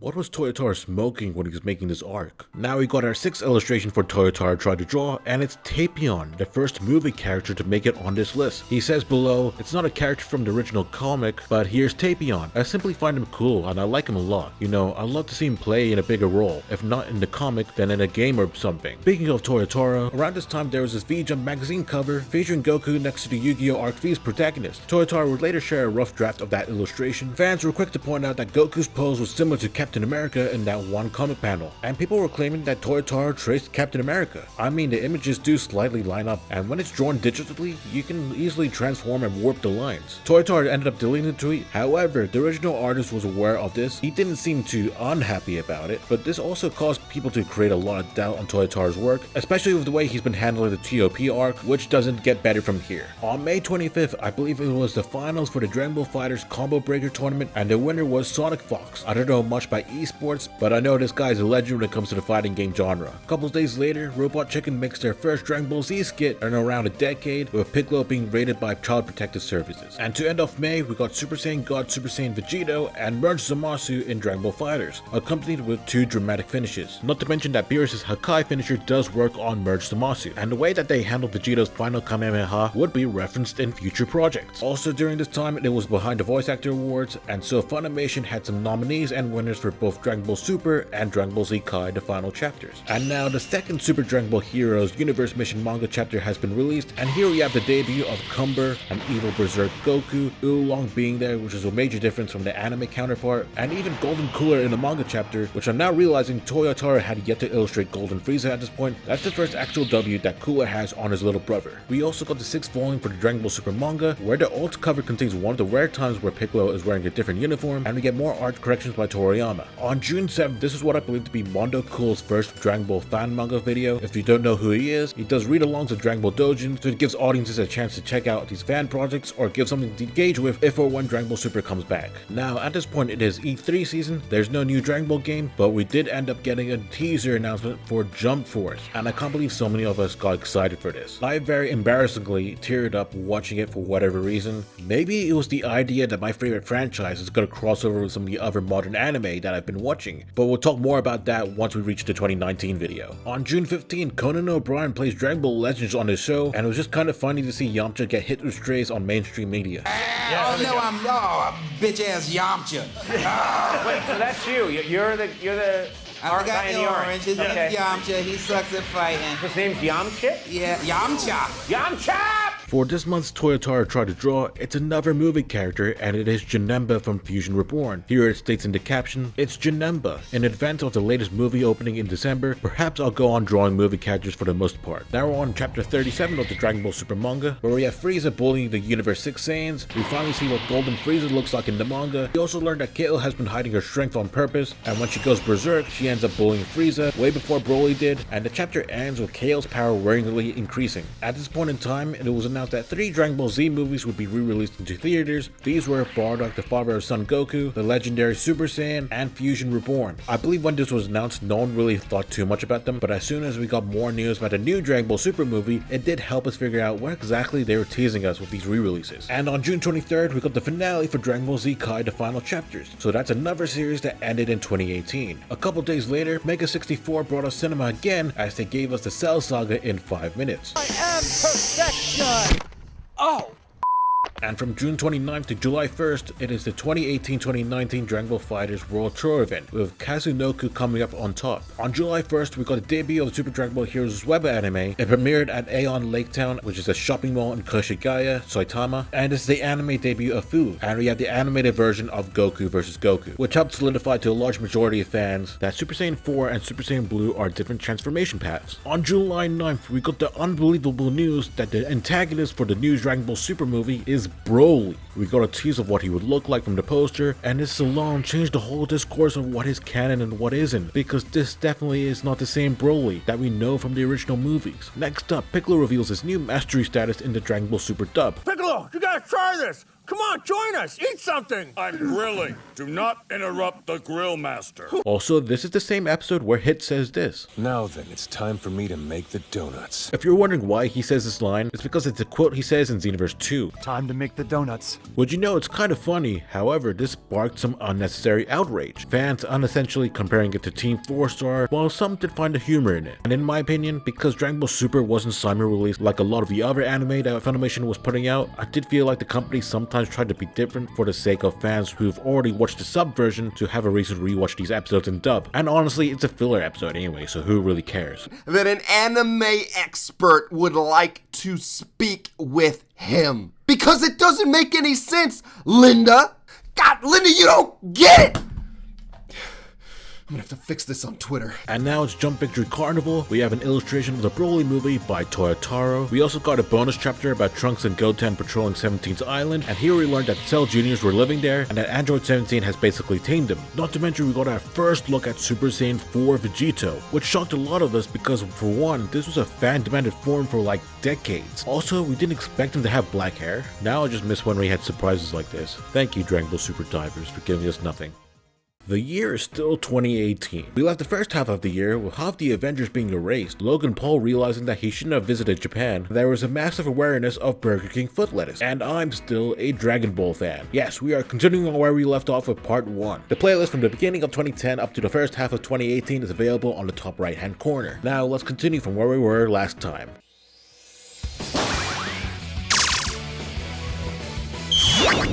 As we move on, we got the second episode of Super Dragon Ball Heroes. This is where most of us got our first look at Berserk Goku, Cumber, aka Broly from Timu, Golden Cooler, and the return of Super Saiyan Blue Vegito. And I want to say at this point, this is where most of us came to the conclusion that this series is going to be filled with hype moments and aura and less about the plot. In this moment in time, we got an official Dragon Ball event, which is the 2018 North American World Tour, starting from July to December, showcasing a range of Bandai Namco stuff at different conventions. And they even had Super Dragon Ball Heroes arcade machines that were translated into English, which I want to say is a test from Bandai Namco to truly see how much fans really wanted this game franchise to come over to the West. And without spoiling the rest of the video, I'm just gonna say it might have been positive. Currently at this point it is Comic-Con, and we got the first trailer for Dragon Ball Super Broly, and we see that he's going to fight Goku, Vegeta, and even Frieza. There's also our first proper look at Paragus with his Buzz Lightyear attire, a tease of Broly's Super Saiyan form in the end, and a lot of us pointed out the little moment with a baby inside a pod, and a lot of us recognized that from the Dragon Ball minus manga story, which made us question whether they're gonna adapt that into animation, and also made us reflect on those movie re-releases. So are we gonna expect Gogeta to appear too? And on the 20th, we got Goku and Vegeta reading Yelp reviews. Got sick from their fish tacos. Enough said on that. Otherwise, the location is convenient if you're on the Baywalk in San Diego.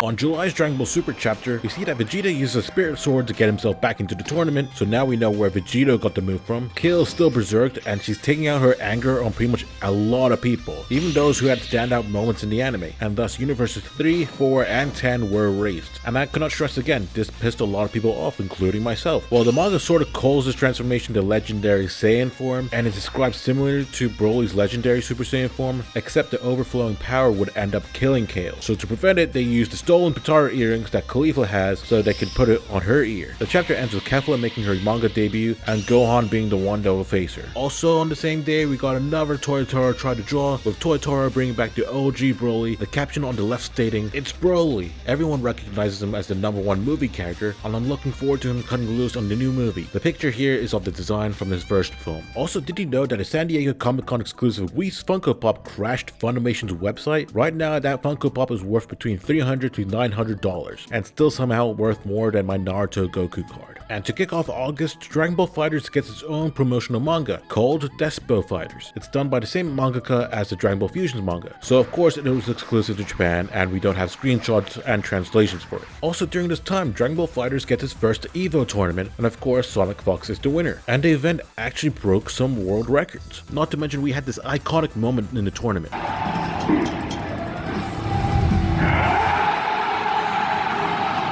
Moving on, we've got the third chapter for Universe Mission. So the main difference here than compared to the anime is that Cumber gets distracted by Oolong, and also Ozoto appears, a Dragon Ball video game villain that hasn't appeared since 1993. And on August 4th, the talented fans at Frame 1 created a fan series called Dragon Ball Deliverance. Honestly, it's astonishing how much the quality of these fan projects have increased over time, arguably on par with some of the official stuff that we have seen. A few days later, we got new DLC for Fighters featuring Goku and Vegeta in their based form with 2 dramatic finishes. So I've talked about the Resurrection F Super Cut before, which to remind some of y'all, it's a fan cut by Anime AJ of the Resurrection F film that splices and replaces moments from Dragon Ball Super. Now a user that goes by Omega Rockman created an English dub for it, and the last time I checked it can be viewed on archive.org. Also on the same day, we got a Dragon Ball Super Broly poster of Goten, Trunks, and Bulma. I think at this point we kinda just gave up on expecting a time skip to happen, but at least we'll know that they'll grow out of their kid looking faces in like 4 years. Okay, so sadly this is another reminder of how fragile life is, as it was learned on August 13th that Unsho Ishizuka had passed away. He was the voice actor for Mr. Satan, amongst so many other roles that you definitely have heard him in. Crazily enough, he still had voice lines that he had recorded up to 2023. And yeah, may he rest in peace.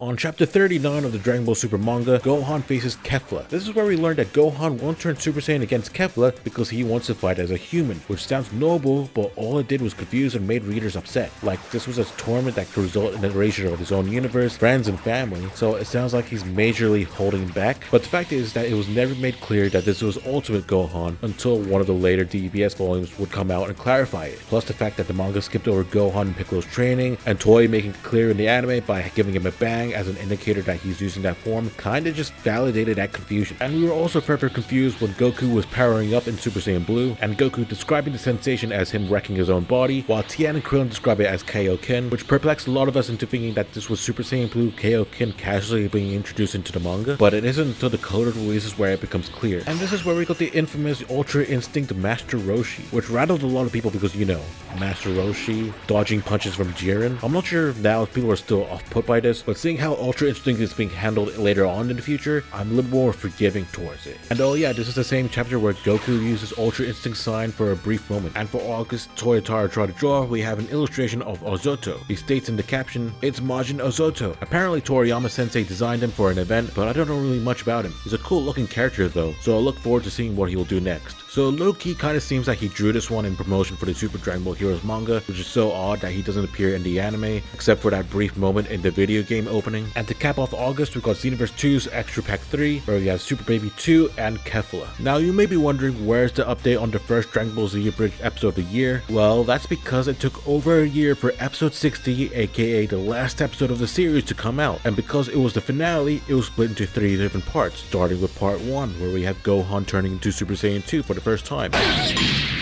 See, even Krillin's doing his best. Thanks for noticing! I really tried! On September 4th, it is the release of the 7th volume of Dragon Ball Super. There's nothing new here other than some art corrections by Toriyama. Now onwards to Super Dragon Ball Heroes Episode 3, Cumber fights Vegito. He gets the upper hand until Vegito uses Super Saiyan Blue Kaioken, and then we get the transformation of Golden Great Ape Cumber. On September 7th, we got the Dragon Ball Adidas crossover. I'll be honest, these shoes do not look great, far from it, but the Dragon Ball fanboy in me really wanted them, but sadly they all sold out before I can even look at the online store page. Another item worth more than my Naruto Goku card. Now it's time for part 2 of episode 60 of Dragon Ball Z Abridged, where Goku sacrifices himself for the sake of the world. Hey King Kai, what should I do with Cell? And we have reached the last part of episode 60 with Gohan saving the day and everyone saying goodbye to Trunks. And for those who are new to the Dragon Ball fandom, when this episode was uploaded, there was a tease for season 4 of Dragon Ball Z Abridged, but it seems like they have cut that out. If you don't know the behind the scenes reason why they had deleted that moment, there's like a 1-minute video on my channel that explains it all. But at the time, some of us were surprised that they even wanted to do a season 4. Like, I remembered rumors that they wanted to stop making the series like a while ago. Regardless, episode 60 was the best way to end the series. Take care, Gohan, and say hi to your little brother for me. Wait, Mom's pregnant? Bye, sons! Now, where's the off button? Get your hands off me! Ah, my eye! See you later, Dad. On September 19th, this is where we got the official confirmation that the voice actors for Broly and Paragus would be Vic Mignogna and Damian Clark, which surprised a lot of us considering in the past Mignogna had expressed how much he had disliked voicing Broly, and this gave a lot of dub viewers something to look forward to of the English release. But for the sake of me not having to talk about this over and over and keep on updating it with future videos, I do feel the need to address the elephant in the room regarding the Vic Mignogna allegations. I know it's not a very fun topic, and literally when I started the series, I always questioned how I was going to tackle these events. I could just ignore it in general, but it seems hypocritical because I brought up the Toro Furia situation in the 2024 video, and it would feel disingenuous to leave out a giant moment that occurred in the community at this moment in time. But unlike the Toro Furia situation where it's clear on who's in the wrong, Vic Mignogna's case is polarizing to say the least, to a point where no matter what side you're on, the other will be visibly unhappy about it. In fact, this section was so long and headache inducing, so I'm just gonna put out some brief text breakdowns from what happened in 2019 to the end of 2022. I won't be mad if you wanted to skip this section of the video. I'm aware that sometimes people watch videos as a form of escapism and don't want to engage with these trigger warning topics. Beginning with January 2019,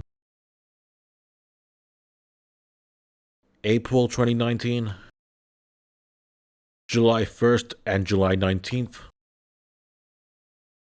from September 6th to November 27th, now from August to December of 2022. And this is the conclusion of it all, and these are my thoughts if you care about it.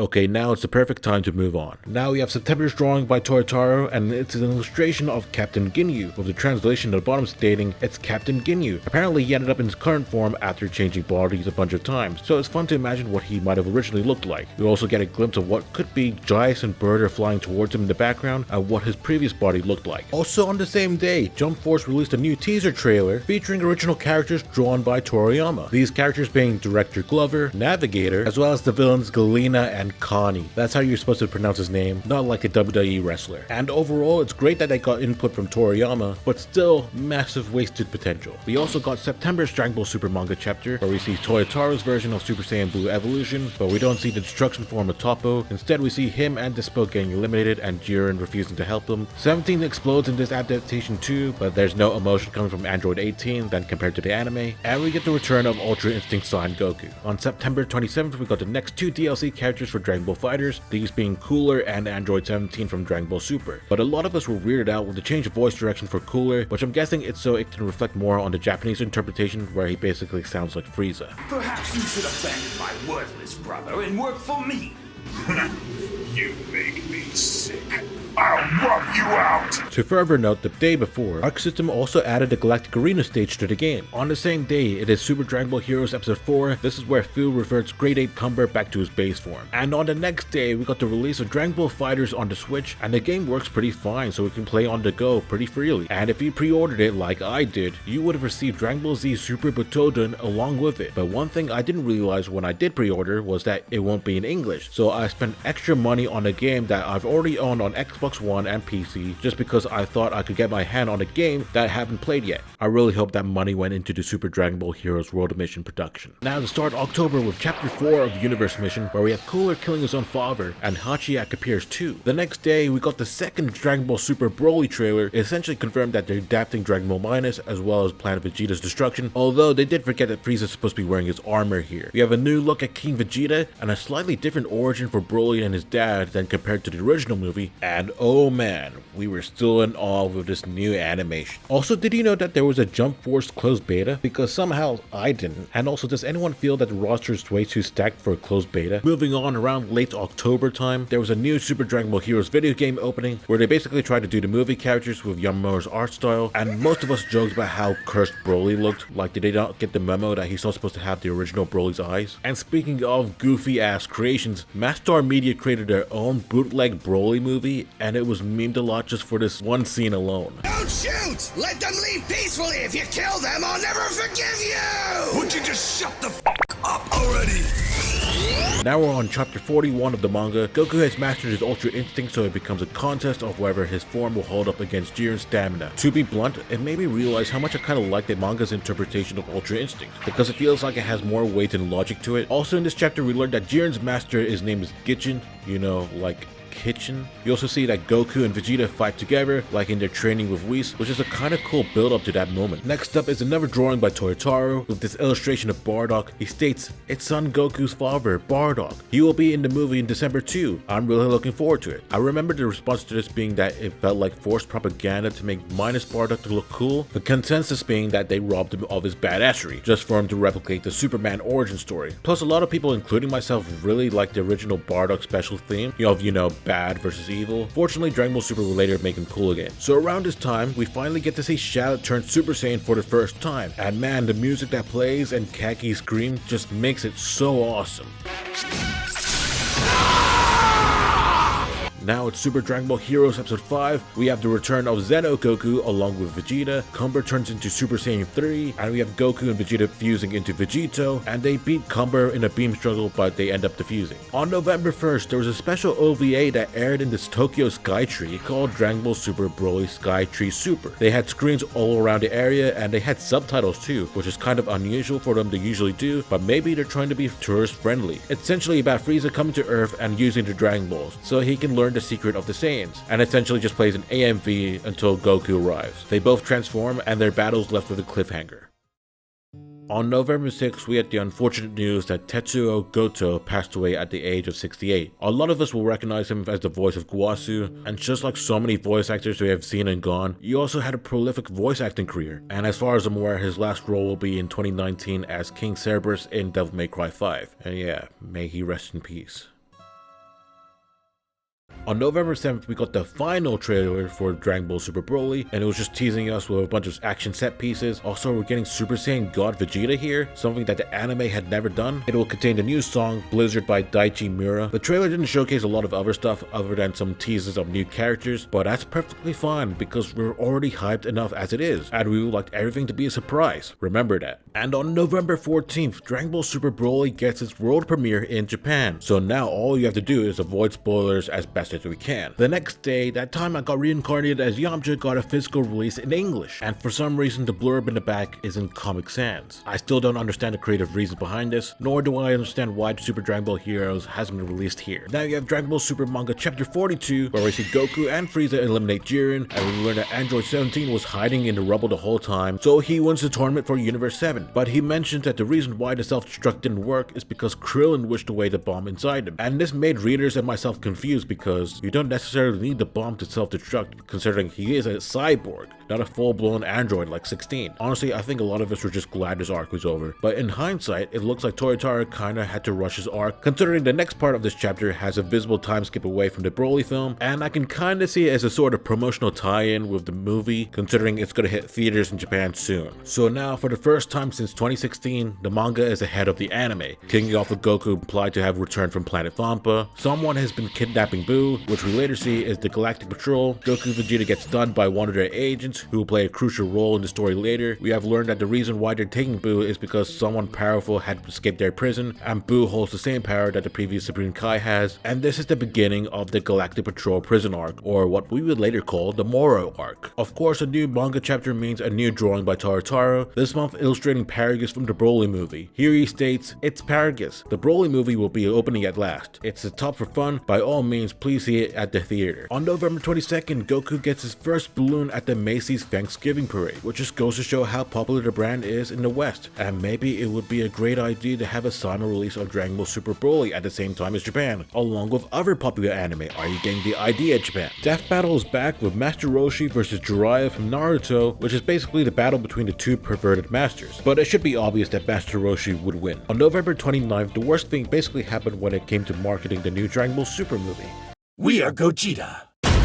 Which I cannot stress, this was the dumbest marketing decision that they ever done. This is like if Marvel was promoting Endgame and a month before the movie was released, they released another trailer and it contains the portal scene. You asked for this. It isn't even Bandai Namco's fault this time, but it's pretty cool that we got to see him again, in his base form no less. Now it's the final month of the year, and let's start things off with the book fair at Kinokuniya in Japan, in promotion for the new Dragon Ball Super Broly film. Starting from the 1st of this month to the 20th, there was a mini exhibit of the manga's art and a shop with exclusive items for sale. Anyone who received the January issue of Saikyo Jump would get a Broly sticker, and those who would buy any Dragon Ball comic or the January V Jump issue will receive a poster. But yeah, this was only in the Shinjuku branch, and around this time I was in Dubai, and I used to go to Kinokuniya there a lot, so you can say that I was in the right place at the right time, but in the wrong country. But it's where I get my Japanese Dragon Ball comics from. Now with Chapter 5 of Super Dragon Ball Heroes Universe Mission, there's Hachiyak versus Ozoto, which is, the battle between the two video game characters. Goku's using Ultra Instinct for the first time since the tournament, and we have classic Oolong saving the day by taking a wish away from Ozoto. On December 3rd, Jaden Smith released a music video called Goku. I would make fun of the lyrics, to be honest, but I recently heard about his charity, so I'm just gonna let him off this time. Keep up the good work, Jaden. Just lay off the Neo Yokio stuff. The next day we have Volume 8 of Dragon Ball Super, which of course comes with more corrections from Toriyama. Now fast forward to 9 days later, as it is the LA premiere of the English dub of Dragon Ball Super Broly, and my brain is reliving the frustration of having to wait another month or so for it to be released everywhere else. Like, I'm aware that there would be some competition if they were to release it in December 2018, but this was the prime time for movies to hit in theaters. Aquaman came out that month and it made $1 billion, and what's worse is that the next day is the theatrical release of this movie in Japan, and all this did was remind me of that I had to watch a cam copy of this film, and I wouldn't be surprised if so many have done it as well. And I'm still seeing anime studios making the same mistake, like with the new Demon Slayer film that was already out in Japan like a couple months ago, being released later for everywhere else, which is so weird because cinema culture isn't the same as it was 6 years ago. People have become way too comfortable watching and waiting for movies to be available for streaming, so I wouldn't be surprised if people pirated that new Demon Slayer film. Also, did you know that there was a novelization for Dragon Ball Super Broly? Apparently it covers the long war between King Cold's army and the Saiyans, but I wouldn't know much about it because it's not released in English. Also, there's these rock paper scissors TV promos for the film where viewers play rock paper scissors against Goku, Vegeta, Frieza, Bulma, or even Gogeta. And before he was in the thick of it, KSI and Randolph made a music video called Beerus. I would argue this is one of the songs that you can actually properly listen to. This was made when KSI was going through this phase of making songs based off of mythological gods. I recall he dyed his hair purple for this video, but the scene where he dunks himself in milk caused his hair to light it up. But I also remember this was when he was beefing with his brother. I honestly can't stand you.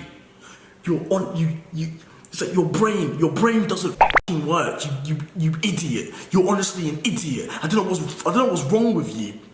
But your ego is pissing me off. The next day, there was these Dragon Ball Super Broly ice creams at J-World. I would say that this design is up there with the KFC French fries. And now we've got the last episode of the Dragon Ball Super dub with episode 91 of the series in the Universe 7 recruitment arc. On December 19th, we got Extra Pack 4 for Xenoverse 2. This would include Super Saiyan God, Super Saiyan Gogeta, and Dragon Ball Super's Broly. But what's interesting was that when you select Broly, he would say this. Hear me. You go near my father, you die. So for most of us, this was our first time learning that this version of Broly cares for his father. And now we're on chapter 43 of the manga, where we see a flashback of the Kais finding a mysterious person who is absorbing planets. The Kais beat him and send him to prison, and then we have it cut back to the present, where Vegeta is suspicious of Agent Mirs. And for those who didn't get to see the Broly film, this is where we learned that his full title is Prince Vegeta IV. Goku and Vegeta joined the Galactic Patrol, and they stop a heist, which honestly reminded me of the space heist from the Han Solo film. Goku does the spaceship window stare like in the Broly Broly film. And then we have Vegeta confronting Ancient Maris about his true strength because of how well he performed during that mission for someone in the Galactic Patrol. And the chapter ends with Goku trying to sense for Moro while he does an ominous stare back at him.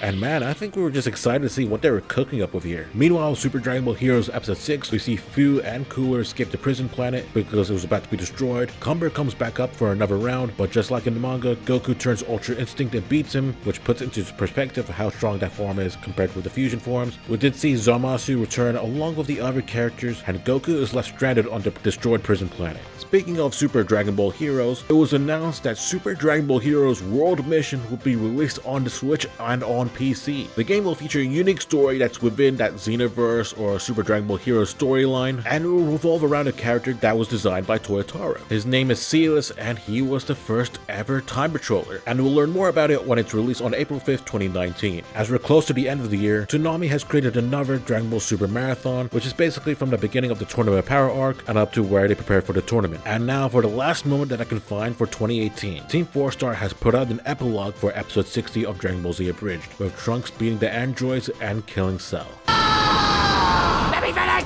Get out of my f***ing timeline!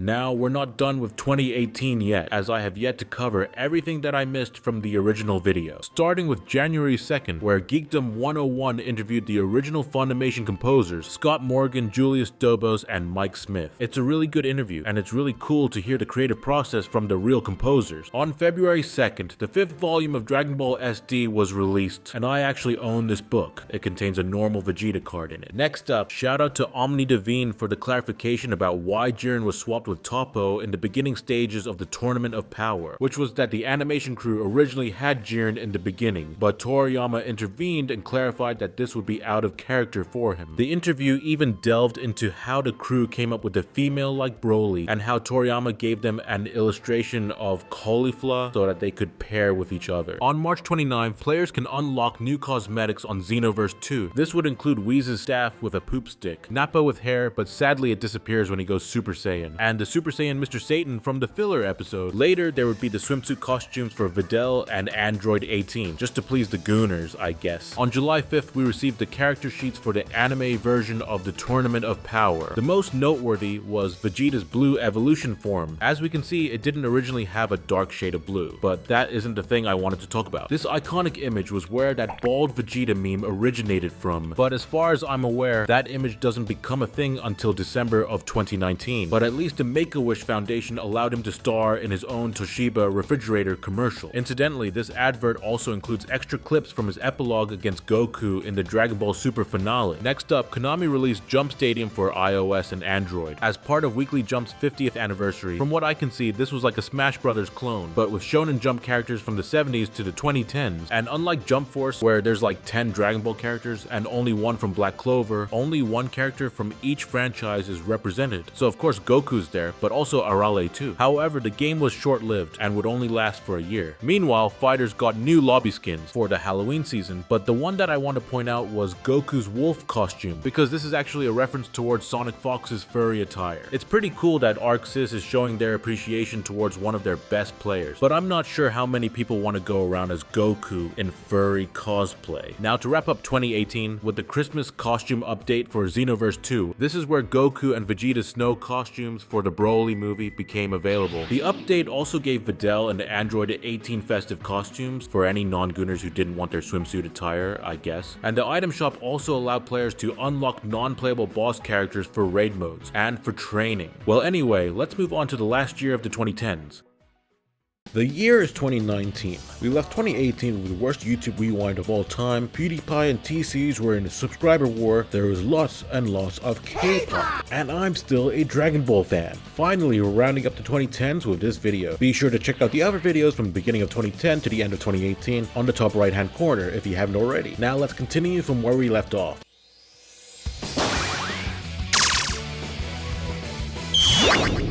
Let's kick things off with the Dragon Ball Super dub on episode 92, with Goku coming up with a plan to revive Frieza and Kappa recruiting Caulifla. And Super Dragon Ball Heroes is on episode 10, with the bad guys invading Universe 6. Vegeta and Trunks arrived there too. Reminder that this is Vegeta's first time in that universe. I don't think it's explicitly said that it is Planet Stala. You see that two of the bad guys, Kamen and Orin, are artificial tuffles like Baby. We have our first proper look at the main villain, Hearts, who's voiced by Takehiro Kayasu, mostly known for playing Dio in JoJo's Bizarre Adventure, and we learned that his goal is to defeat the Omni King. Meanwhile, Dragon Ball Super Broly was finally released everywhere else outside of Japan. According to Wikipedia, it's the first anime movie to be released in Bangladesh at theaters. Hell, it was the first anime movie that I've seen in a cinema, and I remember watching it after my January exams, and it made me realize how ethnically diverse the fandom is. Like, there wasn't just white fans, but also South Asians, Africans, etc. It was a real eye-opening experience. The movie itself was awesome, and it's my absolute favorite film from this franchise, but I think the theaters over in the US handed these Gogeta posters to the audience before they would even sit down and watch it. So imagine being a casual fan who's avoided all the trailers and whatever, just to be spoiled before the movie had even begun. But at least they had the option to watch it in IMAX over there, which apparently is the first ever anime film to be released in that type of setting in the US. Moving on, we got our first Toyotaro Try to Draw of the year, and it's King Cold. The caption states, "It's Frieza's father, King Cold the Great. He appears in the Broly movie too. I would like to see the forces he led in his era as well." And from January 18th to 20th, Jump Force had an open beta. Just like with the closed beta, I didn't realize this existed, and from the reviews I've seen, it seems kinda positive, but we'll talk about the full game in a bit. And now we got our first Dragon Ball Super chapter of the year. We get our first proper look at Moro, and also he's assisted by a former Frieza henchman, Cranberry, and they're in search of Planet Namek and the Dragon Balls. The new Saiyan patrolmen confront Moro, and we have Vegeta saving a Namek kid, which is pretty big character development from him, and then we have Vegeta fighting Moro, and it ends with a cliffhanger of Moro teasing his true strength. Oddly enough, we have another Toyotaro Try to Draw, probably to make up for the one that he had missed out on December, this time featuring Bardock Squad. The text bubbles say, "There's been an order to return home, so Bardock and I are headed back to Planet Vegeta. What about you guys? A return home order? Wait just a minute, we haven't heard anything of the sort." Heh heh heh.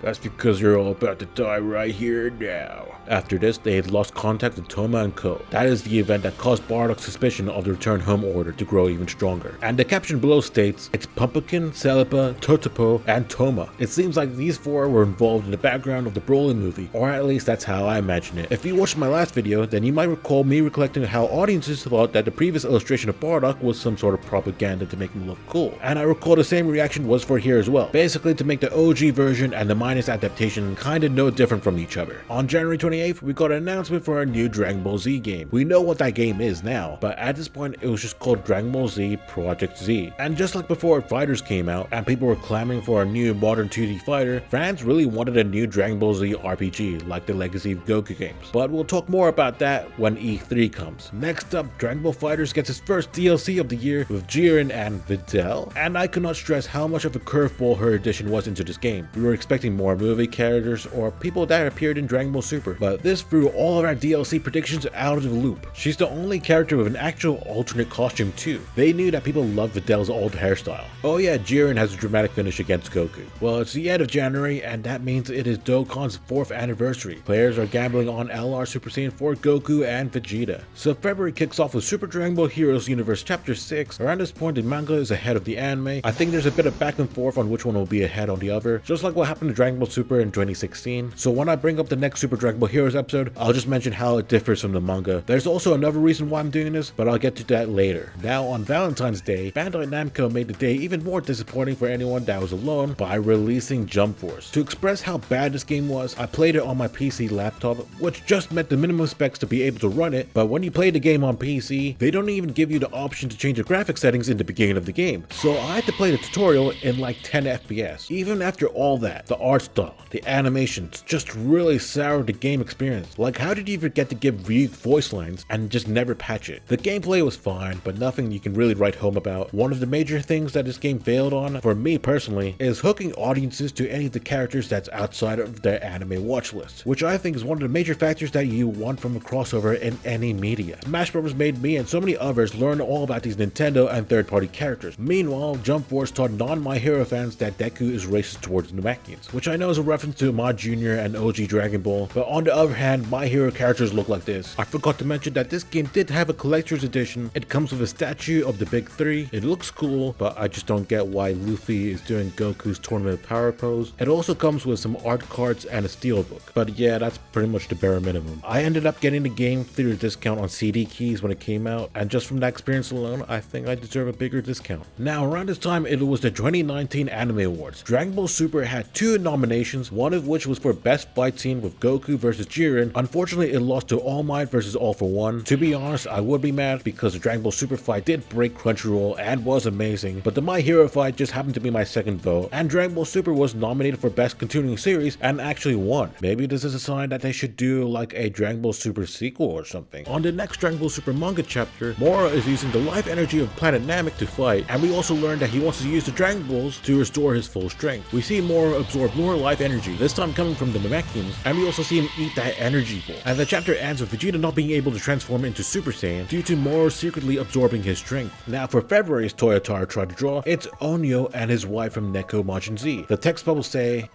a planet just exploded. It couldn't possibly be Planet Vegeta, could it? Onyo dear, let's not worry about that. Instead, let's go find a planet that we can make into a vacation home. The description below states, it's Onyo who appears in Neko Majin. I went and imagined him being involved with Broly movie, including animation and spin-offs. The Saiyans who survived that day are Goku, Vegeta, Nappa, Raditz, Broly, Paragus, then Tarbo and Turles. And furthermore, Onyo must have survived. Next up is Super Dragon Ball Heroes Episode 8, where we see Kamen and Orin possess Khalifa and Kale. This is where we got that out of context shot that appeared in too many gifs on Twitter. In the manga, after they were freed from them, they fused into Kefla. We got Hearts revealing the Universe Seed, which is the MacGuffin for this arc. Hearts withdraws Zamasu in the anime, but in the manga we see him fight Hit. Another difference from the manga is that Zamasu pulls a bitch move and stabs Hit while he was not looking. But both stories have the same ending, where Hearts was able to read Hit's mind and learn who the strongest mortal across the Omniverse is, and then set course to that universe. The episode ends with a reveal of Goku having survived the prison planet and is wearing the Grand Priest's clothes and secretly being trained by him. This wasn't much of a big reveal because the manga had spoiled it earlier that month. On March 1st, Dragon Ball Super Broly was nominated for the 42nd Japan Academy Film Prize in the Animation of the Year category, but it lost to Mirai. 6 days later, we got Super Dragon Ball Heroes Episode 9, where we have Trunks and Vegeta arriving in Universe 11. Orin possesses Vegeta's body, so it's like Dragon Ball Super's version of baby Vegeta. The battle between Jiren and Cumber is put on a pause, so Hearts can send him to Universe 3. In the manga version, Toppo actually fights Cumber in his Hakaishin form, and then Goku arrives using Ultra Instinct Omen and separates Vegeta from Orin. In the manga's version, we see him use Super Saiyan God and Blue, and Vegeta willfully disconnects from Orin. On March 12th, we got a first look at what is technically the first LF in Dragon Ball Legends, with LF Super Saiyan 2 Gohan. I say technically because a later update would turn the first Beerus unit into an LF, but damn, the animation for this finisher was so good that I think it prompted Dokkan to update their LR Gohan. Later on, KSI revealed his Beerus chain. It's worth 500 grand. I think it looks absolutely awesome, but I do remember KSI mentioning that he regretted spending so much on it. In that case, JJ, if you're watching this and haven't seen any of my previous videos, then I'll humbly trade my Naruto Goku card for your chain. It'll make Logan Paul's Charizard card look bad in comparison. The next day, Xenoverse 2 added a photo mode feature to the game, and it honestly became a lifesaver for thumbnail artists and some storytellers. Next, we have March's Dragon Ball Super chapter, where we see Moro eating Vegeta's Gallic gun. Vegeta and Goku get brutally beaten by him, and their energies were able to restore Moro's strength. But we see Majin Buu is awake, and the Saiyans have survived and are being tended by the Namekian kid. And the chapter ends with the Namekians using the assimilation merge technique to try and beat Moro, which reminded us of Gast from Dragon Ball Multiverse. Except he dies brutally to Moro. And for this month's Toyotaro tried to draw, it's a new Super Dragon Ball Heroes World Mission character, Sealess. In the caption it states, this is Sealess. He's the boss character in Super Dragon Ball Heroes World Mission on the Nintendo Switch. I'm looking forward to playing it too. And now it is April Fool's season. Dokkan has changed up their game into this retro mode where you can unlock a retro Goku and Vegeta. And I think the assets used are from Dragon Ball Z Legendary Super Warriors for the Game Boy Color. Meanwhile, Dragon Ball Legends celebrates their April Fools with the Nappa Everyday event, where there's a ticket banner dedicated to Nappa and the Cybermen. We also got a tiny late April Fools from Team 4-Star. Instead of getting the Kai Bridge for the Cell Saga, we got episode 2.9, where they properly abridged the Garlic Jr. Saga. Mr. Popo leaves it lying around.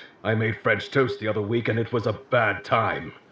Well, at first it was a really good time, very productive day, but then it wasn't.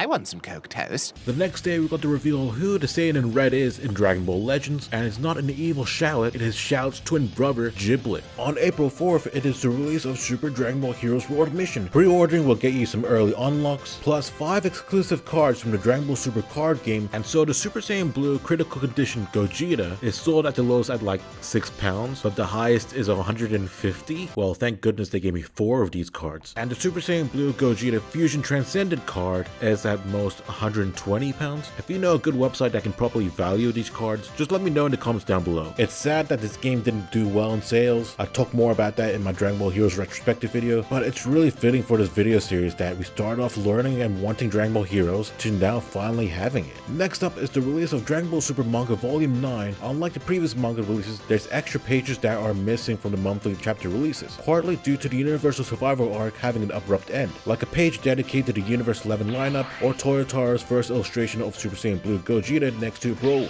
and some page alterations like the Xenos reaction being added, or even when Gohan was inserted with the rest of Universe 7 when they leave the tournament. The fact that Toyotaro forgot about him just kind of further proves my point that he did have to rush that arc. Next up is the return of the Super Dragon Ball Heroes Dark Demon Realm Mission manga. Yes, this is back, and you might be confused considering there's still the Universe Mission manga still going on. I didn't realize it until I looked at the dates at the Kanzenshuu website that the mangaka Nagayama Yoshitaka was pulling double duty by releasing a chapter of Universe Mission along with a chapter of Dark Demon Realm Mission. Demon Realm Mission is back with chapter 12. Vegeta finally got his forehead reduction surgery. We see that the Elder Kai is part of the Time Patrol, like in Xenoverse 2. It seems that Dabigra is plotting something, and the Time Patrol is in the GT timeline where Super Saiyan 4 Gogeta appears. The GT characters are attacking the protagonist. Towa and Dabura return with a new look, along with a creature that's reminiscent of Kid Buu. Unlike in Xenoverse 1, Dabigra and his army defend the patrollers. We also see Xeno Gogeta appear in base form, transforming into Super Saiyan 4, and the chapter ends with Finn, the Kid Buu creature, absorbing the Super Saiyan 4 Gogeta from the GT timeline. And now Dragon Ball Super Broly has its first home media release, starting with the US, and let me just say, they have messed up pretty badly. And I feel sorry for anyone that lives over there and bought the Blu-ray and DVD, because your versions are covered with a green tint. You would think this is Toei's doing. After all, they did pass off the Buu saga of Dragon Ball Kai with green pee all over it. But no, every copy outside of the US is basically fine. All the other countries will get their Blu-rays later on, and very oddly Japan's would come out all the way in June. I guess it goes to show that patience is its own reward. Moving on, it is Super Dragon Ball Heroes episode 10. Kamen and Orin fuse with each other, and it kind of looks like a Colgate mascot. Goku beats them anyway, but then they get attacked by Hearts through the power of the Universe Seed. The attack sprouts a new character called Lags, who basically beats Goku, and this forces Vegeta to go transform into Super Saiyan Blue Evolution. Now, meanwhile, in Dragon Ball Super Manga chapter 47, we see that Moro can detect the Dragon Balls as he scours to find them in Planet Namek, and we have a section dedicated to Vegeta asking Elder Mori what his people think about him and his past actions with their species, which was another sign of growth from him. Both him and Goku are barely ready to face Moro off until Agent Maris appears, subdues Moro, and gets Buu out of the ship. We learn that the Galactic Patrol used hypnosis to get Buu's memories back, and it seems like Buu has a fighting chance against Moro. And for April's Toyotaro tried draw, it is the Great Saiyan Man. The artist statement says, "It's the Great Saiyan Man. Recently, he's more commonly shown up wearing sunglasses, but I love his helmet look too, so I'd like to see him play a part looking like this as well." On April 27th, it was confirmed by Damian Mills that the late great Chris Ayres would be reprising his role as Frieza. If you weren't aware, in November 2017, Ayres was diagnosed with end-stage chronic obstructive pulmonary disease. This would mean that he would have to take a pause on voice acting, so his understudy, Damian Mills, would take over the role. And tragically, the pulmonary disease would take his life a couple years later. But the fact that he was able to come back as a character for the series, and I even forgot to mention that he did come back for Dragon Ball Super Broly, and he was absolutely iconic throughout. And I don't know what else to say other than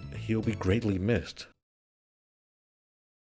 On May 2nd, Super Dragon Ball Heroes Universe Mission gets its first volume release, as well as the Dragon Ball Super Broly anime comic. It even contains a Q&A from Akira Toriyama. A few days later, there's the 30th anniversary Dragon Ball Z Blu-ray collection, and if you know anything about the English releases of OG Dragon Ball or Dragon Ball Z, then you may know they always come with an asterisk. So remember when I said that we got the last update for the Dragon Ball full color manga last year? Well, I had forgotten that I took note of another tweet that came a year later from Viz Media, and it basically is the same thing thing as last time. Yeah, they're not releasing that anytime soon. Oh hey look, it's Goku Day, and we actually have something. It's Super Dragon Ball Heroes episode 11. At least it's something. We have Vegeta beating Kami Oren, and Jiren's the one beating Zamasu's ass. Hearts was about to defeat them all, but until the Supreme Kai comes in and teleports all of them away. Hearts regroups his team while trapping Jiren in one of his cubes, and the episode ends with Fu in a new laboratory, and Cooler is in his metal form, but he has a black eye. Also on Goku Day, it is the release of GT Goku in Dragon Ball FighterZ. As expected, he was going to fight with his Parapole, but also kind of predicted was that Super Saiyan 4 would only be his ultimate move, but still cool nonetheless. A couple days later, the Dragon Ball Super dub is on episode 110, and this is of course the Ultra Instinct episode. They didn't release it as a two-parter like what Japan did, but there was one big problem. Fans noticed that there were frame rate drops with this episode along with others. This is very annoyingly due to a thing called the Harding test, which is supposed to prevent any epilepsy-inducing frames. But the big problem with this, other than it looking bad, was that the original episodes were released totally normal to the West, and there were no complaints of epilepsy. So why fix something that wasn't already broken? Well, anyway, I heard that the Blu-ray for these episodes are normal at least. Another big complaint was the English version of Kakakaji Daze. It just sounded very vocally different from the original. I'm not a big music expert, but the best way I could describe it is like a pop cover of a rock song, and I mean that with no malice towards the singer. One last thing I'll note of this episode, the transformation is called Autonomous Ultra Instinct, rather than just Ultra Instinct. This is mainly due to them matching the lip movements, because the full Japanese name is Megati no Gokui, so this was a necessary change. Now it's May 21st, and the Dragon Ball Super manga is on chapter 48. Boo is beating up Moro like a gag manga character. We see Cranberry use a mind control device on Eska to summon Purunga. He uses the first wish to heal himself, the second wish to give to Moro so that he can recover his full magic power, and before Cranberry could make his third wish, Moro ends up killing it, and the last wishes remain a mystery. Boo ends up restoring Eska, Goku, and Vegeta's energy, and we have the return of the Grand Supreme Kai, and the episode ends with them teleporting to where Moro is. And now we have another Toyotar tried to draw, featuring a bruised up Nail. The description says, "It's Nail. If he hadn't been defeated by Frieza and then merged with Piccolo, he might still be living peacefully on New Namek. He may very well be the single greatest sacrifice." And around this time, Jump Force released a new DLC character, and it's All Might. This is only Dragon Ball related because All Might gets to fight Goku in the story. And from the 24th to the 26th, it is the Dragon Ball FighterZ Combo Breaker Tournament, with the winner being Go-1. On the 26th, we got Torrent Souls vs Xenoverse 2 Machinima of Goku vs Kakarot. If you don't know who they are, they're one of the people in the Xenoverse 2 community that create what-if videos around the Dragon Ball franchise using gameplay from the Dragon Ball games, which is Machinima, and I have a whole other video talking about it. And this was one of the earliest examples of these fanfics that I remember using the photo mode feature, and this would lead to the creator's animated story, Dragon Ball Taiyu. On May 30th, Akira Toriyama would receive knighthood by the French embassy, but because Toriyama was a very reserved person, he didn't attend the ceremony. In his place was Akio Iyoku, and he gave some kind words on his behalf. So is he technically Sir Akira Toriyama? On the 31st, it is Dragon Ball Legends' first anniversary. There's a timed exclusive event featuring the newly debuted Super Saiyan Blue Goku and Vegeta taking on the LF Super Vegito. Meanwhile, in Legends' story, Charlotte turns Super Saiyan 2 for the first time, while Kappa achieves Super Saiyan next to him. And now to kick off June 1st, we have the 13th chapter for Super Dragon Ball Heroes Dark Demon Realm mission. We see that Finn one-shots Omega Shenron, which causes Finn and Xeno Gogeta to fight. We see Rebel, who's like one of Demigra's underlings, recreates the Blood Sways machine so she can transform Gohan into Super Saiyan 4. And thus we have the team up of the Super Saiyan 4 Gohan and Gogeta. Nevertheless, it's revealed that GT Gogeta was toying with Finn to see how strong his power would be against Xeno Gogeta. Demigra is about to kill Dabura, but he's put on pause by a mind-controlled Kronoa. Afterwards, we see the erasure of the GT timeline. However, it seems like Pan survived. On June 4th, Viz Media releases the Dragon Ball and Dragon Ball Z manga box sets, which is probably a way to distract people from the fact that they'll never release the rest of the full color volume. But I still recommend people to read the manga. And oh boy, it's E3 season, and this is where we learned that Dragon Ball Z Project Z's real name is Dragon Ball Z Kakarot. At this point, it's been long enough for Bandai Namco to retell the Dragon Ball Z story, especially how Dragon Ball Super garnered a new audience. By the way, did anyone know that there's a Nickelodeon Latin American Awards? This was my first time learning about it during the making of this video, and Dragon Ball Super was nominated for Favorite Animated Series, but it lost to Bob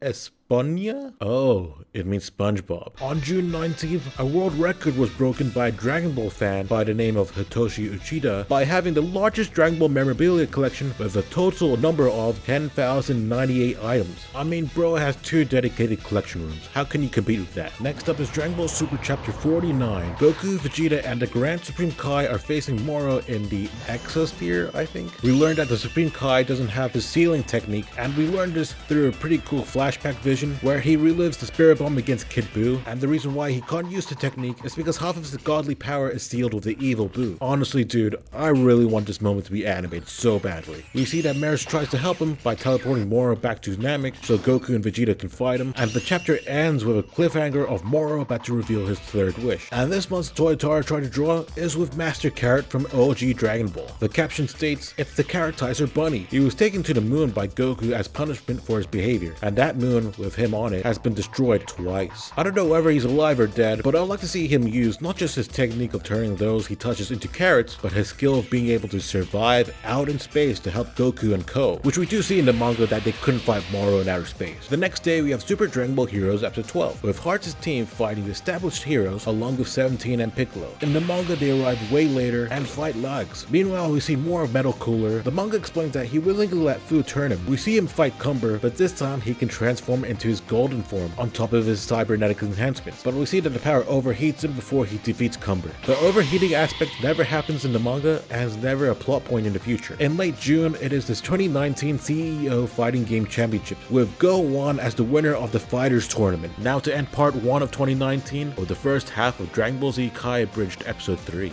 I'm gonna be the greenest Goku ever! Fuck you, Kakarot! Kill yourself! God, you're such a deep character. Fuck me! The year is still 2019. We left the first half of the Avengers coming back. Sonic almost looked like this. We also got our first photo of a black hole. And I'm still a Dragon Ball fan. Yep, finally, we're gonna finish off Dragon Ball in the 2010s. If you're new here, why are you on part 2? But don't worry, there's a whole playlist on the top right hand corner so you can catch up. Now to finally finish off this decade.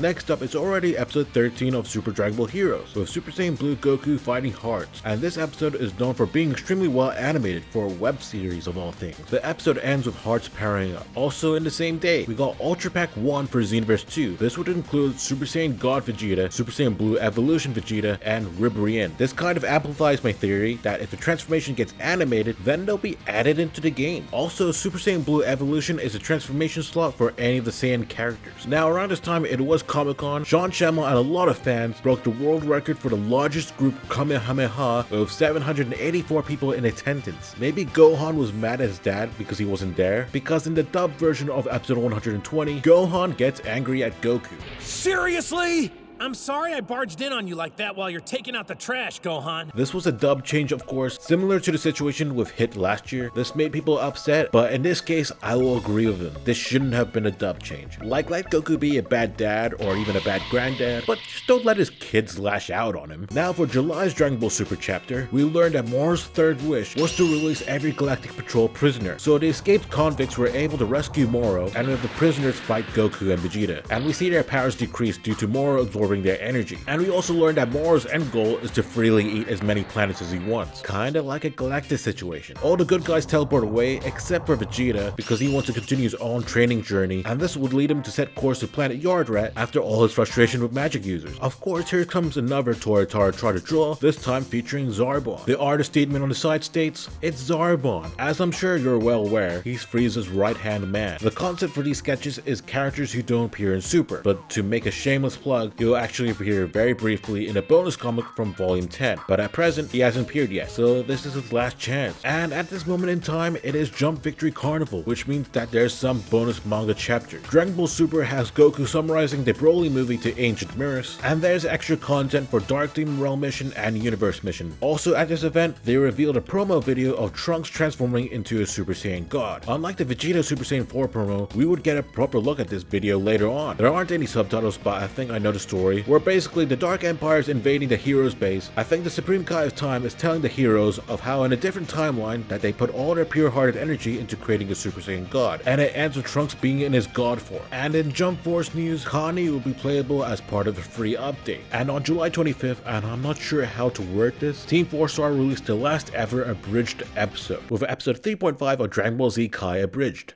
You ate my girlfriend!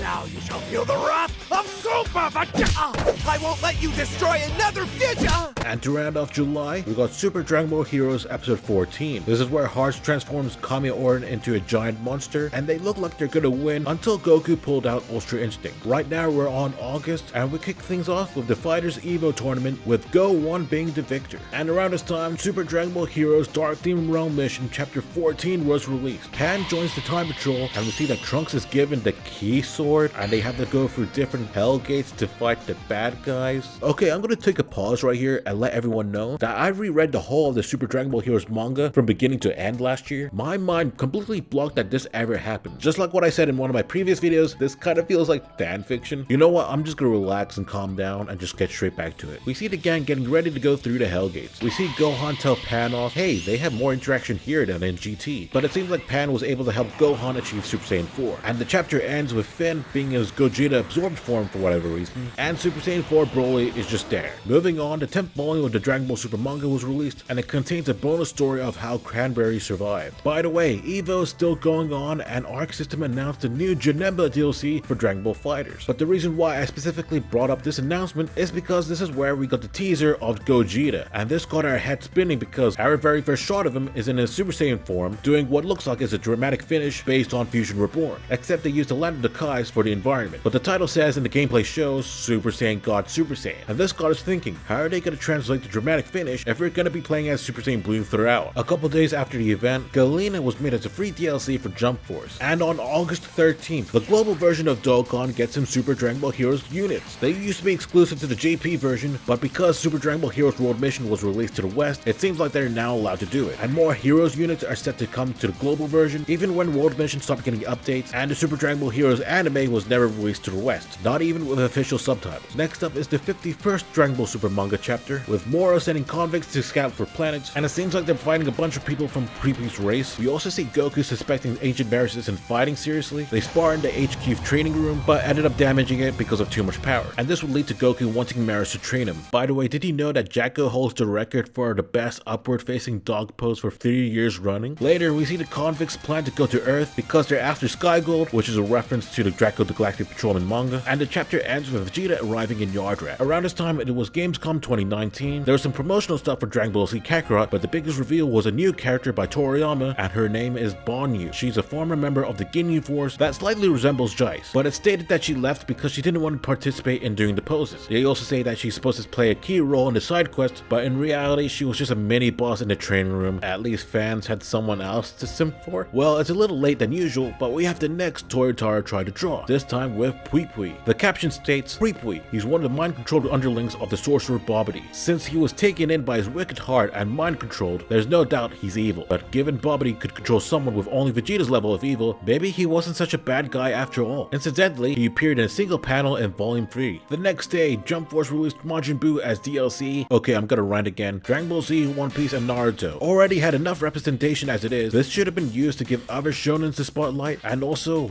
why Majin Buu? No Goku Black, Dragon Ball Super Broly, Jiren, etc. Buu does come with an extra story, but it's weird watching the non-voice line cutscenes with no audio cues from the characters. Why make a game look realistic, but ruin the immersion with every chance you get? Also, Bakugo from My Hero was released as a DLC, and in his story, he gets to spar with Goku and Vegeta. So one thing that I forgot to mention last year was the Dragon Ball Super Toshiba crossover with Toshiba's Vegeta Refrigerator. Try saying that 10 times. Well, they made another commercial with Vegeta eating food with his family. Around the end of August, there was an audio leak that contained some unorthodox voice lines from the Funimation voice actors. You might have seen the memes where it kind of sounds like this. I do have one more request. It has to do with our training regime. Will you guys suck me off until I come all over your faces? Especially that bitch on the right. God damn, are you trying to keep that bitch happy? My Popo knows how to handle balls. He collected all the balls last time. No way! Let me have some of that. Hey, look at those ass clothes. But let me clear up some misconceptions because I wasn't aware of the full details until I was researching for this video. The audio didn't come from Dragon Ball Z Kai or the Dragon Ball Super dub or even from Team 4-Star. For some reason people were speculating that. It came from the original Dragon Ball Z dub. Giveaways can be heard from some of the clips where they use the Falconer score in the background, but how did this get leaked exactly? These theories come from Derek Padula of the DAO of DragonBall.com. One of them being that an audio mixer that used to work for the company kept the audio and just uploaded it online, and it's been around since 2003, possibly 2007 at the latest, and maybe not many people were aware of it, and the people who were didn't make a big deal out of it, but then was put out on display as a defense for Vic Mignogna. And the second theory was that it was put on a DVD, and the Funimation crew had a party at a Bennigan's restaurant, but they had accidentally left the DVD, and somebody from the restaurant took it. In the voice acting industry, voice lines like these are called vocal bombs, where the voice actor says stuff in character, but to then ad-lib and say stuff out of character. Unfortunately, the time around then, the offensive language that was used was kind of common in the 2000s. This is not me defending it, but just pointing out that it was just true. It did make up for some good meme material anyway. It's September, and time to kick things off with Super Dragon Ball Heroes Episode 15. Goku uses Mastered Ultra Instinct and kills Kame Oren. In the manga, they were beaten by Jiren, and it's stated that they were jailed afterwards. The universe seed is fully charged, Hearts absorbs it and turns into this pseudo Omega Shenron type of thing. On the 16th, we got an update on TFS's next abridged project. Now, we've been working on this script for quite a bit, going through a bunch of different processes until we realized Bojack sucks flaccid dick. We decided to discard it, if only to make sure that we're not giving you a product that we genuinely don't enjoy putting out ourselves and will most certainly show through in the final project. In the same video, Lanny announces their new animated series, Dragon Shorts. What do you mean you called his uncle? You don't have a brother. Vegeta! No!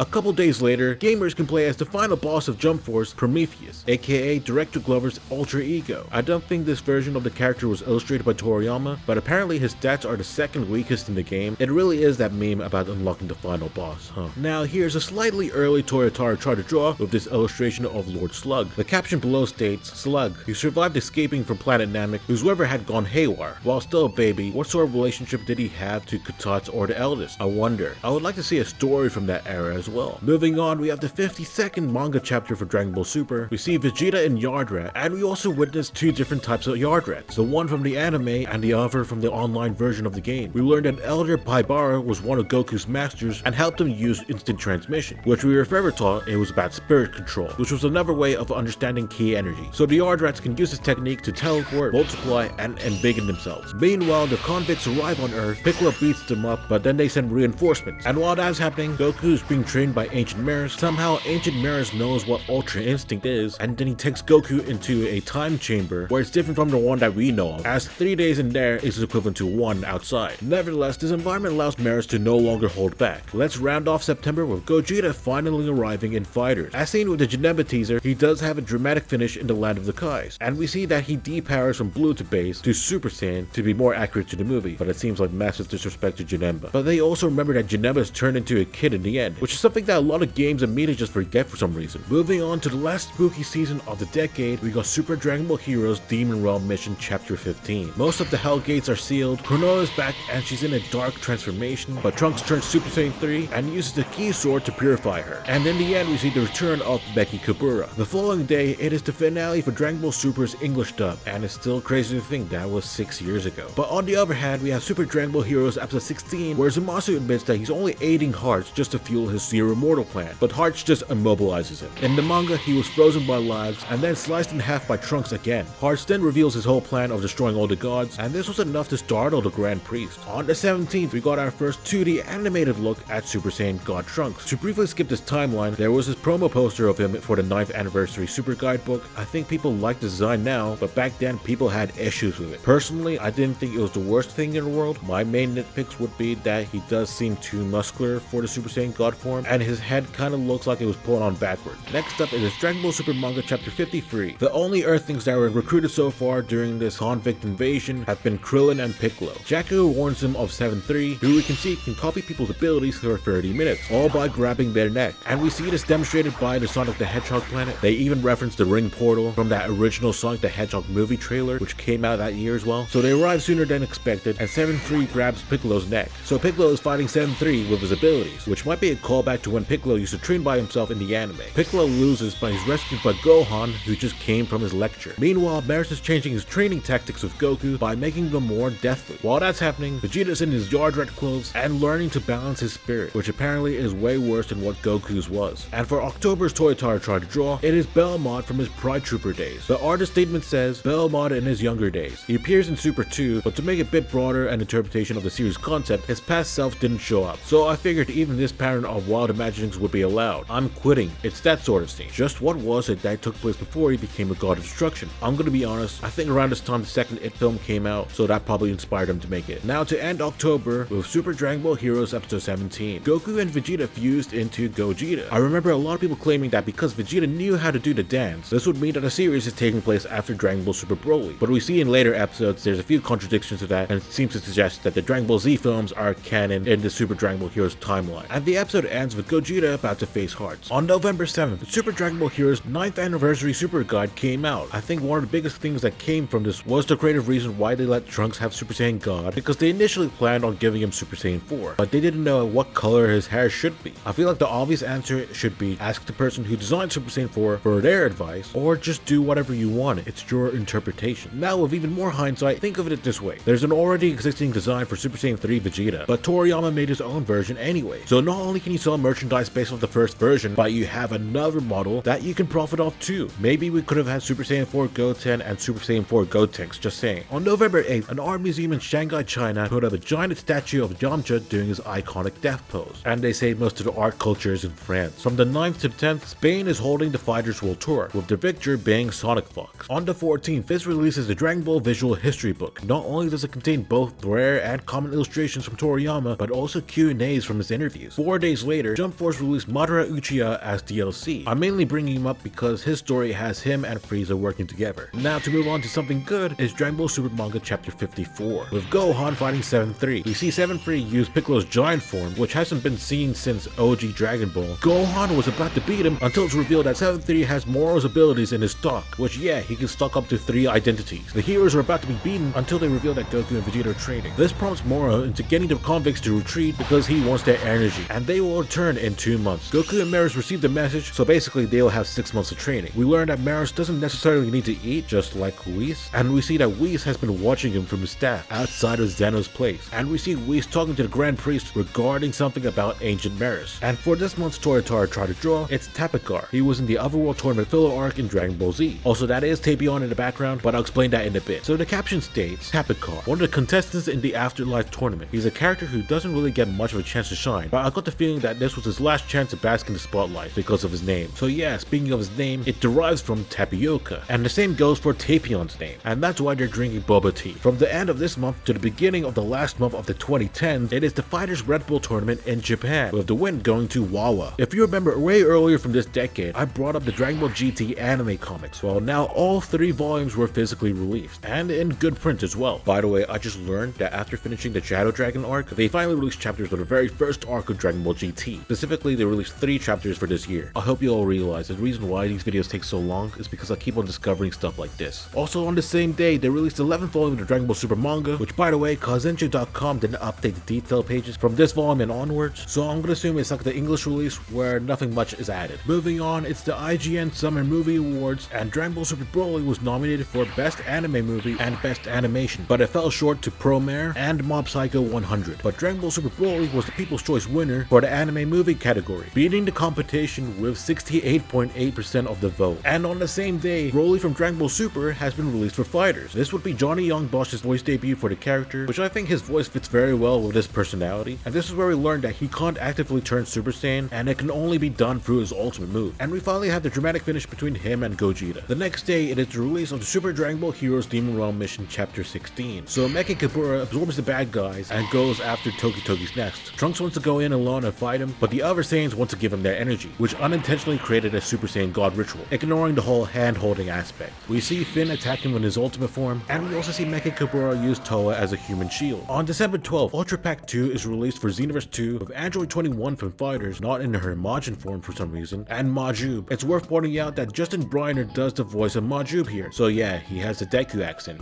Goku! Let me show you how hard I've trained! Also around this time, there were gifts from the TB Metal Shop to give to Goku and Oob so that they can wear their End of Z clothes, and doing this will unlock a bonus story where it's meant to pay homage to the End of Z story, along with your OC with them. And we have the Supreme Kai saying this. Goku, his friends, and Time Patrollers have done their part to bring order back to history. With peace restored, Dragon Ball Xenoverse 2 comes to an end. While I'm sure there's trouble out there waiting to rear its ugly head, I'm sure that we'll overcome it. I just know it. After all, we've got dedicated Time Patrollers like yourself to help us through.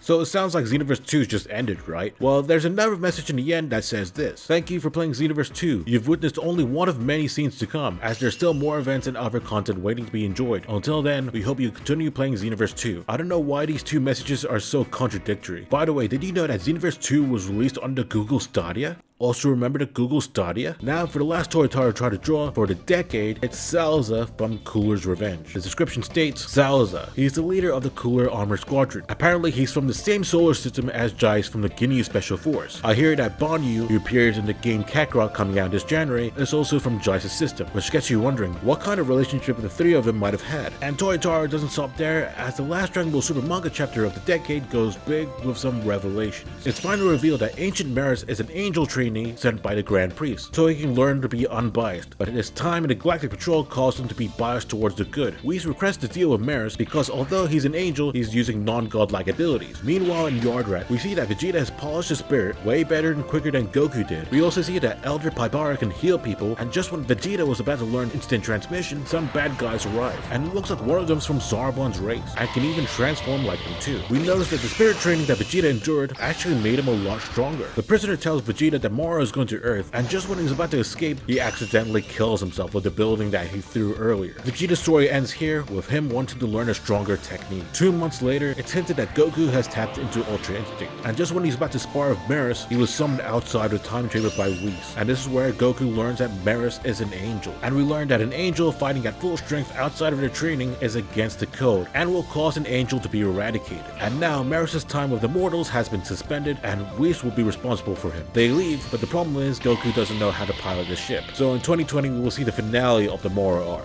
Now we got the last Super Dragon Ball Heroes episode of the year, or I can even say the last Dragon Ball episode of the 2010s, with Gogeta fighting Hearts, with Hearts using his power from the Universe Sea to pull out a gigantic meteor and land it on Earth, which we see in the manga is because all the scared mortals on Earth basically triggered him, due to them not understanding his vision, so he tries to do a Thanos from Endgame, which ironically the next chapter in the manga is called The Endgame, and we're left with a cliffhanger of Gogeta facing it head on. Finally, the last thing of note for Dragon Ball in 2019, and the 2010s in general, it was reported that Dragon Ball Super was the most watched anime of the decade in North America and most watched overall in South America, which I want to add, an anime that ran from middle of 2015 to early 2018 was able to catch up with the likes of Naruto and One Piece, which just goes to show how much this franchise and community has plenty of energy. Honestly, I had written a whole rant about this, but I don't want to leave this video on a bitter note, because this journey has taught me, and maybe for you as well, that even with no official product, the Dragon Ball community will be there. Even right now, while I'm recording this in 2025, where content still feels kind of bleak, we'll keep the franchise alive, not through life support, but through our spirit. And thus, I want to say to everyone that I mentioned in this video and in previous videos, to everyone that liked, commented, and subscribed to see more of this journey, and even the big man himself who created this franchise, as well as created a butterfly effect of stuff that came afterwards, honestly, a giant thank you. Toriyama's passing inspired me to take on this series, learning that he gambled on himself to make manga, and maybe wanted to gamble on myself to make these long form videos. And so not only did my subscriber amount increase,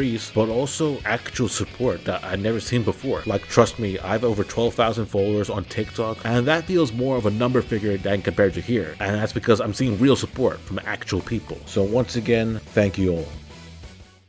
Now it's finally time for the last things that I missed segment. Like, did you know that there was another Dragon Ball online game called Dragon Ball Time and Space Legend? This is another game that for some reason was not talked about and doesn't have any sort of fan wiki page. I believe it was only released in China, but was scrapped in early 2021. But just like with Dragon Ball Online, fans are trying to recreate the game for English-speaking audiences. And let's hope it goes just as well as Ultimate Dragon Ball Online. Next up, MatPat hopped on the meme bandwagon to analyze Ultra Ultra Instinct Shaggy's power level. Spoilers, it's not very high. On May 10th, the Dragon Ball New Age fan manga was re-released again, but under the Definitive Edition title, and sure enough, the art quality has improved since the previous iterations. Moving on to June 4th, with Dragon Ball SD releasing its last book of the decade with the 6th volume. Also in the same month, a new Heroes opening came out, featuring Gogeta Super Saiyan 4 using Kaioken. I'm not sure why we haven't seen that technique used with this form in the series. Next up, shout out to Mr. F-N7T for reminding me that the Power Rangers comic recreated the Dragon Ball Super Broly poster, but what I wasn't aware of was that it sparked some controversy within the community, claiming that the Power Rangers artist had plagiarized the poster. However, this was supposedly debunked by Shintani, who was aware of it being a tribute to the Broly movie. I can't lie, this sounds like some forced drama that was made on Twitter. Now, the last thing that is of note for 2019 was when Dragon Ball had a collaboration with Live Damn AI in creating a karaoke thing. So basically, a high-end bar in Japan would have the Dragon Ball Karaoke Tenkaichi singing concert, and I guess you have to compete with a friend, or maybe even an AI in out-singing each other. Also, there's a screen displaying the person you're playing as with actual animated footage, along with their health bars. And that is it for 2019, along with the 2010s, and now a final message explaining what's going to happen next.